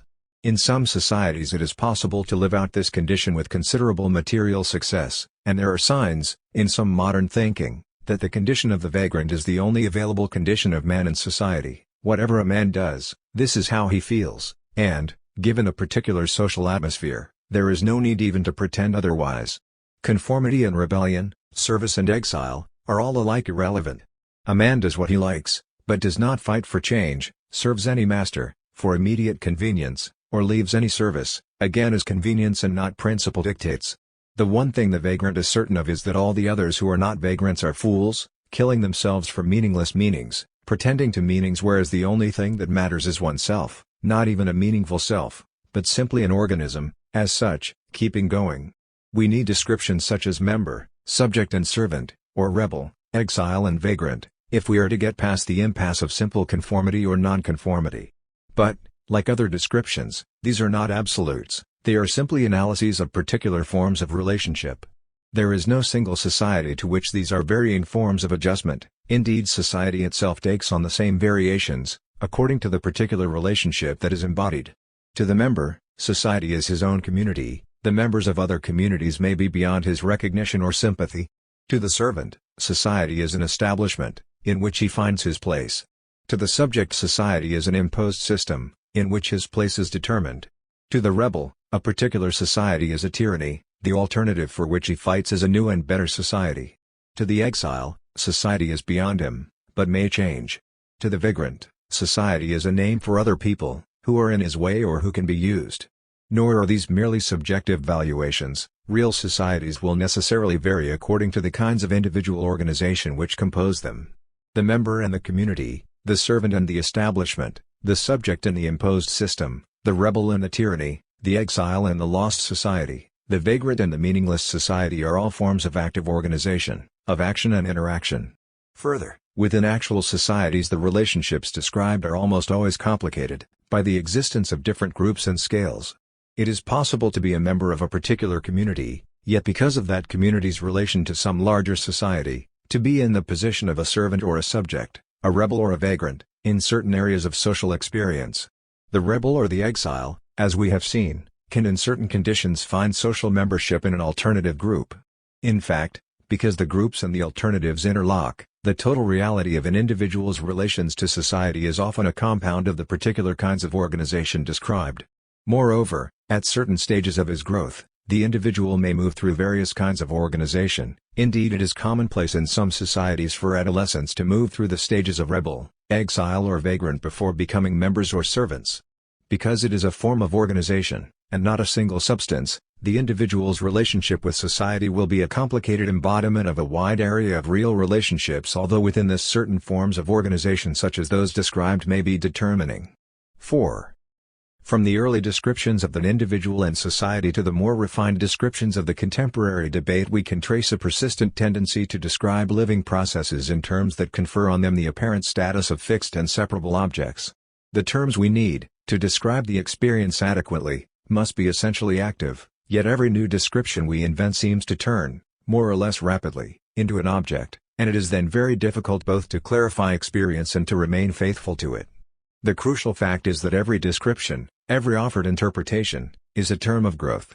Thus the idea of an individual was not only a reaction to the complex of social, economic and religious changes, it was also a creative interpretation of them, as a way of living.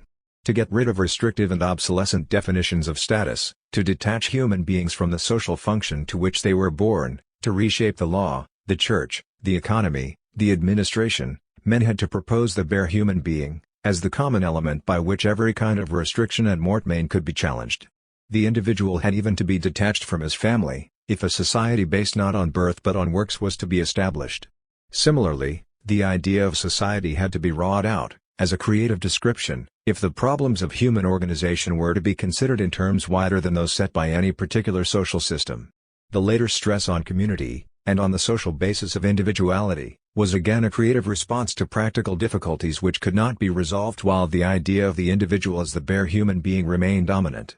In the long process of actual history, some of these descriptions have come to seem inadequate, but all, in different degrees, have been recharged by experience of an important kind which can apparently be interpreted in only this way. It is very difficult, for example, to live in a modern industrial society and not feel the force of the individual and society distinction. There is a deeply felt discontinuity, for most of us, between what we as individuals desire to do, and what, by some apparently mysterious process, actually happens out there in society. This feeling is perhaps even stronger now than it was when the sharp distinction was first made. Individuals feel radically insecure when their lives are changed by forces which they cannot easily see or name, and as societies have become larger and more complicated, and as the power to change an environment and real relations within it has greatly multiplied, this insecurity has certainly increased. Such insecurity is a constant source of a particular kind of individualism. As Tocqueville noted, individualism is a novel expression, to which a novel idea has given birth, a mature and calm feeling, which disposes each member of the community to sever himself from the mass of his fellow creatures and to draw apart with his family and friends. It may not always be mature and calm, but it is an obvious enough movement, especially now in our own society. I cannot agree with everything that Dostoevsky's Zosima says, in Brothers Karamazov, but there, quite clearly, is the central paradox. They maintain that the world is getting more and more united, more and more bound together in brotherly community, as it overcomes distance and sets thoughts flying through the air. Alas, put no faith in such a bond of union. The idea of the service of humanity, of brotherly love and the solidarity of mankind, is more and more dying out in the world, and indeed this idea is sometimes treated with derision. This is not the whole truth, but it is an important part of the truth. Everyone strives to keep his individuality as apart as possible, wishes to secure the greatest possible fullness of life for himself, but meantime all his efforts result not in attaining fullness of life but self-destruction, for instead of self-realization he ends by arriving at complete solitude. Everywhere in these days men have, in their mockery, ceased to understand that the true security is to be found in social solidarity rather than in isolated individual effort. This is indeed how it often seems, yet the tendency is readily understandable, as a turning towards significance in a manageable area. This is not only a crisis of individuals, but also of a society. The warm house, detached and insulated, where a man can live as he wishes, and find certain satisfaction with his family and friends, makes sense, again and again, in an essentially cold and impersonal society. We can say that the effort will fail, that the insulation will be broken, but still, to very many, it will seem a good risk, against the apparent certainty of a harsh and meaningless society. Individualism was a term of growth, from the rigidity of a society which, while securing, also restricted and directed man's actual lives. Any growth beyond individualism is necessarily more than a return to old and discredited interpretations. The experience we have now to interpret includes both the gains of individualism and its limits. There is the inescapable fact of mutual dependence, by which alone, as we live, the house can be supplied. Such a meaning has grown, in new ways, with the definitions of democracy and community.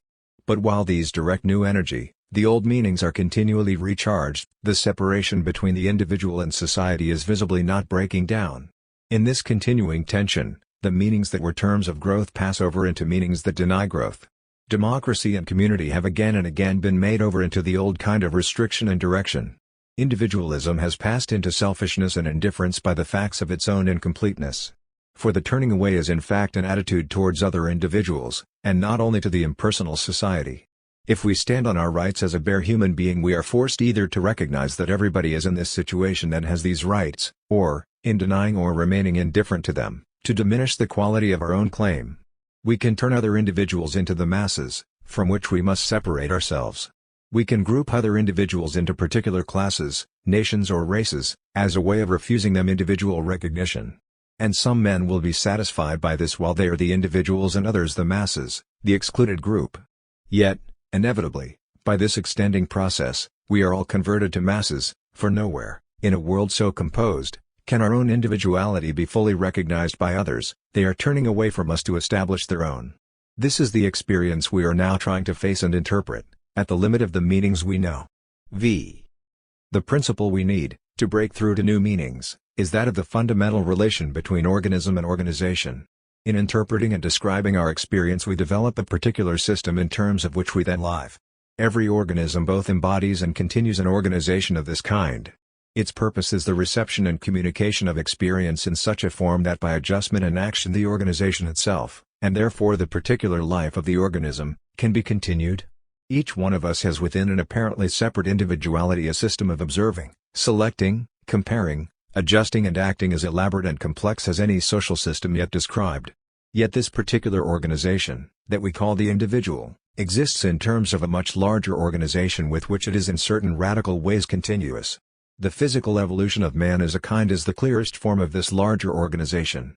The genetic history of man is the structure of this organization, and is such that it provides ways in which the organization itself can to some extent be changed. The experience of inheritance, of a continuous if changing organization, is still central in human feeling. A man can, in a quite literal sense, feel himself in his parents and in his children, or, in a form of the same experience, feel them in himself. Yet inheritance refers him also to a much wider group, with which again, in certain circumstances, he can feel his continuity. Such organic inheritance produces distinct but related individuals, who live also, however, in terms of another inheritance, an organized society, with particular systems of naming and communicating, acting and reacting, which individuals must learn if they are to survive and grow. Yet further, the human organization itself, and the social organization which develops it in particular ways, lead to the growth of the individual in terms that require a further effort of organization by the individual himself. He is a man and a member of a society, but he only becomes these by becoming himself. It is truly not reproduction, but generation. The human inheritance is in specific terms of variation. The social inheritance will vary widely, and there will be differences in the ways different societies encourage individual growth, some tending towards direct reproduction, others towards a varying range of possibilities. From his actual inheritance the individual will try to complete his own organization. He will separate out, necessarily, but to varying degrees. Yet he cannot separate out altogether, for what he is organizing he will to an important extent share with others, who also remain necessary to his own growth. In our ordinary thinking, we tend to fix on two states, expressible either as an individual and society, or more actively, as person and world. For certain purposes, these states are efficient, in that they match some parts of our experience, but in other parts, equally, they are continually breaking down. We are accustomed to thinking of the generalized other, which we may call the world or society, but which in many kinds of experience breaks down into particulars. We should perhaps think also of the generalized self, the individuality of which we are all conscious, yet which again, in experience, breaks down into particular and changing and variously related energies and forms. We have learned to think of certain relationships, notably with our families and immediate friends, as particular. But many other kinds of relationship we come to think of as between the generalized self and the generalized other, two fixed states rather than a complex of living processes. Yet in the course of living, to know ourselves and our world, we have continually to break down these fixed states, into the actual processes which are changing us and which we wish to change. We are in practical contact with a vast number of particular organizations, and to know any of these we are forced to recognition of its relationships with other forms. We have to distinguish an organization before we can know it, but the lines we draw, in recognition, are always, potentially, the lines of relationship. If we isolate the individual, we go on to divide him into body, mind and soul, feeling, willing and thinking, conscious and unconscious, ego, superego and id. But to study any of these is to study its relations with the others. If we isolate society, we go on to divide it into groups, classes, associations, but to study any of these is again to study its relations with the others. If we isolate the material world, we go on to divide it into matter and energy, and into particular forms of these, and find again that in studying these we are studying forms of relationship. Yet we sometimes suppose, against this experience, that we can state the substances of individual, society and material world in such a way that there are no relationships between them until, as it were, some signal is given, and having defined the substances as in themselves they are, we can go on now to study the relations between them. But in fact these substances are forms of relationship which we can never finally isolate, since the organization, throughout, is in interlocking terms. We begin to realize, from experience, that the relationships are inherent, and that each organization is, precisely, an embodiment of relationships, the lived and living history of responses to and from other organizations. Organization, that is to say, is enacted in the organism, and to know either fully is to know the other. In the case of the individual and society we need to learn ways of thinking and feeling which will enable us genuinely to know each in the other's terms, which is as near as we can ordinarily get to saying that we are studying forms of organization in a continuous process, the brain, the nervous system, the body, the family, the group, the society, man. There is no real point at which we can break off this process, to isolate an independent substance. Yet equally we cannot select any one of them and make the others dependent on it. If the old individualism artificially isolated the bare human being, there is equal danger in certain trends in the new sociology which isolate the group, the society or the culture as an absolute point of reference. The continuous process of our human organization is itself a continuous action and adjustment in relation to all that is not human, and the central fact of this action and adjustment is a process of learning and communication which has grown through continual variation and the effort to transmit variation. We must not think only of society or the group acting on the unique individual, but also of many unique individuals, through a process of communication, creating and where necessary extending the organization by which they will continue to be shaped. It is right to recognize that we became human individuals in terms of a social process, but still individuals are unique, through a particular heredity expressed in a particular history. And the point about this uniqueness is that it is creative as well as created. New forms can flow from this particular form, and extend in the whole organization, which is in any case being constantly renewed and changed as unique individuals inherit and continue it. This recognition of individual uniqueness, and of the relation of its creativity to general human patterns, is, of course, the permanent basis of the case for democracy as a system of government.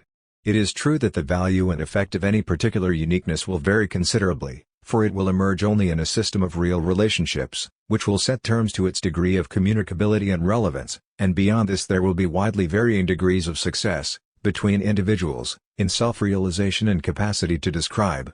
The fact remains, however, that all human individuals are unique. It was one of the worst results of the old individualism that in asserting the importance of certain individuals, it moved, consciously or unconsciously, to denying the importance of others. When we get past this to realize that individuation is in fact the general process of our humanity, and that it is through individuation and communication that we have learned and are learning to live, we must recognize and respect the true scale and complexity of the process, which no one of us, and no group, is in a position to understand, let alone seek to control. If man is essentially a learning, creating and communicating being, the only social organization adequate to his nature is a participating democracy, in which all of us, as unique individuals, learn, communicate and control. Any lesser, restrictive system is simply wasteful of our true resources. In wasting individuals, by shutting them out from effective participation, it is damaging our true common process.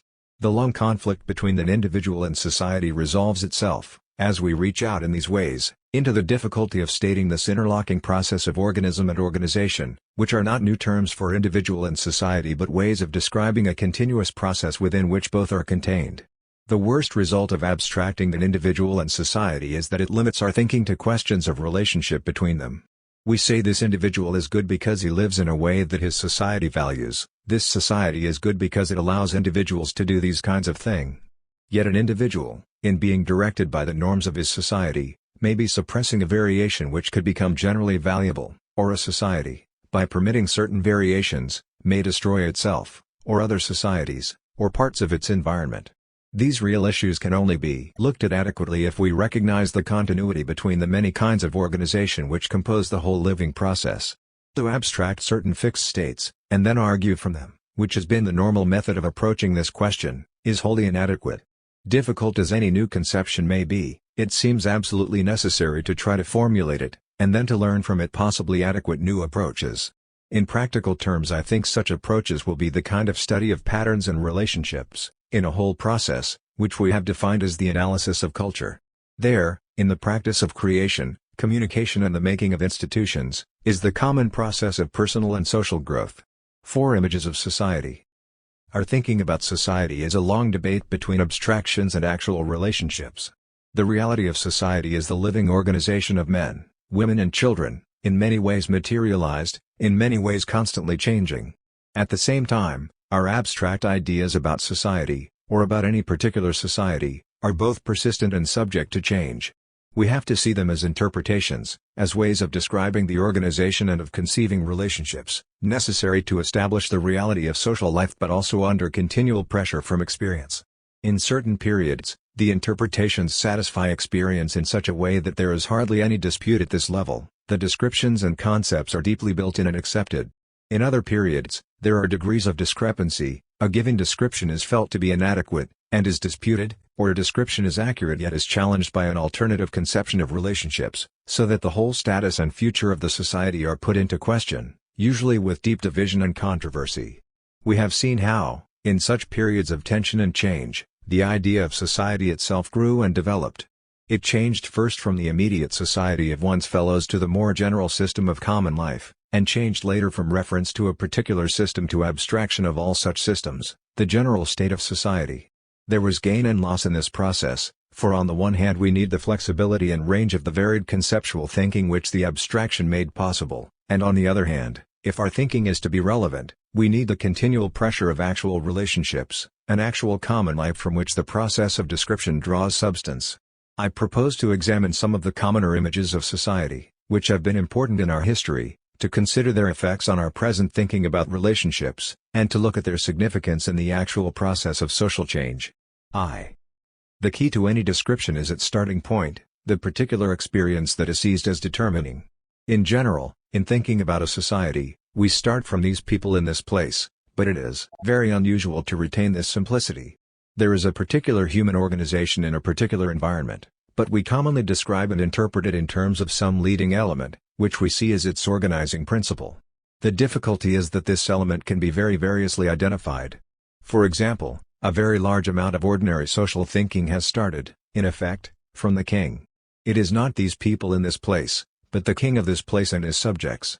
This emphasis, often very rapidly and unconsciously adopted, is of course followed by detailed description, the nature of the place and the people, the system of government and property, the organization of production and trade, the report on institutions and customs. But the emphasis colors the description. We are not merely describing the organization, but assuming its purpose. Again and again, in all kinds of study, we see this practical orientation.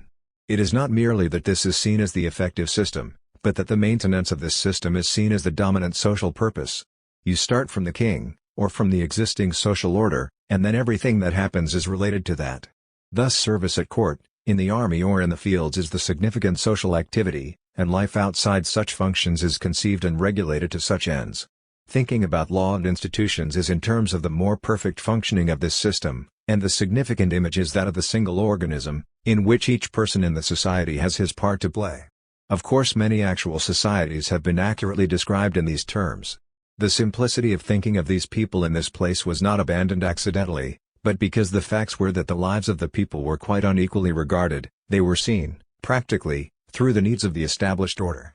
Most feudal and aristocratic social thinking is deeply determined by this fundamental interpretation, and it makes sense that the idea of society as something other than a particular system should have arisen at the time when such societies were being powerfully challenged.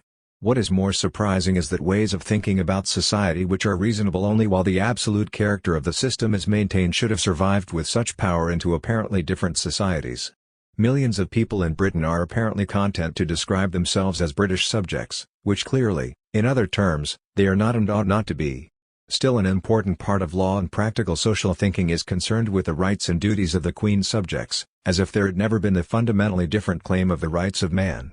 In part it is the persistence of verbal habit, but to a considerable extent it is a contrived persistence.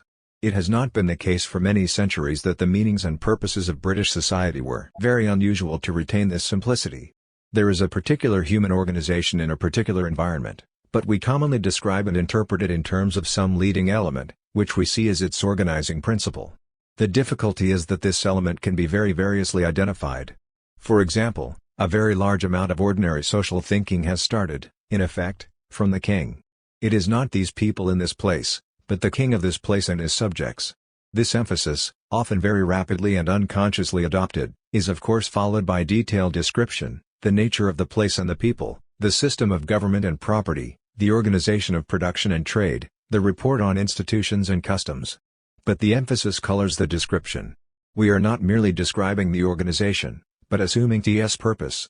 Again and again, in all kinds of study, we see this practical orientation. It is not merely that this is seen as the effective system, but that the maintenance of this system is seen as the dominant social purpose.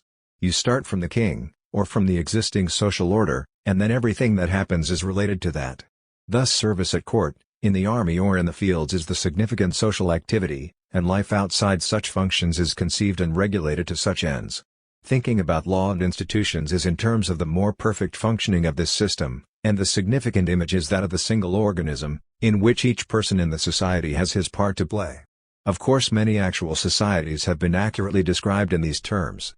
The simplicity of thinking of these people in this place was not abandoned accidentally, but because the facts were that the lives of the people were quite unequally regarded, they were seen, practically, through the needs of the established order. Most feudal and aristocratic social thinking is deeply determined by this fundamental interpretation, and it makes sense that the idea of society as something other than a particular system should have arisen at the time when such societies were being powerfully challenged. What is more surprising is that ways of thinking about society which are reasonable only while the absolute character of the system is maintained should have survived with such power into apparently different societies. Millions of people in Britain are apparently content to describe themselves as British subjects, which clearly, in other terms, they are not and ought not to be. Still, an important part of law and practical social thinking is concerned with the rights and duties of the Queen's subjects, as if there had never been the fundamentally different claim of the rights of man. In part it is the persistence of verbal habit, but to a considerable extent it is a contrived persistence. It has not been the case for many centuries that the meanings and purposes of British society were. The nation-state, in subtly different ways, thus powerfully continued a way of thinking about society which started from an existing order and subordinated to this the needs of actual persons. In certain respects, the definition made sense. Real needs, as for security, sometimes coincided with the needs that followed from the definition. But they have never necessarily done so, any more than the needs of the serf necessarily included the maintenance of his lord. Any true common interest must include our own interest, but if we start from an abstracted social order we can be persuaded into courses which may actually harm a majority of us. The real question, whether the social order actually serves our needs, cannot be asked when our social thinking is determined by the assumption that it is from the order that we must start.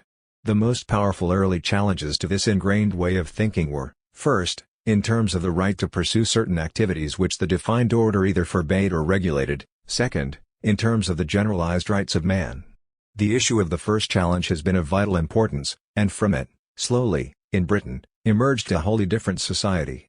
In part this was the growth of democracy, but it is probably true that democracy has never established a really deep social image, of a distinct kind, in Britain.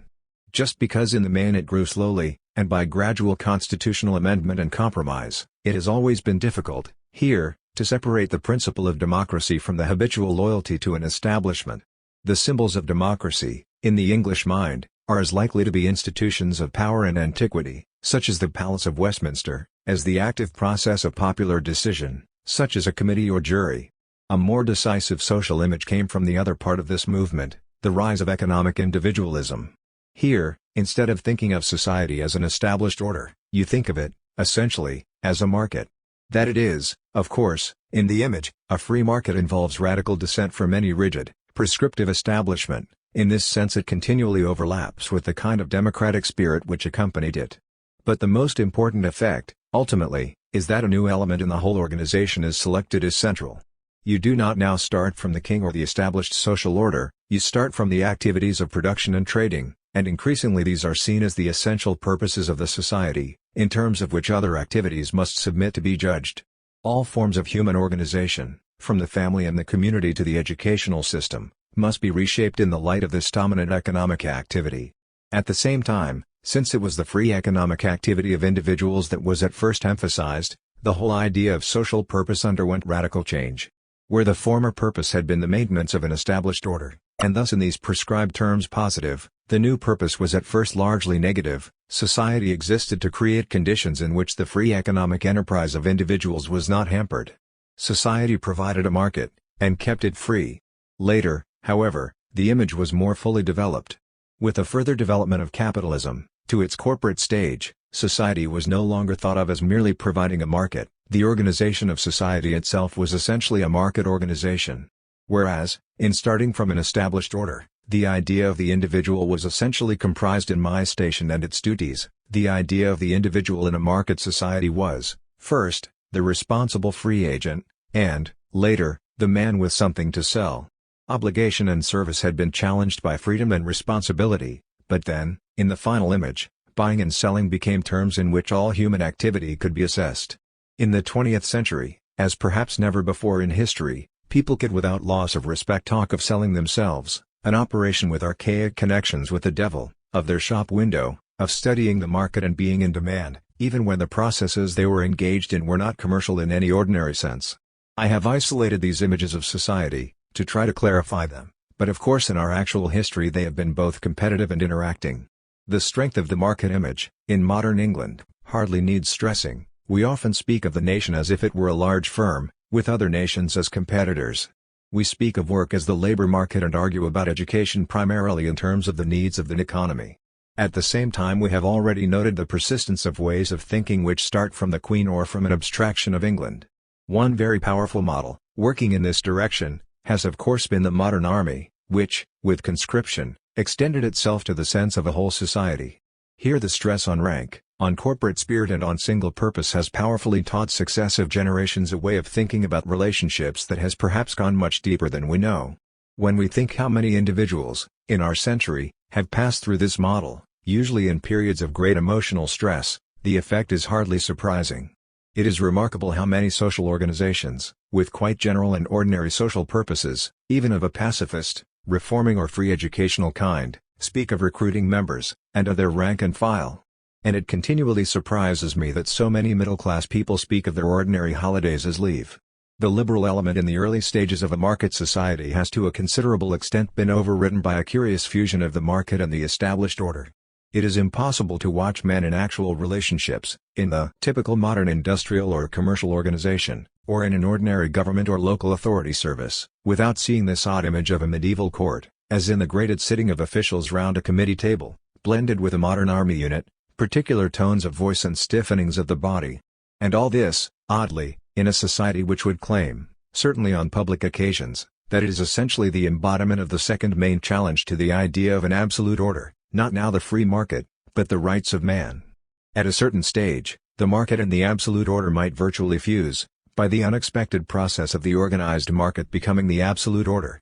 But the image based on the rights of man would, we might think, be uncompromising.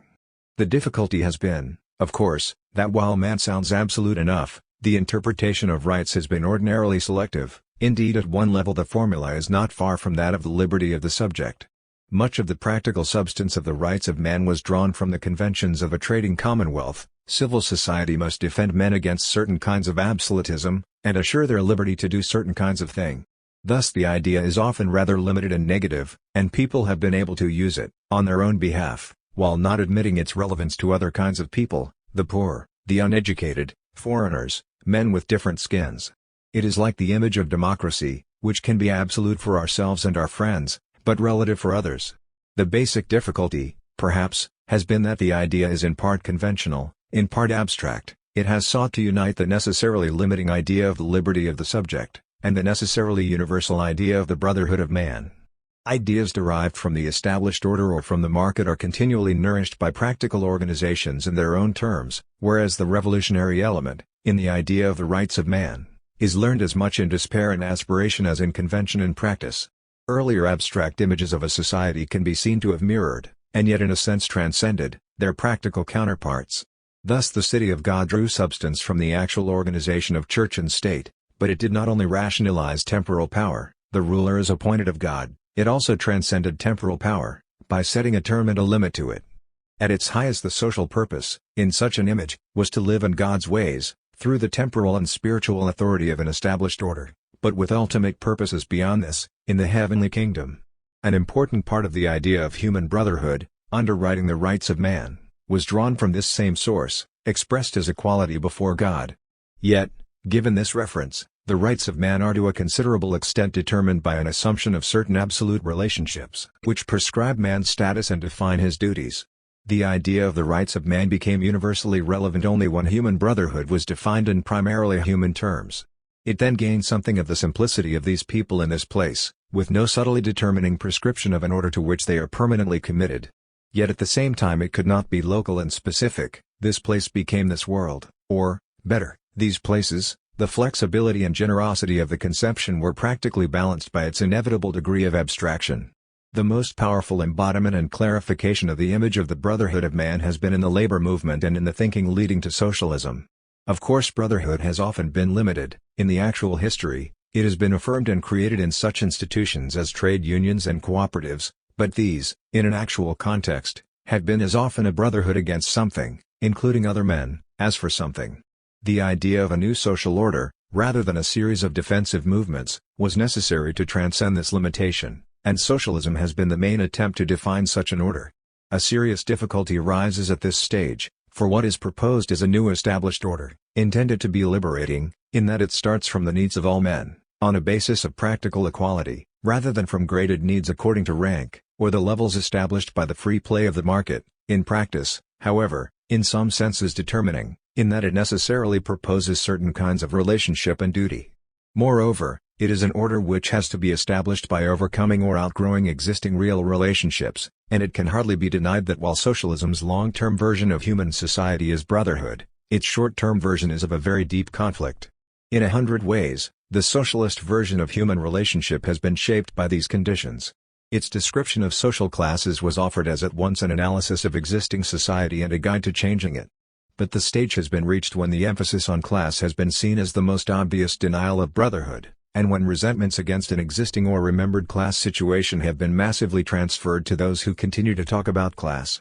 At the same time, the history of socialist parties, working for a new order, and of socialist societies, engaged in building it, has provided ample evidence of the practical results of a genuine theoretical difficulty, the commitment to a precise order which is intended to be generally liberating but which in being worked towards has usually included conflict, restriction and even repression. The image of human brotherhood is still there, and only there, but it has been so darkened by the real process of attempting to create it out of societies powerfully organized in other terms that it has been radically confused. One important consequence of our actual history, with its persistence of thinking in terms of an absolute order, with its subtle transformation of the free market into the laws of the market, and with its confusion of the idea of brotherhood, has been the personal revolt that is modern individualism. Earlier forms of individualism were primarily the assertion of rights to do and say certain things. Society was judged and reshaped to guarantee the exercise of this positive freedom.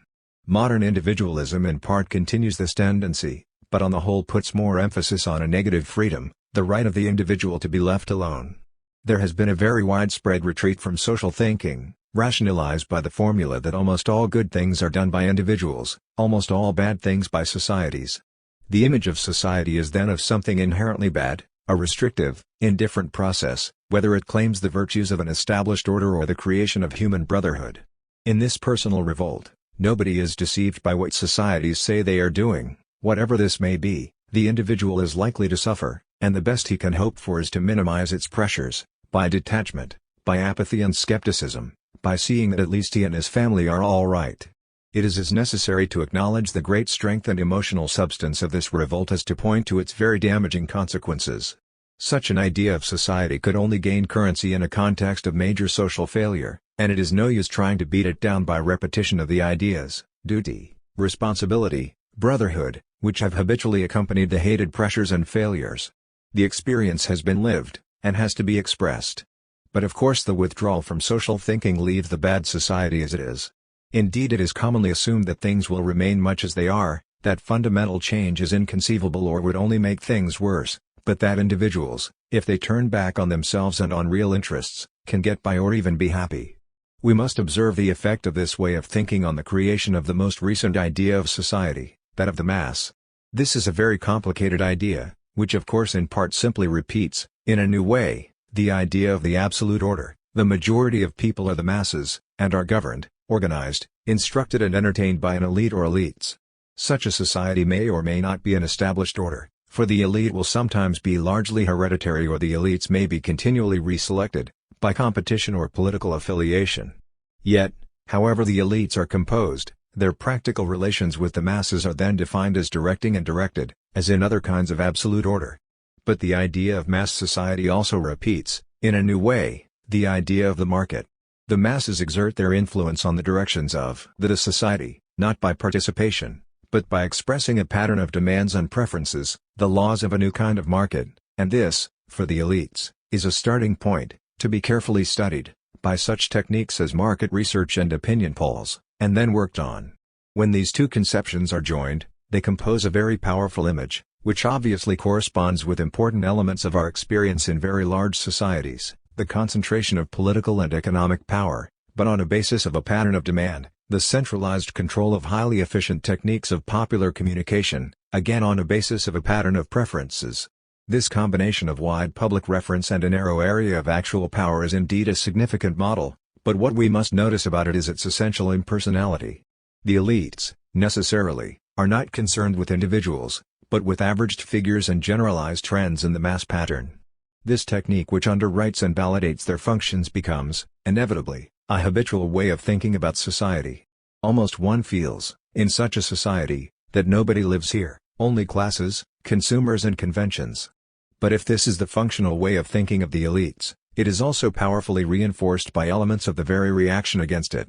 The personal revolt asserts individuality, in this world of impersonal abstractions, but the assertion, commonly, is also a withdrawal from social thinking. I and my family and friends are real, the rest is the system. But this, when sufficiently extended, not only confirms the elite's valuation of other people as masses. It also, in its denial or limitation of real relationships, helps people to regard themselves, in their social relationships, as masses. It is no accident, but an element of this structure of thinking, that the terms of the personal revolt so often include contempt for other persons, the crowd, the herd, the benighted masses. A point can be reached when the only reality is I and the crowd, and the vacuum this leaves is filled by acceptance of the impersonal system. Romantic individualism and authoritarian and abstract social thinking have again and again, in modern societies, tended eventually to interlock. Power, in such cases, is ultimately rationalized by despair. But in any event, for often individualism will not go so far, a practical division between the social and the personal, between public and private, will be commonly enforced. The last image of society, and in our own day the most powerful, is that which has separated society from man. 2. The dominant social images that we have inherited, the absolute order, the organized market, the elite and the mass, even brotherhood as expressed in the struggle for power, are alike in this, that they tend to reduce society to two spheres of interest, two kinds of thinking, two versions of social relationship, politics, the system of decision, and economics, the system of maintenance. It is natural for ruling groups to think in this way, and to see the rest of life through these categories that are mostly closely involved with their power. It is less natural for the rest of us to see society as limited in this way, yet it is significant that even the most powerful reforming groups commit themselves to such a version. For what else is there? We sometimes ask. When you have said politics and economics, you have said society, the rest is personal and incidental. To limit a society to its systems of decision and maintenance is in fact ridiculous.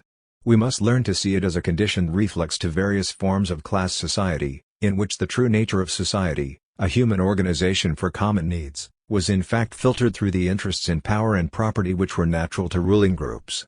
It has been the gravest error of socialism, in revolt against class societies, to limit itself, so often, to the terms of its opponents, to propose a political and economic order, rather than a human order.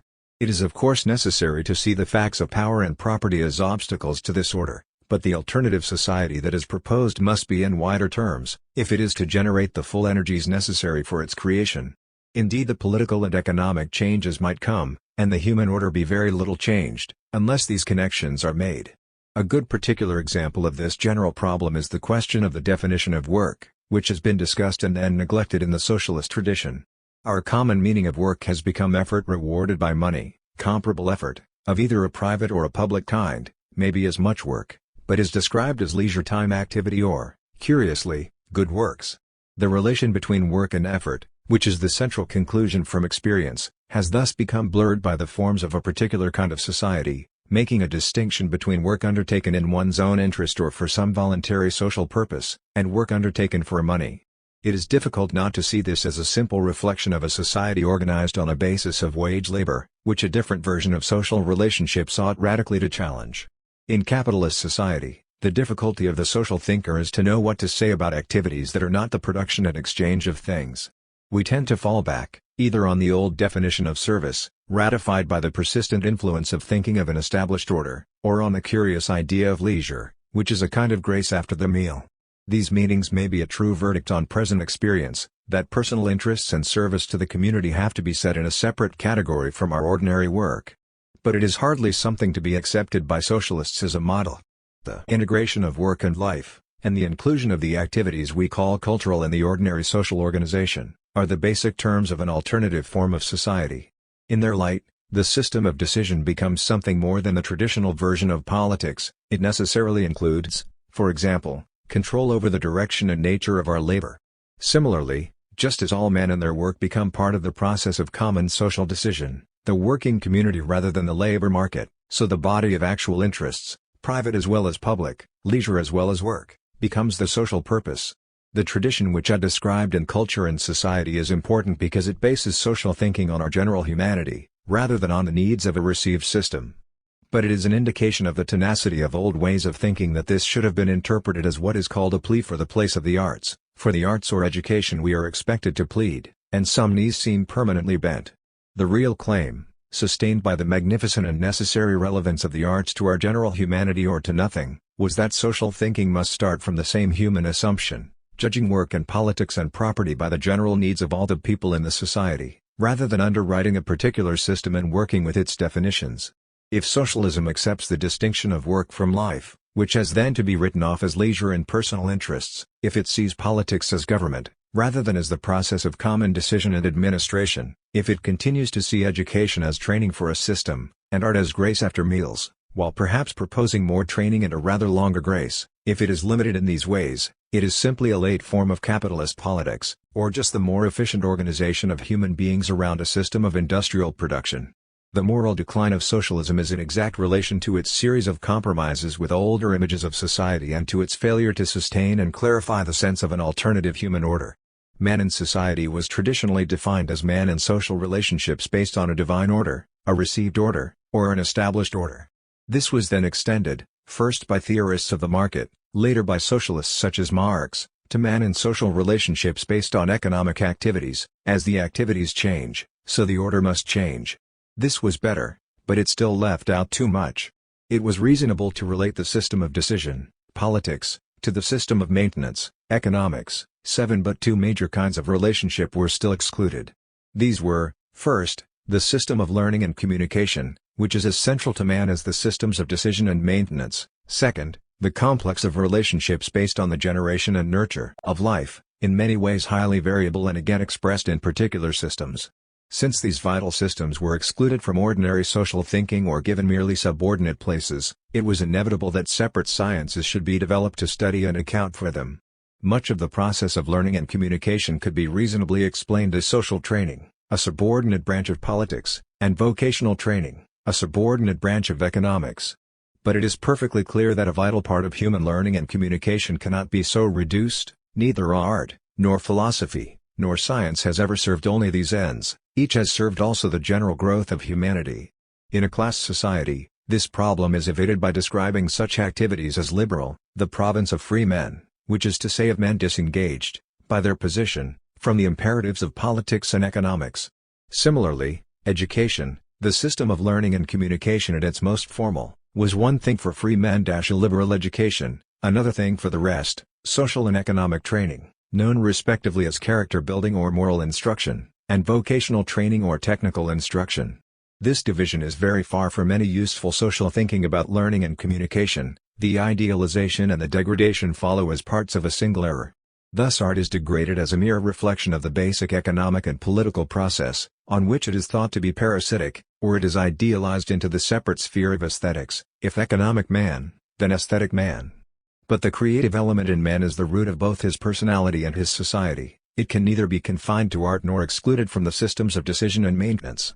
To take account of human creativity, the whole received basis of social thinking, its conception of what man in society is, must be deeply revised. The development of a separate psychology, apart from social theory, is to be understood in the same way.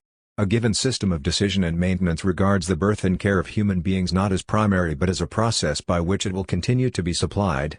Within such a way of thinking, people have been able to dehumanize themselves to the extent of speaking of children as the raw material of the country's future, and when you juxtapose that with the idea of the labor market, a phrase which even educationists now use, the whole status of the family, certainly of other people's families, has been reduced.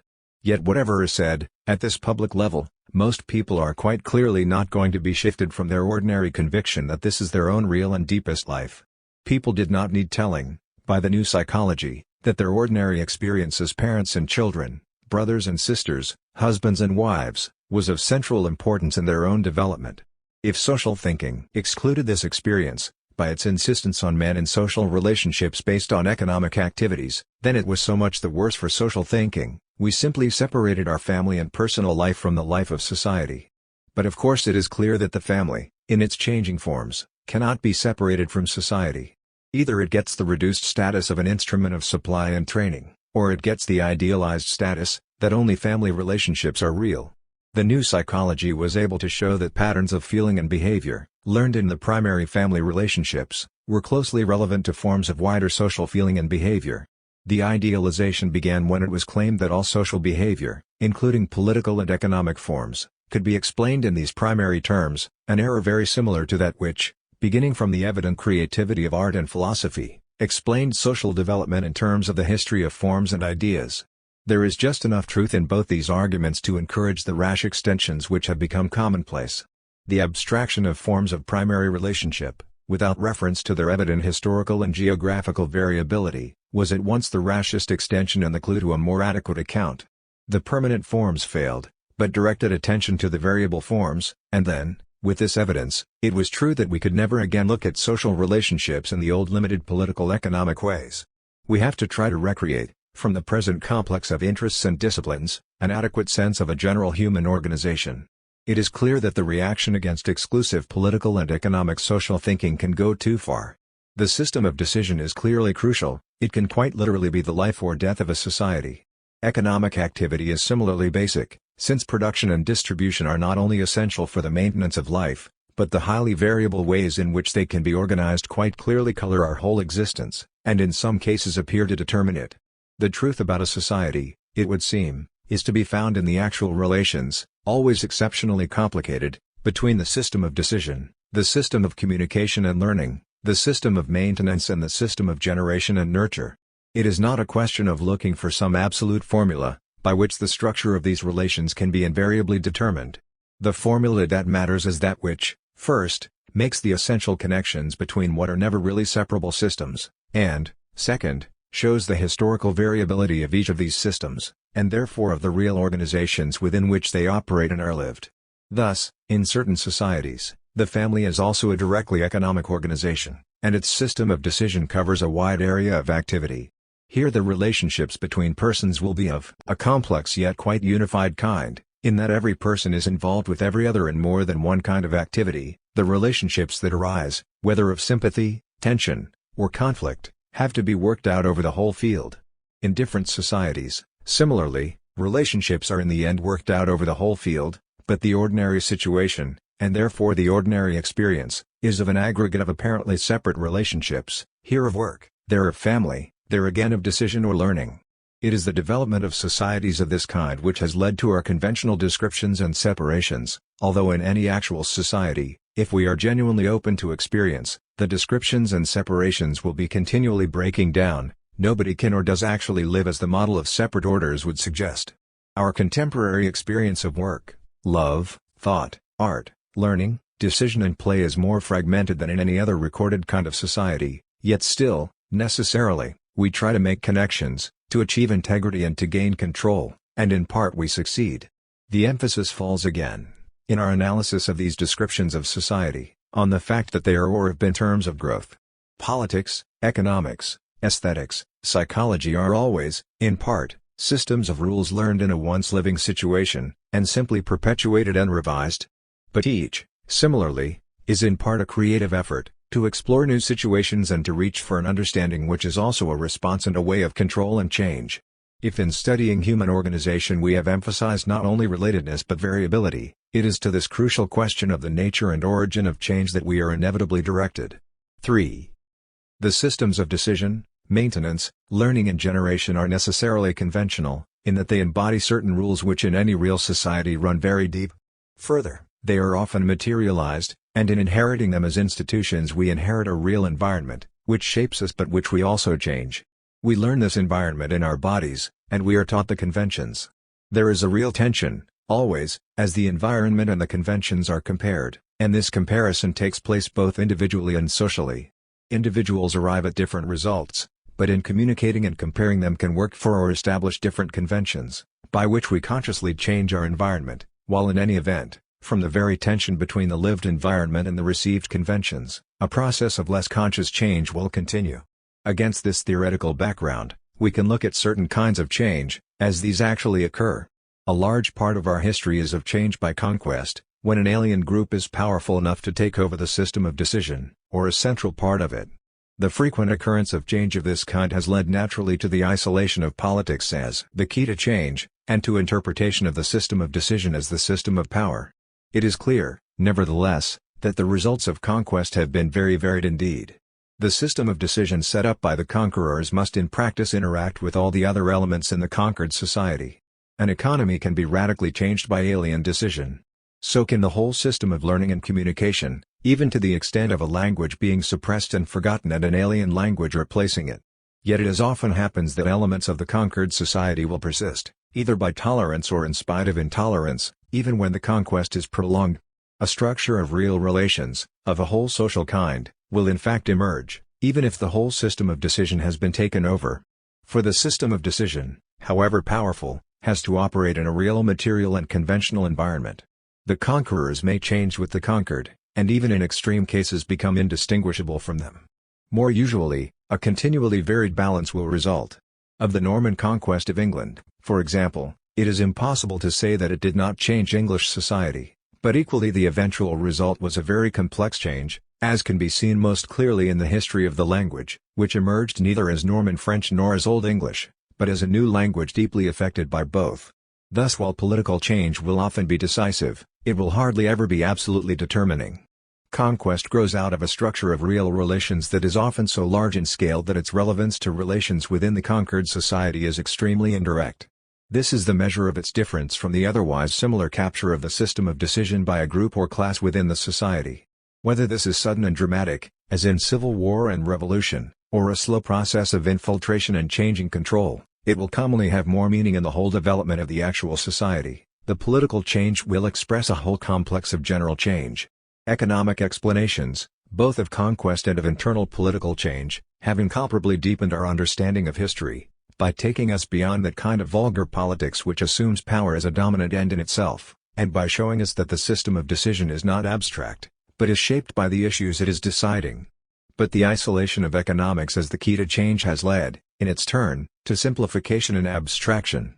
It is indeed impossible to understand the modern world without understanding the growth and nature of capitalism, but it remains true that capitalist societies, in comparable stages of development, are still very different societies, in many respects, and that these differences are not accessible to the most refined kind of political economic analysis. The danger is, when this has been realized, that we will make a new abstraction of the substance of these differences. As in many theories of culture, it is already a curiosity of language that society commonly indicates a political and economic system, and social life, the ordinary material of sociology, the whole range of activities and relationships which are not directly political or economic. The pattern of meanings and values through which people conduct their whole lives can be seen for a time as autonomous, and as evolving within its own terms, but it is quite unreal, ultimately, to separate this pattern from a precise political and economic system, which can extend its influence into the most unexpected regions of feeling and behavior. To isolate the system of learning and communication, as the key to change, is unrealistic. The common prescription of education as the key to change ignores the fact that the form and content of education are affected, and in some cases determined, by the actual systems of decision and maintenance. Thinkers and artists reveal new meanings and values, as well as expressing conventional meanings and values, but to isolate the most evident creators, as the key to change, is as unrealistic as to overlook them, in some political or economic determinism. Thinkers and artists, and the extension of education, have visibly affected social change, but only within the necessary context of communication. People use art and thought, often deeply distorting actual works, to confirm their own patterns, at least as frequently as they really learn from them. And children, while at school, learn from their whole social environment as well as from the particular curriculum, to say nothing of the fact that when they leave school they have to compare what they have learned with the actual practices of their society. Similarly, we can accept the argument that changes in primary relationships, particularly between parents and children, will have observable social effects, and it is possible to argue that changes of this kind, such as the growth of love and the capacity for loving, are fundamental in the development of a society. It can be immediately agreed that much of our deepest humanity is learned in these relationships, but there is also a very deep crisis at the point of transfer of responses and values learned in this close world to the responses and values conventionalized in a working social system. Once again we are returned to the organization as a whole, but in the active sense that the organization both exists and has continually to be renewed. Neither the system dominates nor the learning transforms, people change and are changed. We can see, looking back, that our ideas of the nature of social change were limited by actual societies and their corresponding conceptions of relationships, so that the emphasis naturally fell on changes in power and property, in their common forms of conquest, revolution, or the rise and fall of classes. The counter-emphasis, on individuals and on learning and communication, was itself a social response, not only to the narrowness of society construed as power and property, but to real changes, which were actually liberating more and more individuals, and which were building ever-widening and more powerful means of learning and communication. In the present situation, we are trying to pass beyond both the emphasis and the counter-emphasis, to a new and general conception of change. Our creative power is most evident in our continuing industrial revolution, which is continually confirming our capacity to change our world, and is leading to very much more open feelings, more real willingness to change, than any earlier conception could have foreseen.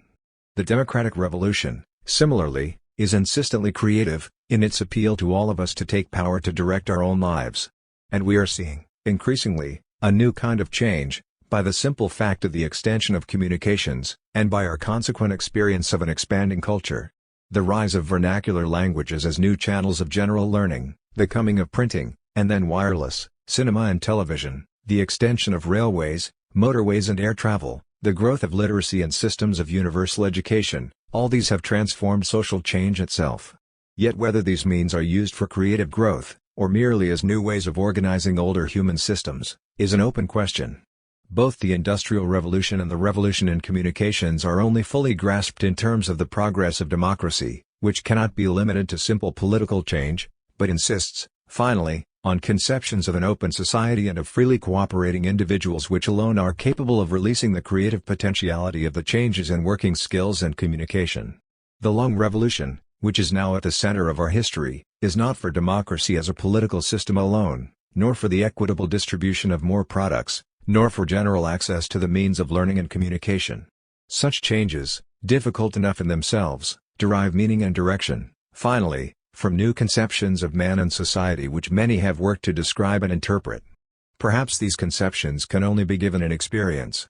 The metaphors of creativity and growth seek to enact them, but the pressure, now, must be towards particulars, for here or nowhere they are confirmed. We have reasonably adequate and continuing accounts of the rise of industry and the growth of democracy in Britain. But we have no adequate history of our expanding culture. Parts of the process have been documented, but have then too often been fitted into versions of change which seem to me to be based, consciously or unconsciously, on prejudices that are a form of contemporary social action.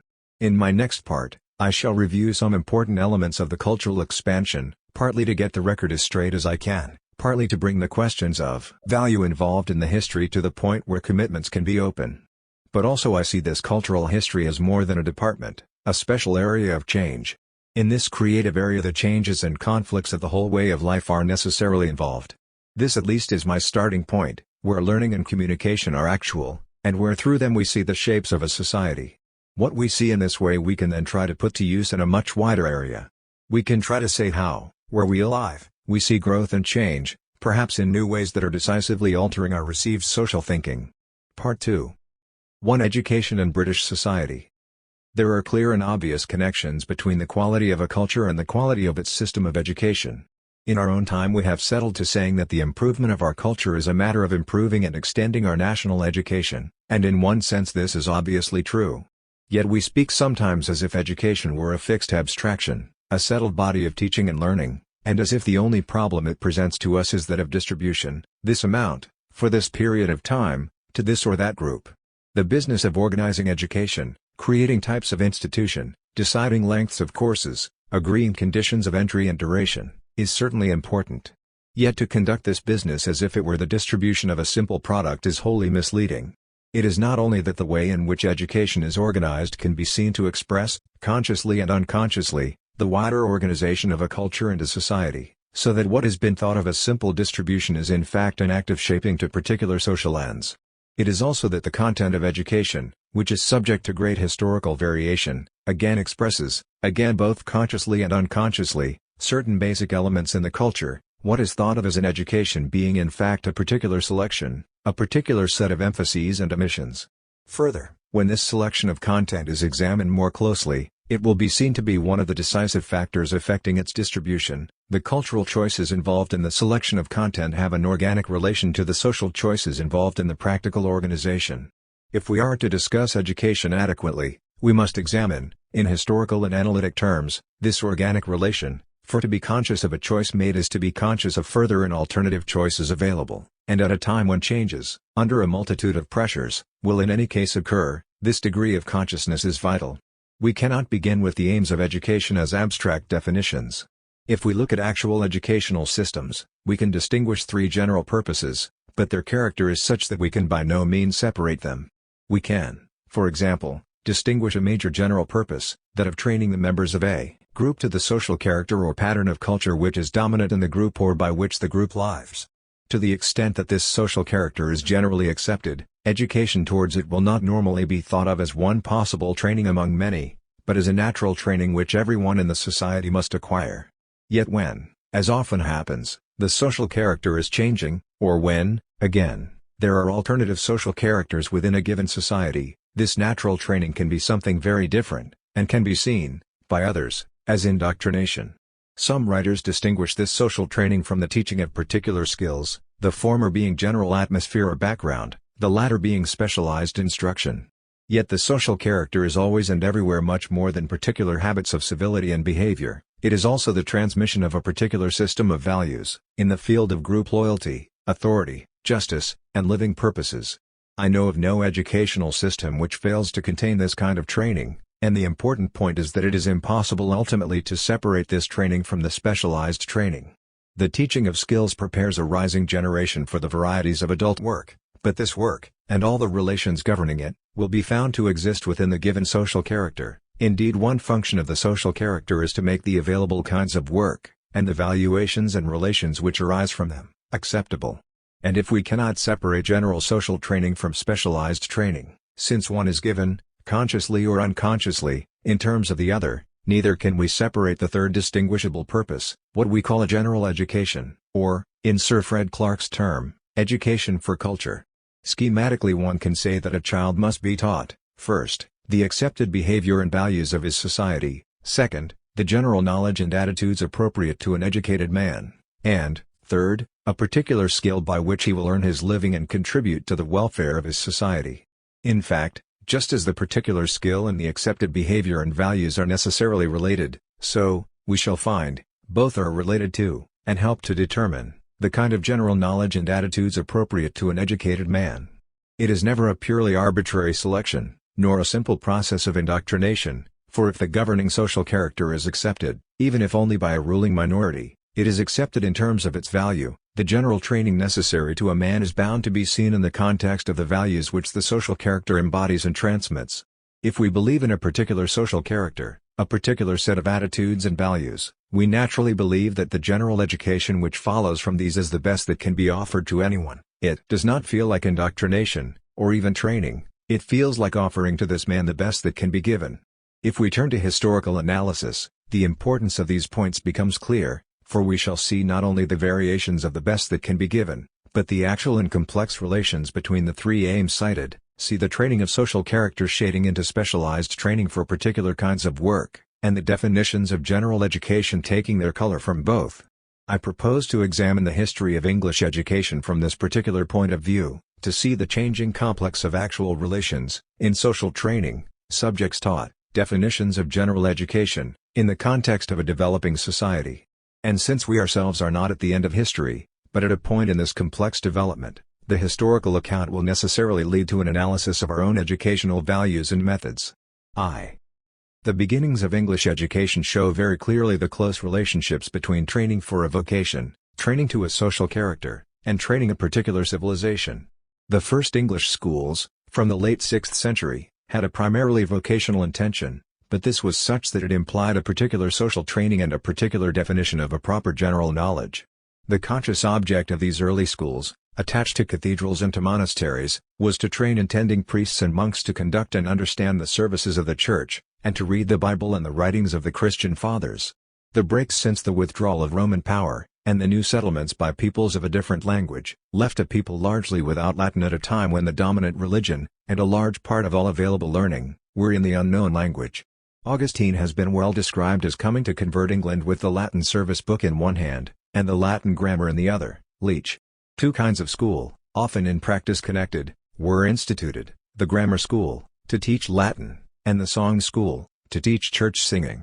Necessarily, In view of their objects, the specialized training of both these schools was part of a general training to Christianity and the particular social character it then carried. Yet the grammar school, especially, could not be confined to this limited aim. Over 8 centuries, from before the coming of these schools to England, based, as they were, on Greek and Roman models, until the centuries before the Renaissance, a crucial argument about the content of their education is most interestingly in evidence. Latin must be taught, or the Church could not continue, but ability in it led not only to the Bible and the Fathers, but also to the whole range of Latin literature and pagan philosophy. The problems this raised are well illustrated in a letter from Pope Gregory to Bishop Desiderius in Gaul. A circumstance came to our notice, which cannot be mentioned without shame, namely that you, our brother, give lessons in grammar. This news caused us such annoyance and disgust that all our joy at the good we had heard earlier was turned to sorrow and distress, since the same lips cannot sing the praises of Jove and the praises of Christ. Consider yourself how serious and shocking it is that a bishop should pursue an activity unsuitable even for a pious layman. We have already in hand the granting of your request, easy in mind and untroubled by doubts, provided that this information which has come to us shall have been proved manifestly untrue, and you will not be shown to spend your time on the follies of secular literature. Yet grammar, the basis of the new schools, was not understood at this time as merely the bones of a language, that is only a late medieval meaning. It was a preparation for reading, especially reading aloud, and was taken to involve comprehension and commentary, so that content was inseparable. On both educational and religious grounds, the grammar book was the expedient resorted to. First, the anthology, which not only made a variety of texts available but could select them on grounds of suitability of content, later the systematic grammars and the teaching dialogues. The inquiring student could and did read further, especially into Virgil and Ovid, but the nature of the selective tradition was such that a large part of classical thought, particularly in philosophy and science, remained neglected. Several actual curricula have come down to us from this early period. Bede speaks of Theodore and Hadrian, at Canterbury, teaching the rules of metric, astronomy and the computus as well as the works of the saints, and Alcuin's account of the teaching at York refers to grammar, rhetoric, law, poetry, astronomy, natural history, arithmetic, geometry, music, and the scriptures. Yet, when we look at actual textbooks, we see how these subjects were organized by the dominant principles of Latin and the Church. Scripture was the central subject, and rhetoric teaching was mainly a study of verbal forms in the Bible. Grammar was the teaching of Latin, and versification was in the same context, though at times it extended to relate to poetry in the vernacular. Mathematics, including astronomy, was centered on the intricacies of the church calendar, simple general exercises being an introduction to the all-important computus centered on the controversy about the date of Easter. Music and law were vocational studies for the services and administration of the church, and the natural history, by contrast with the Aristotelians, was literary and anecdotal. Geography, history and the natural sciences found little place in such a scheme, though it must be remembered that Bede, with this teaching, wrote a substantial history of England. It is difficult to be certain how far, if at all, this kind of education was made available to others than intending priests and monks. There was probably an occasional extension, and there are certainly some recorded cases of the education of young members of royal and noble families. In England, in any case, the development of the schools was interrupted by the Danish invasions, to such an extent that the system had to be reconstructed under the influence of Alfred, and we have little positive evidence again until the 10th and 11th centuries. The new pattern is very similar to the old, even after the Norman invasion when French replaced English as the vernacular medium for teaching Latin. There are grammar schools and song schools, attached to cathedrals, monasteries and collegiate churches, and the vocational curriculum is still evident. Then, in the 12th century, there is an important expansion, both in institutions and in teaching. The cathedral schools multiplied, and in the following century, in Oxford, the first colleges and the idea of a university appeared. The movement was closely related to extensions of the curriculum, in that rhetoric, at the primary stage, grew to rank equally with grammar, while in the secondary stages, and certainly in the universities, there was a major growth in logic, related to the increasing availability of some of the major writings of Aristotle, and an extension and specialization in the advanced faculties of law, medicine and theology. Although education remained within a firm Christian framework, the concept of a liberal education, as a preparation for the specialized study of law, medicine or theology, can be seen shaping itself.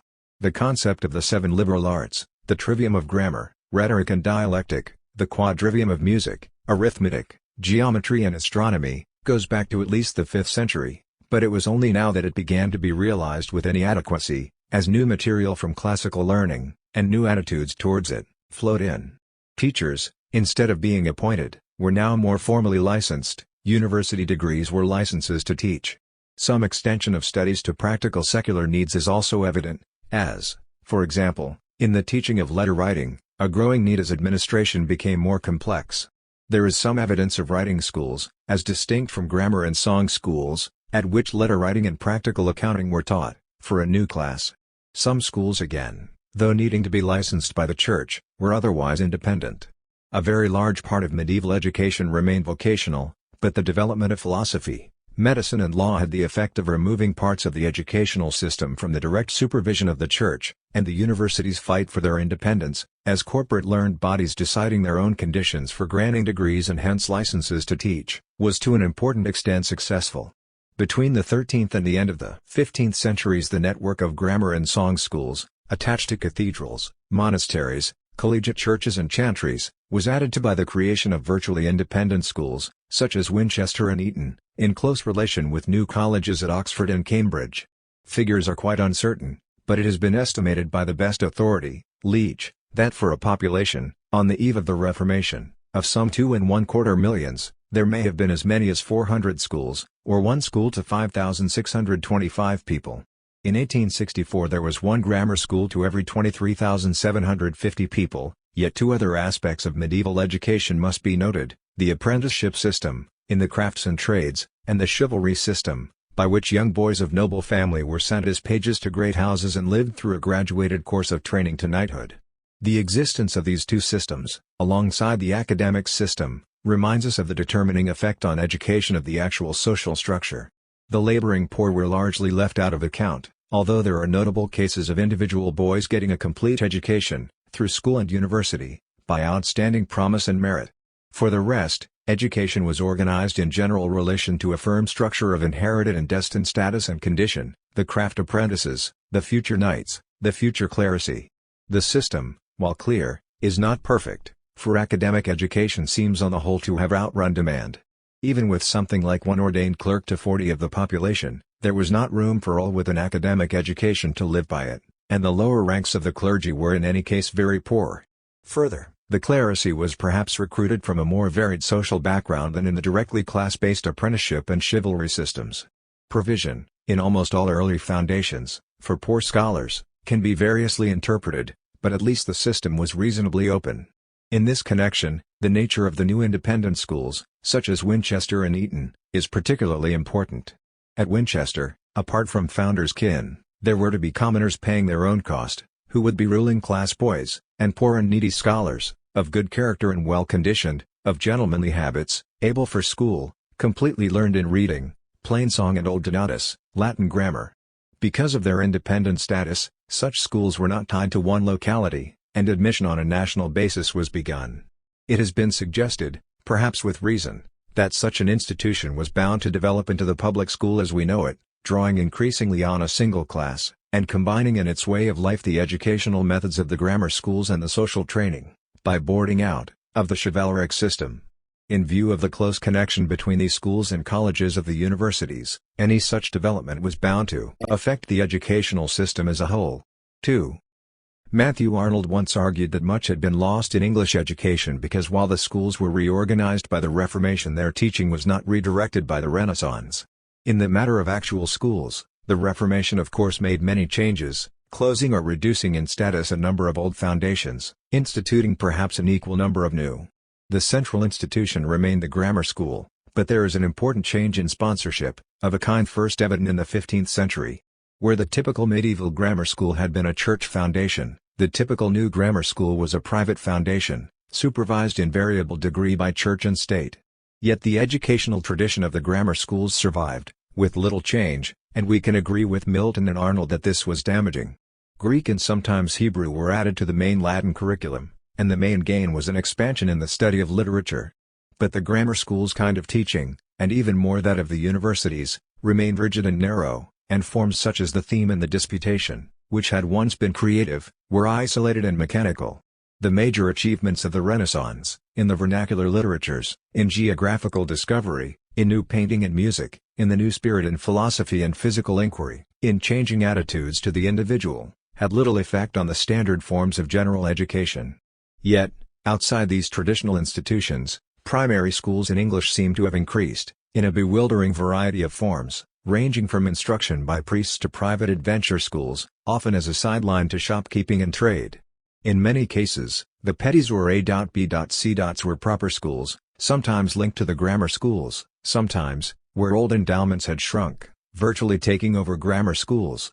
In addition, there was some development of writing schools, teaching scriveners English and the casting of accounts, an obvious need in the considerable expansion of trade, and in some cases such teaching became incorporated in grammar schools.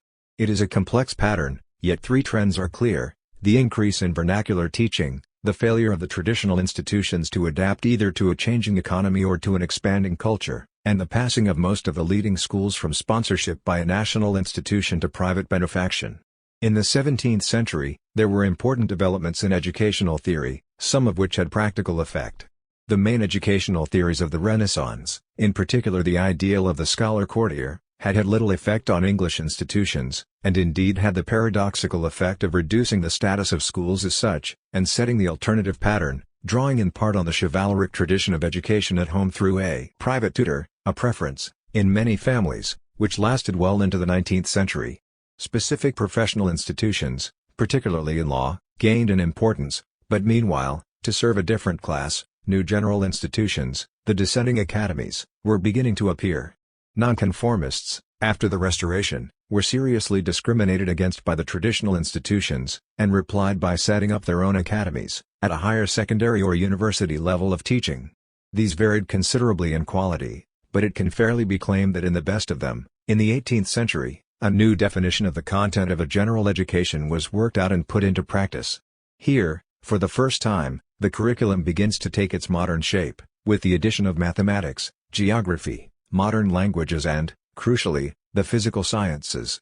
The older grammar schools, in the same period, changed in differing ways.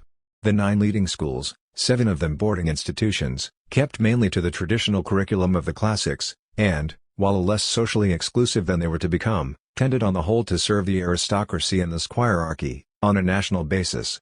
The majority of the endowed grammar schools served their immediate localities, with a reasonably broad social base, but still mainly with the old curriculum. But those older schools situated in the larger cities, greatly influenced by the many merchants and tradesmen whom they served, combined, in the 18th century, a quite varied social composition with some broadening of the curriculum, particularly in mathematics and natural sciences.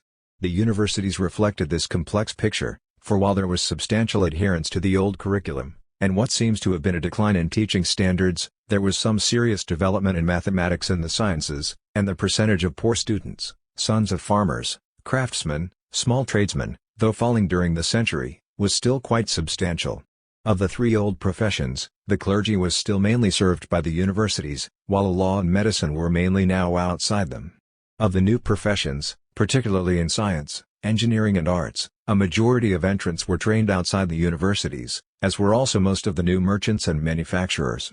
The 18th century is remarkable for the growth of a number of new vocational academies, serving commerce, engineering, the arts and the armed services. As for primary education, the haphazard system of parish and private adventure schools still survived, and there was some growth in preparatory schools serving the various academies and older foundations.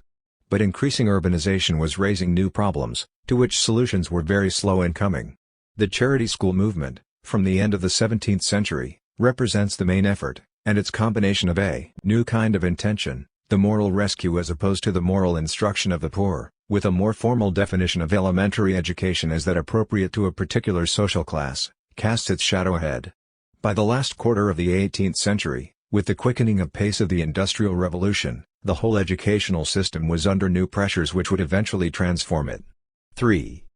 In the 70 years between 1751 and 1821, the population of the British mainland doubled, from 7 to 14 millions, and by 1871, at 26 million, it had nearly doubled again.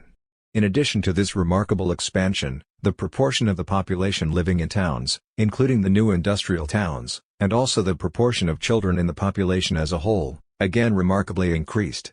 These changes would have been enough to disorganize a much better system of education than the 18th century actually had, and the first half of the 19th century is full of reports showing the utter inadequacy, in part revealed, in part created, by the social and economic transformation. The desire to reorganize education, on a fuller basis than hitherto, was the motive of many of these reports, but at the same time the forces opposed to any general reform were very strong. In 1816, of 12,000 parishes examined, 3,500 had no school, 3,000 had endowed schools of varying quality, and 5,500 had unendowed schools, of a quality even more variable. But to do anything about this the reformers had to get past the representative opinion of a justice of the peace in 1807. It is doubtless desirable that the poor should be generally instructed in reading, if it were only for the best of purposes, that they may read the Scriptures. As to writing and arithmetic, it may be apprehended that such a degree of knowledge would produce in them a disrelish for the laborious occupations of life. It is true that at no previous period had the poor, as a whole, been educated, although in exceptional parishes the attempt was made. But there had been provision, again and again, for the exceptional poor boy to get to the university. Under the new dispensation, education was organized on a more rigid class basis. To every class we have a school assigned. Rules for all ranks and food for every mind. Crab only the last clause was untrue. But the process of change from a system of social orders, based on localities, to a national system of social classes, a change extending from the 15th to the late 18th centuries, was now virtually complete, and its result was a new kind of class-determined education. Higher education became a virtual monopoly, excluding the new working class, and the idea of universal education, except within the narrow limits of moral rescue, was widely opposed as a matter of principle. The first new educational institutions of the Industrial Revolution were the industrial schools, providing manual training and elementary instruction, and, much more important, the Sunday schools, available to adults as well as children, and, while varying in methods, mainly organized on the principle noted, that for moral reasons the poor must learn to read the Bible, but that writing and arithmetic, to say nothing of more dangerous subjects, were less necessary or even harmful. In the new kinds of day school, under the rival systems of Lancaster and Bell, teaching was similarly based on the Bible, but by a new method, what Bell called the steam engine of the moral world, which by the use of monitors and standard repetitive exercises allowed one master to teach many hundreds of children simultaneously in one room. It has been estimated that with the development of Sunday schools and the new day schools, and with the surviving parish and adventure schools, some 875,000 children, out of a possible 1,500,000, attended a school of some kind for some period in 1816, and that in 1835 the figure was 1,450,000 out of 1,750,000. To assess these figures adequately, we must remember that the same inquiries showed an average duration of school attendance, in 1835, of 1 year. From the 18th century some assistance to schools from the rates had been empowered in a few places, and from the 1830s there was a beginning of national assistance in school building. By 1851, the average duration of school attendance had been raised to 2 years, and by 1861 an estimated 2,500,000 children out of a possible 2,750,000 may have been in some form of school attendance, though still of very mixed quality and with the majority leaving before they were 11. The curriculum was broadening a little, usually now including writing and arithmetic, and in some schools other general subjects. The revised Code of 1862 instituted a system of payment by results in relation to definite standards in reading, writing and arithmetic, reading a short paragraph in a newspaper, writing similar matter from dictation, working sums in practice and fractions. Increasing public aid to the schools was thus tied to the old criterion of a minimum standard. In 1870, school boards were established, to complete the network of schools and bring them under a clearer kind of supervision, and in 1876 and 1880 this extension was confirmed by making universal elementary schooling compulsory. In 1893, the leaving age was raised to 11, in 1899 to 12 and in 1900 to a permissive 14. Thus by the end of the century a national system of elementary schooling, still largely confined to the provision of a minimum standard, had been set going. Meanwhile, the old grammar schools had been widely developed, as the institutions of a largely separate class, served mainly, at the primary stage, by an extended network of preparatory schools. Attendances at the old schools, particularly at the leading 9, had begun to revive in the period 1790 to 1830, and in their different ways Butler at Shrewsbury, from 1798, and Arnold at Rugby, from 1824, had begun to change their character. Arnold's influence was not mainly on the curriculum, but on the re-establishment of social purpose, the education of Christian gentlemen. Butler's influence is perhaps even more significant, for his emphasis on examination passing marks the beginning of a major trend. By the 1830s, the examination system between these schools and the universities was firmly established, and this, while raising educational standards within the institutions, had the effect of reinforcing the now marked limitation of the universities to entrance from a narrow social class. In the curriculum, classics were business and other subjects were extras, but the establishment of the Civil Service Commission and the Board of Military Education, from mid-century, had the effect of promoting mathematics and modern languages, and of further organizing the schools in terms of examinations. In the 1840s, there were altogether some 700 grammar schools, and more than 2,000 non-classical endowed schools, but an inquiry showed in 1868 that in two-thirds of the towns of England there were no secondary schools of any kind, and in the remaining third there were marked differences of quality. In the late 1860s, through two commissions and the Public Schools Act of 1868, the reorganization of secondary education, still on a narrow class basis, was conceived and in part carried through. The Act of 1868 broke many of the old foundation statutes, and instituted new governing bodies. From this date, the new curriculum, classics, mathematics, 1 modern language, 2 natural sciences, history, geography, drawing and music, and the confirmation of a separate class of public schools were established. The Headmasters' Conference, embracing the many new 19th-century schools of this type, and some of the old foundations, was begun in 1869. The Taunton Commission of 1867 envisaged 3 grades of secondary school, those for the upper and upper middle classes, keeping their boys until 18 and giving a liberal education in preparation for the universities and the old professions, those for the middle classes, keeping their boys until 16 and preparing them for the army, the newer professions and many departments of the civil service, and those for the lower middle classes, keeping their boys until 14, and fitting them for living as small tenant farmers, small tradesmen, and superior artisans. Where possible, minorities should be enabled to pass to a higher grade, and in particular there might be a connection between third-grade secondary schools and the elementary schools, enabling some sons of laborers to go on to secondary education. Secondary education, in these 3 grades, should be made available to 10 children for every 1,000 of the population, and of these 8 would be in the 3rd grade. In practice this would mean a national total of 64,000 children in the 1st and 2nd grades, and 256,000 in the 3rd grade, out of some 4 million children. It is obvious, the Commission commented, in relation to its tripartite grading, that these distinctions correspond roughly, but by no means exactly, to the gradations of society. In practice, while secondary education was not yet a public responsibility, the effect of this suggested organization was uneven.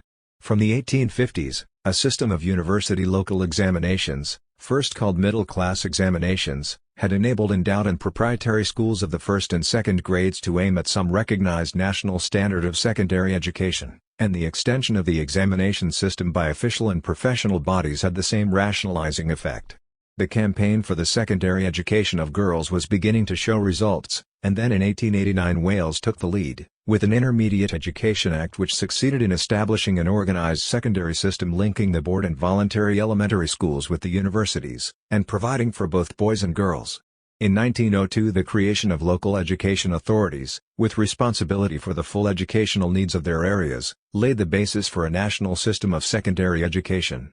The 3rd grade school had been overtaken by the raising of the elementary school leaving age, and it was to the creation of 1st and 2nd grade secondary schools that the new authorities, with varying energy, applied themselves. The Board of Education had come into existence in 1899, and in 1904 it defined a 4-year secondary course, leading to a certificate, in English language and literature, geography, history, a language other than English, mathematics, science, drawing, manual work, physical training, and household crafts for girls. If we look back from this to the 18th century curriculum of the dissenting academies, we shall see where the main line of the tradition lies. Meanwhile, in the course of the century, university education had been radically changed. The institution of public examinations, in Cambridge from the 18th century, in Oxford from the early years of the 19th, had an important effect on teaching, which did not pass without protest that the examination system was making education mechanical. At the same time, the religious exclusiveness of the 2 ancient universities, and the effective restriction of their curriculum to classics and mathematics, led to the foundation of London University, 1828-36, while the new University of Durham, 1832, though governed by the Church, had a notably broader curriculum. Reforming movements at Oxford and Cambridge led to substantial statutory changes in the 1850s, with the dual aim of broadening the range of subjects offered, and ensuring a social representation wider than that of prospective parsons, prospective lawyers, and young men of rank and fortune. Further legislative changes in the 1870s and 1880s, and the reorganization and extension of faculties, led to the achievement of modern university status. Meanwhile, university colleges were springing up, and the foundations of Manchester, Nottingham, Reading, Southampton, Leeds, Liverpool, Sheffield, and Birmingham, together with the three Welsh colleges, were being laid. The 19th century achievement is evidently a major reorganization of elementary, secondary and university education, along lines which in general we still follow. Both in kinds of institution, and in the matter and manner of education, it shows the reorganization of learning by a radically changed society, in which the growth of industry and of democracy were the leading elements, and in terms of change both in the dominant social character and in types of adult work. At no time in England have the effects of these influences on the very concept of education been clearer, but, precisely because this was so, a fundamental argument about the purposes of education was the century's most interesting contribution. Two strands of this argument can be separated, the idea of education for all, and the definition of a liberal education. The former, as we have seen, was fiercely argued, and the history of the century represents the victory of those who, in the early decades, had been a minority. Two major factors can be distinguished: the rise of an organized working class, which demanded education, and the needs of an expanding and changing economy. In practice, these were closely interwoven, in the long debate, and the victory of the reformers rested on three elements: a genuine response to the growth of democracy, as in men like Mill, Carlyle, Ruskin and Arnold; protective response, the new version of moral rescue, very evident in the arguments for the 1870 Education Act in relation to the franchise extensions of 1867. Our future masters should at least learn their letters. And the practical response, perhaps decisive, which led Forster in 1870 to use as his principal argument: upon the speedy provision of elementary education depends our industrial prosperity. In the growth of secondary education this economic argument was even more central.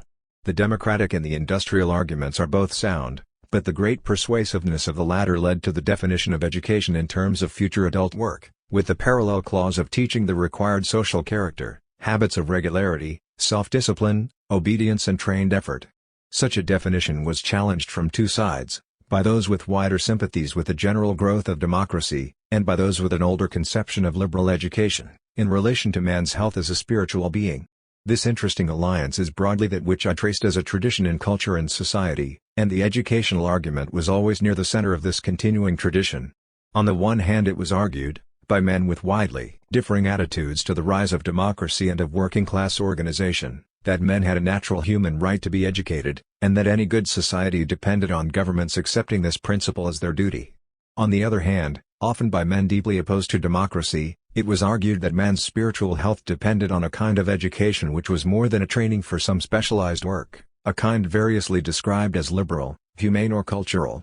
The great complexity of the general argument, which is still unfinished, can be seen from the fact that the public educators, as we may call the first group, were frequently in alliance with the powerful group which promoted education in terms of training and disciplining the poor, as workers and citizens, while the defenders of liberal education were commonly against both. Against the former because liberal education would be vulgarized by extension to the masses, against the latter because liberal education would be destroyed by being turned into a system of specialized and technical training. Yet the public educators inevitably drew on the arguments of the defenders of the old liberal education, as a way of preventing universal education being narrowed to a system of pre-industrial instruction. These three groups, the public educators, the industrial trainers and the old humanists, are still to be distinguished in our own time, and we shall see, later, their influence in 20th century developments. In general, the curriculum which the 19th century evolved can be seen as a compromise between all three groups, but with the industrial trainers predominant. The significant case is the long controversy over science and technical education. If we look at the range of scientific discovery between the 17th and the end of the 19th centuries, it is clear that its importance lies only in part in its transformation of the techniques of production and communication, indeed lies equally in its transformation of man's view of himself and of his world.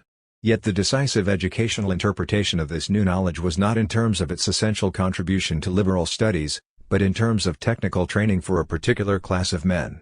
The old humanists muddled the issue by claiming a fundamental distinction between their traditional learning and that of the new disciplines, and it was from this kind of thinking that there developed the absurd defensive reaction that all real learning was undertaken without thought of practical advantage. In fact, as the educational history shows, the classical linguistic disciplines were primarily vocational, but these particular vocations had acquired a separate traditional dignity, which was refused to vocations now of equal human relevance. Thus, instead of the new learning broadening a general curriculum, it was neglected, and in the end reluctantly admitted on the grounds that it was of a purely technical kind. The pressure of the industrial trainers eventually prevailed, though not with any general adequacy until the Technical Instruction Act of 1889. And even here, significantly, it was instruction rather than education. This history was damaging both to general education and to the new kinds of vocational training, and yet it was only an exceptional man, such as Huxley, who could see this at the time and consequently argue in the only adequate way, that science must become a part of general education and of liberal culture, and that, as a further provision, there must be an adequate system of specific professional training, in all kinds of scientific and technical work, on the same principle as the further professional training of doctors, lawyers, teachers, artists and clergy. We can take only a limited satisfaction in the knowledge that the industrial trainers inert and stupid as the old humanists were and have continued to be. Huxley was a public educator, in the full sense, and it was only in this tradition that the problem might have been solved. The shadow of class thinking lies over this as over so much other 19th-century educational thinking. The continued relegation of trade and industry to lower social classes, and the desire of successful industrialists that their sons should move into the now largely irrelevant class of gentry, were alike extremely damaging to English education and English life. As at the Reformation, a period of major reconstruction of institutions was undertaken largely without reference to the best learning of the age, and without any successful redefinition of the purposes of education and of the content of a contemporary liberal culture. The beginnings of technical instruction in the mechanics institutes might have developed into a successful redefinition, but again it was the training of a specific class, whereas in fact the new sciences were radical elements in the society as a whole, a society which had changed its economy, which under pressure was changing its institutions, but which at the centers of power was refusing to change its ways of thinking. And then to the new working class, the offered isolation of science and technical instruction was largely unacceptable, for it was precisely in the interaction between techniques and their general living that this class was coming to its new consciousness. Politics, in the wide sense of discussing the quality and direction of their living, was excluded from these institutes, as it was to remain largely excluded from the whole of 19th-century education. It was only very slowly, and then only in the sphere of adult education, that the working class, drawing indeed on very old intellectual traditions and on important dissenting elements in the English educational tradition, made its contribution to the modern educational debate. This contribution, the student's choice of subject, the relation of disciplines to actual contemporary living, and the parity of general discussion with expert instruction, remains important, but made little headway in the general educational organization. Like the individual public educators, their time was not yet. 4. In the 20th century, the framework inherited from the 19th century has been greatly expanded and improved. Elementary education has been redefined as primary education, ending at 11, and from this definition, since 1944, it has been possible to provide secondary education for all. A greatly expanded system of combined first-grade and second-grade secondary schools has been brought into being, and arrangements for a substantial minority to pass from primary schools into this system, and for a much smaller minority to pass on to higher education, have been if not completely at least effectively established. A large number of third-grade secondary schools, with limited connections to the minority system, are in process of creation, and vary considerably in quality. In primary education, a notable expansion of the curriculum is perhaps the century's major achievement. It is mainly here that the influence of the public educators has been effective. The universities, if unevenly and at times without clear definition, have expanded their curricula in vitally important ways. It is at the level of secondary education, whether grammar or modern, that the essential argument continues, in terms that reveal again the close relationship between curriculum and organization. In theory, the principles of the public educators have been accepted, that all members of the society have a natural right to be educated, and that any good society depends on governments accepting this principle as a duty. In practice the system is still deeply affected by other principles, as a few examples will show. The continued existence of a network of private education, in the preparatory and public schools, may or may not be socially desirable, but in any case it shows the kind of education, and the necessary level of investment in it, which a particular social group accepts as adequate for itself. The large class, for example, has haunted public education from the beginning, from Lancaster's 1,000 children under one master, through the 60 to 80 of the urban board schools, to the still common 40 to 50 of her own day. In the private network, very much smaller classes, and the necessary investment to ensure them, have been accepted as a private duty, in a quite different way from the interpretation of public duty in the national system. Similarly, by the same social group, the necessary minimum level of education of all its members has been set as at least the second grade school, usually followed by further professional training, whereas the public definition, for the members of other social groups, is at the lower minimum of what is still very much the old third grade. Again, the minimum level, for the limited social group, is set to include subjects which are only available to a minority of the society as a whole. It is not easy to argue that this limited social group has no right to provide the education it thinks fit for its own members, but the contrasts between this and the general provision show very clearly the survival of a familiar kind of class thinking, which has limited the practical execution of a formally accepted public duty. In the analysis of our present educational system, this point is usually neglected in favor of an argument in terms of levels of intelligence, and it is often argued that we face wholly new problems in the education of the masses, because levels of measured intelligence vary so widely. There are problems indeed, but in fact the education of this limited social class has throughout its history had to deal with this same kind of mental variation, and it has been the level of education required by a member of this class, rather than the level thought appropriate to a particular mental measurement, that has in fact governed its organization. If we put the matter in this way, that because a child will be this kind of adult, he must be brought to a given degree of education, we can begin to see the pattern more clearly. Differences in learning ability obviously exist, but there is great danger in making these into separate and absolute categories. It is right that a child should be taught in a way appropriate to his learning ability, but because this itself depends on his whole development, including not only questions of personal character growth but also questions of his real social environment and the stimulation received from it, too early a division into intellectual grades in part creates the situation which it is offering to meet. The effect of stimulation on intellectual performance has been interestingly described, in our present context, by Professor Vernon. After 11, in Britain, we do get bigger divergences in environmental stimulation. Children are now at an age when they should be acquiring complex concepts and modes of thought, and the different kinds of schooling provided in grammar, modern and other schools, together with the different intellectual levels of their homes, may well affect their growth. At 15 the majority leave school and enter jobs which do little to exercise their brains, and their leisure pursuits are mostly non-stimulating.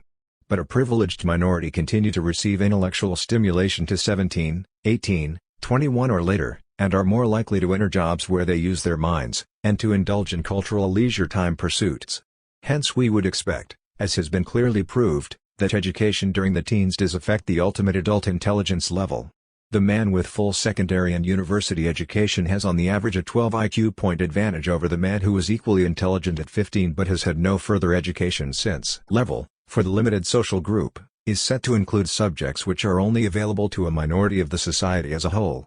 It is not easy to argue that this limited social group has no right to provide the education it thinks fit for its own members, but the contrasts between this and the general provision show very clearly the survival of a familiar kind of class thinking, which has limited the practical execution of a formally accepted public duty.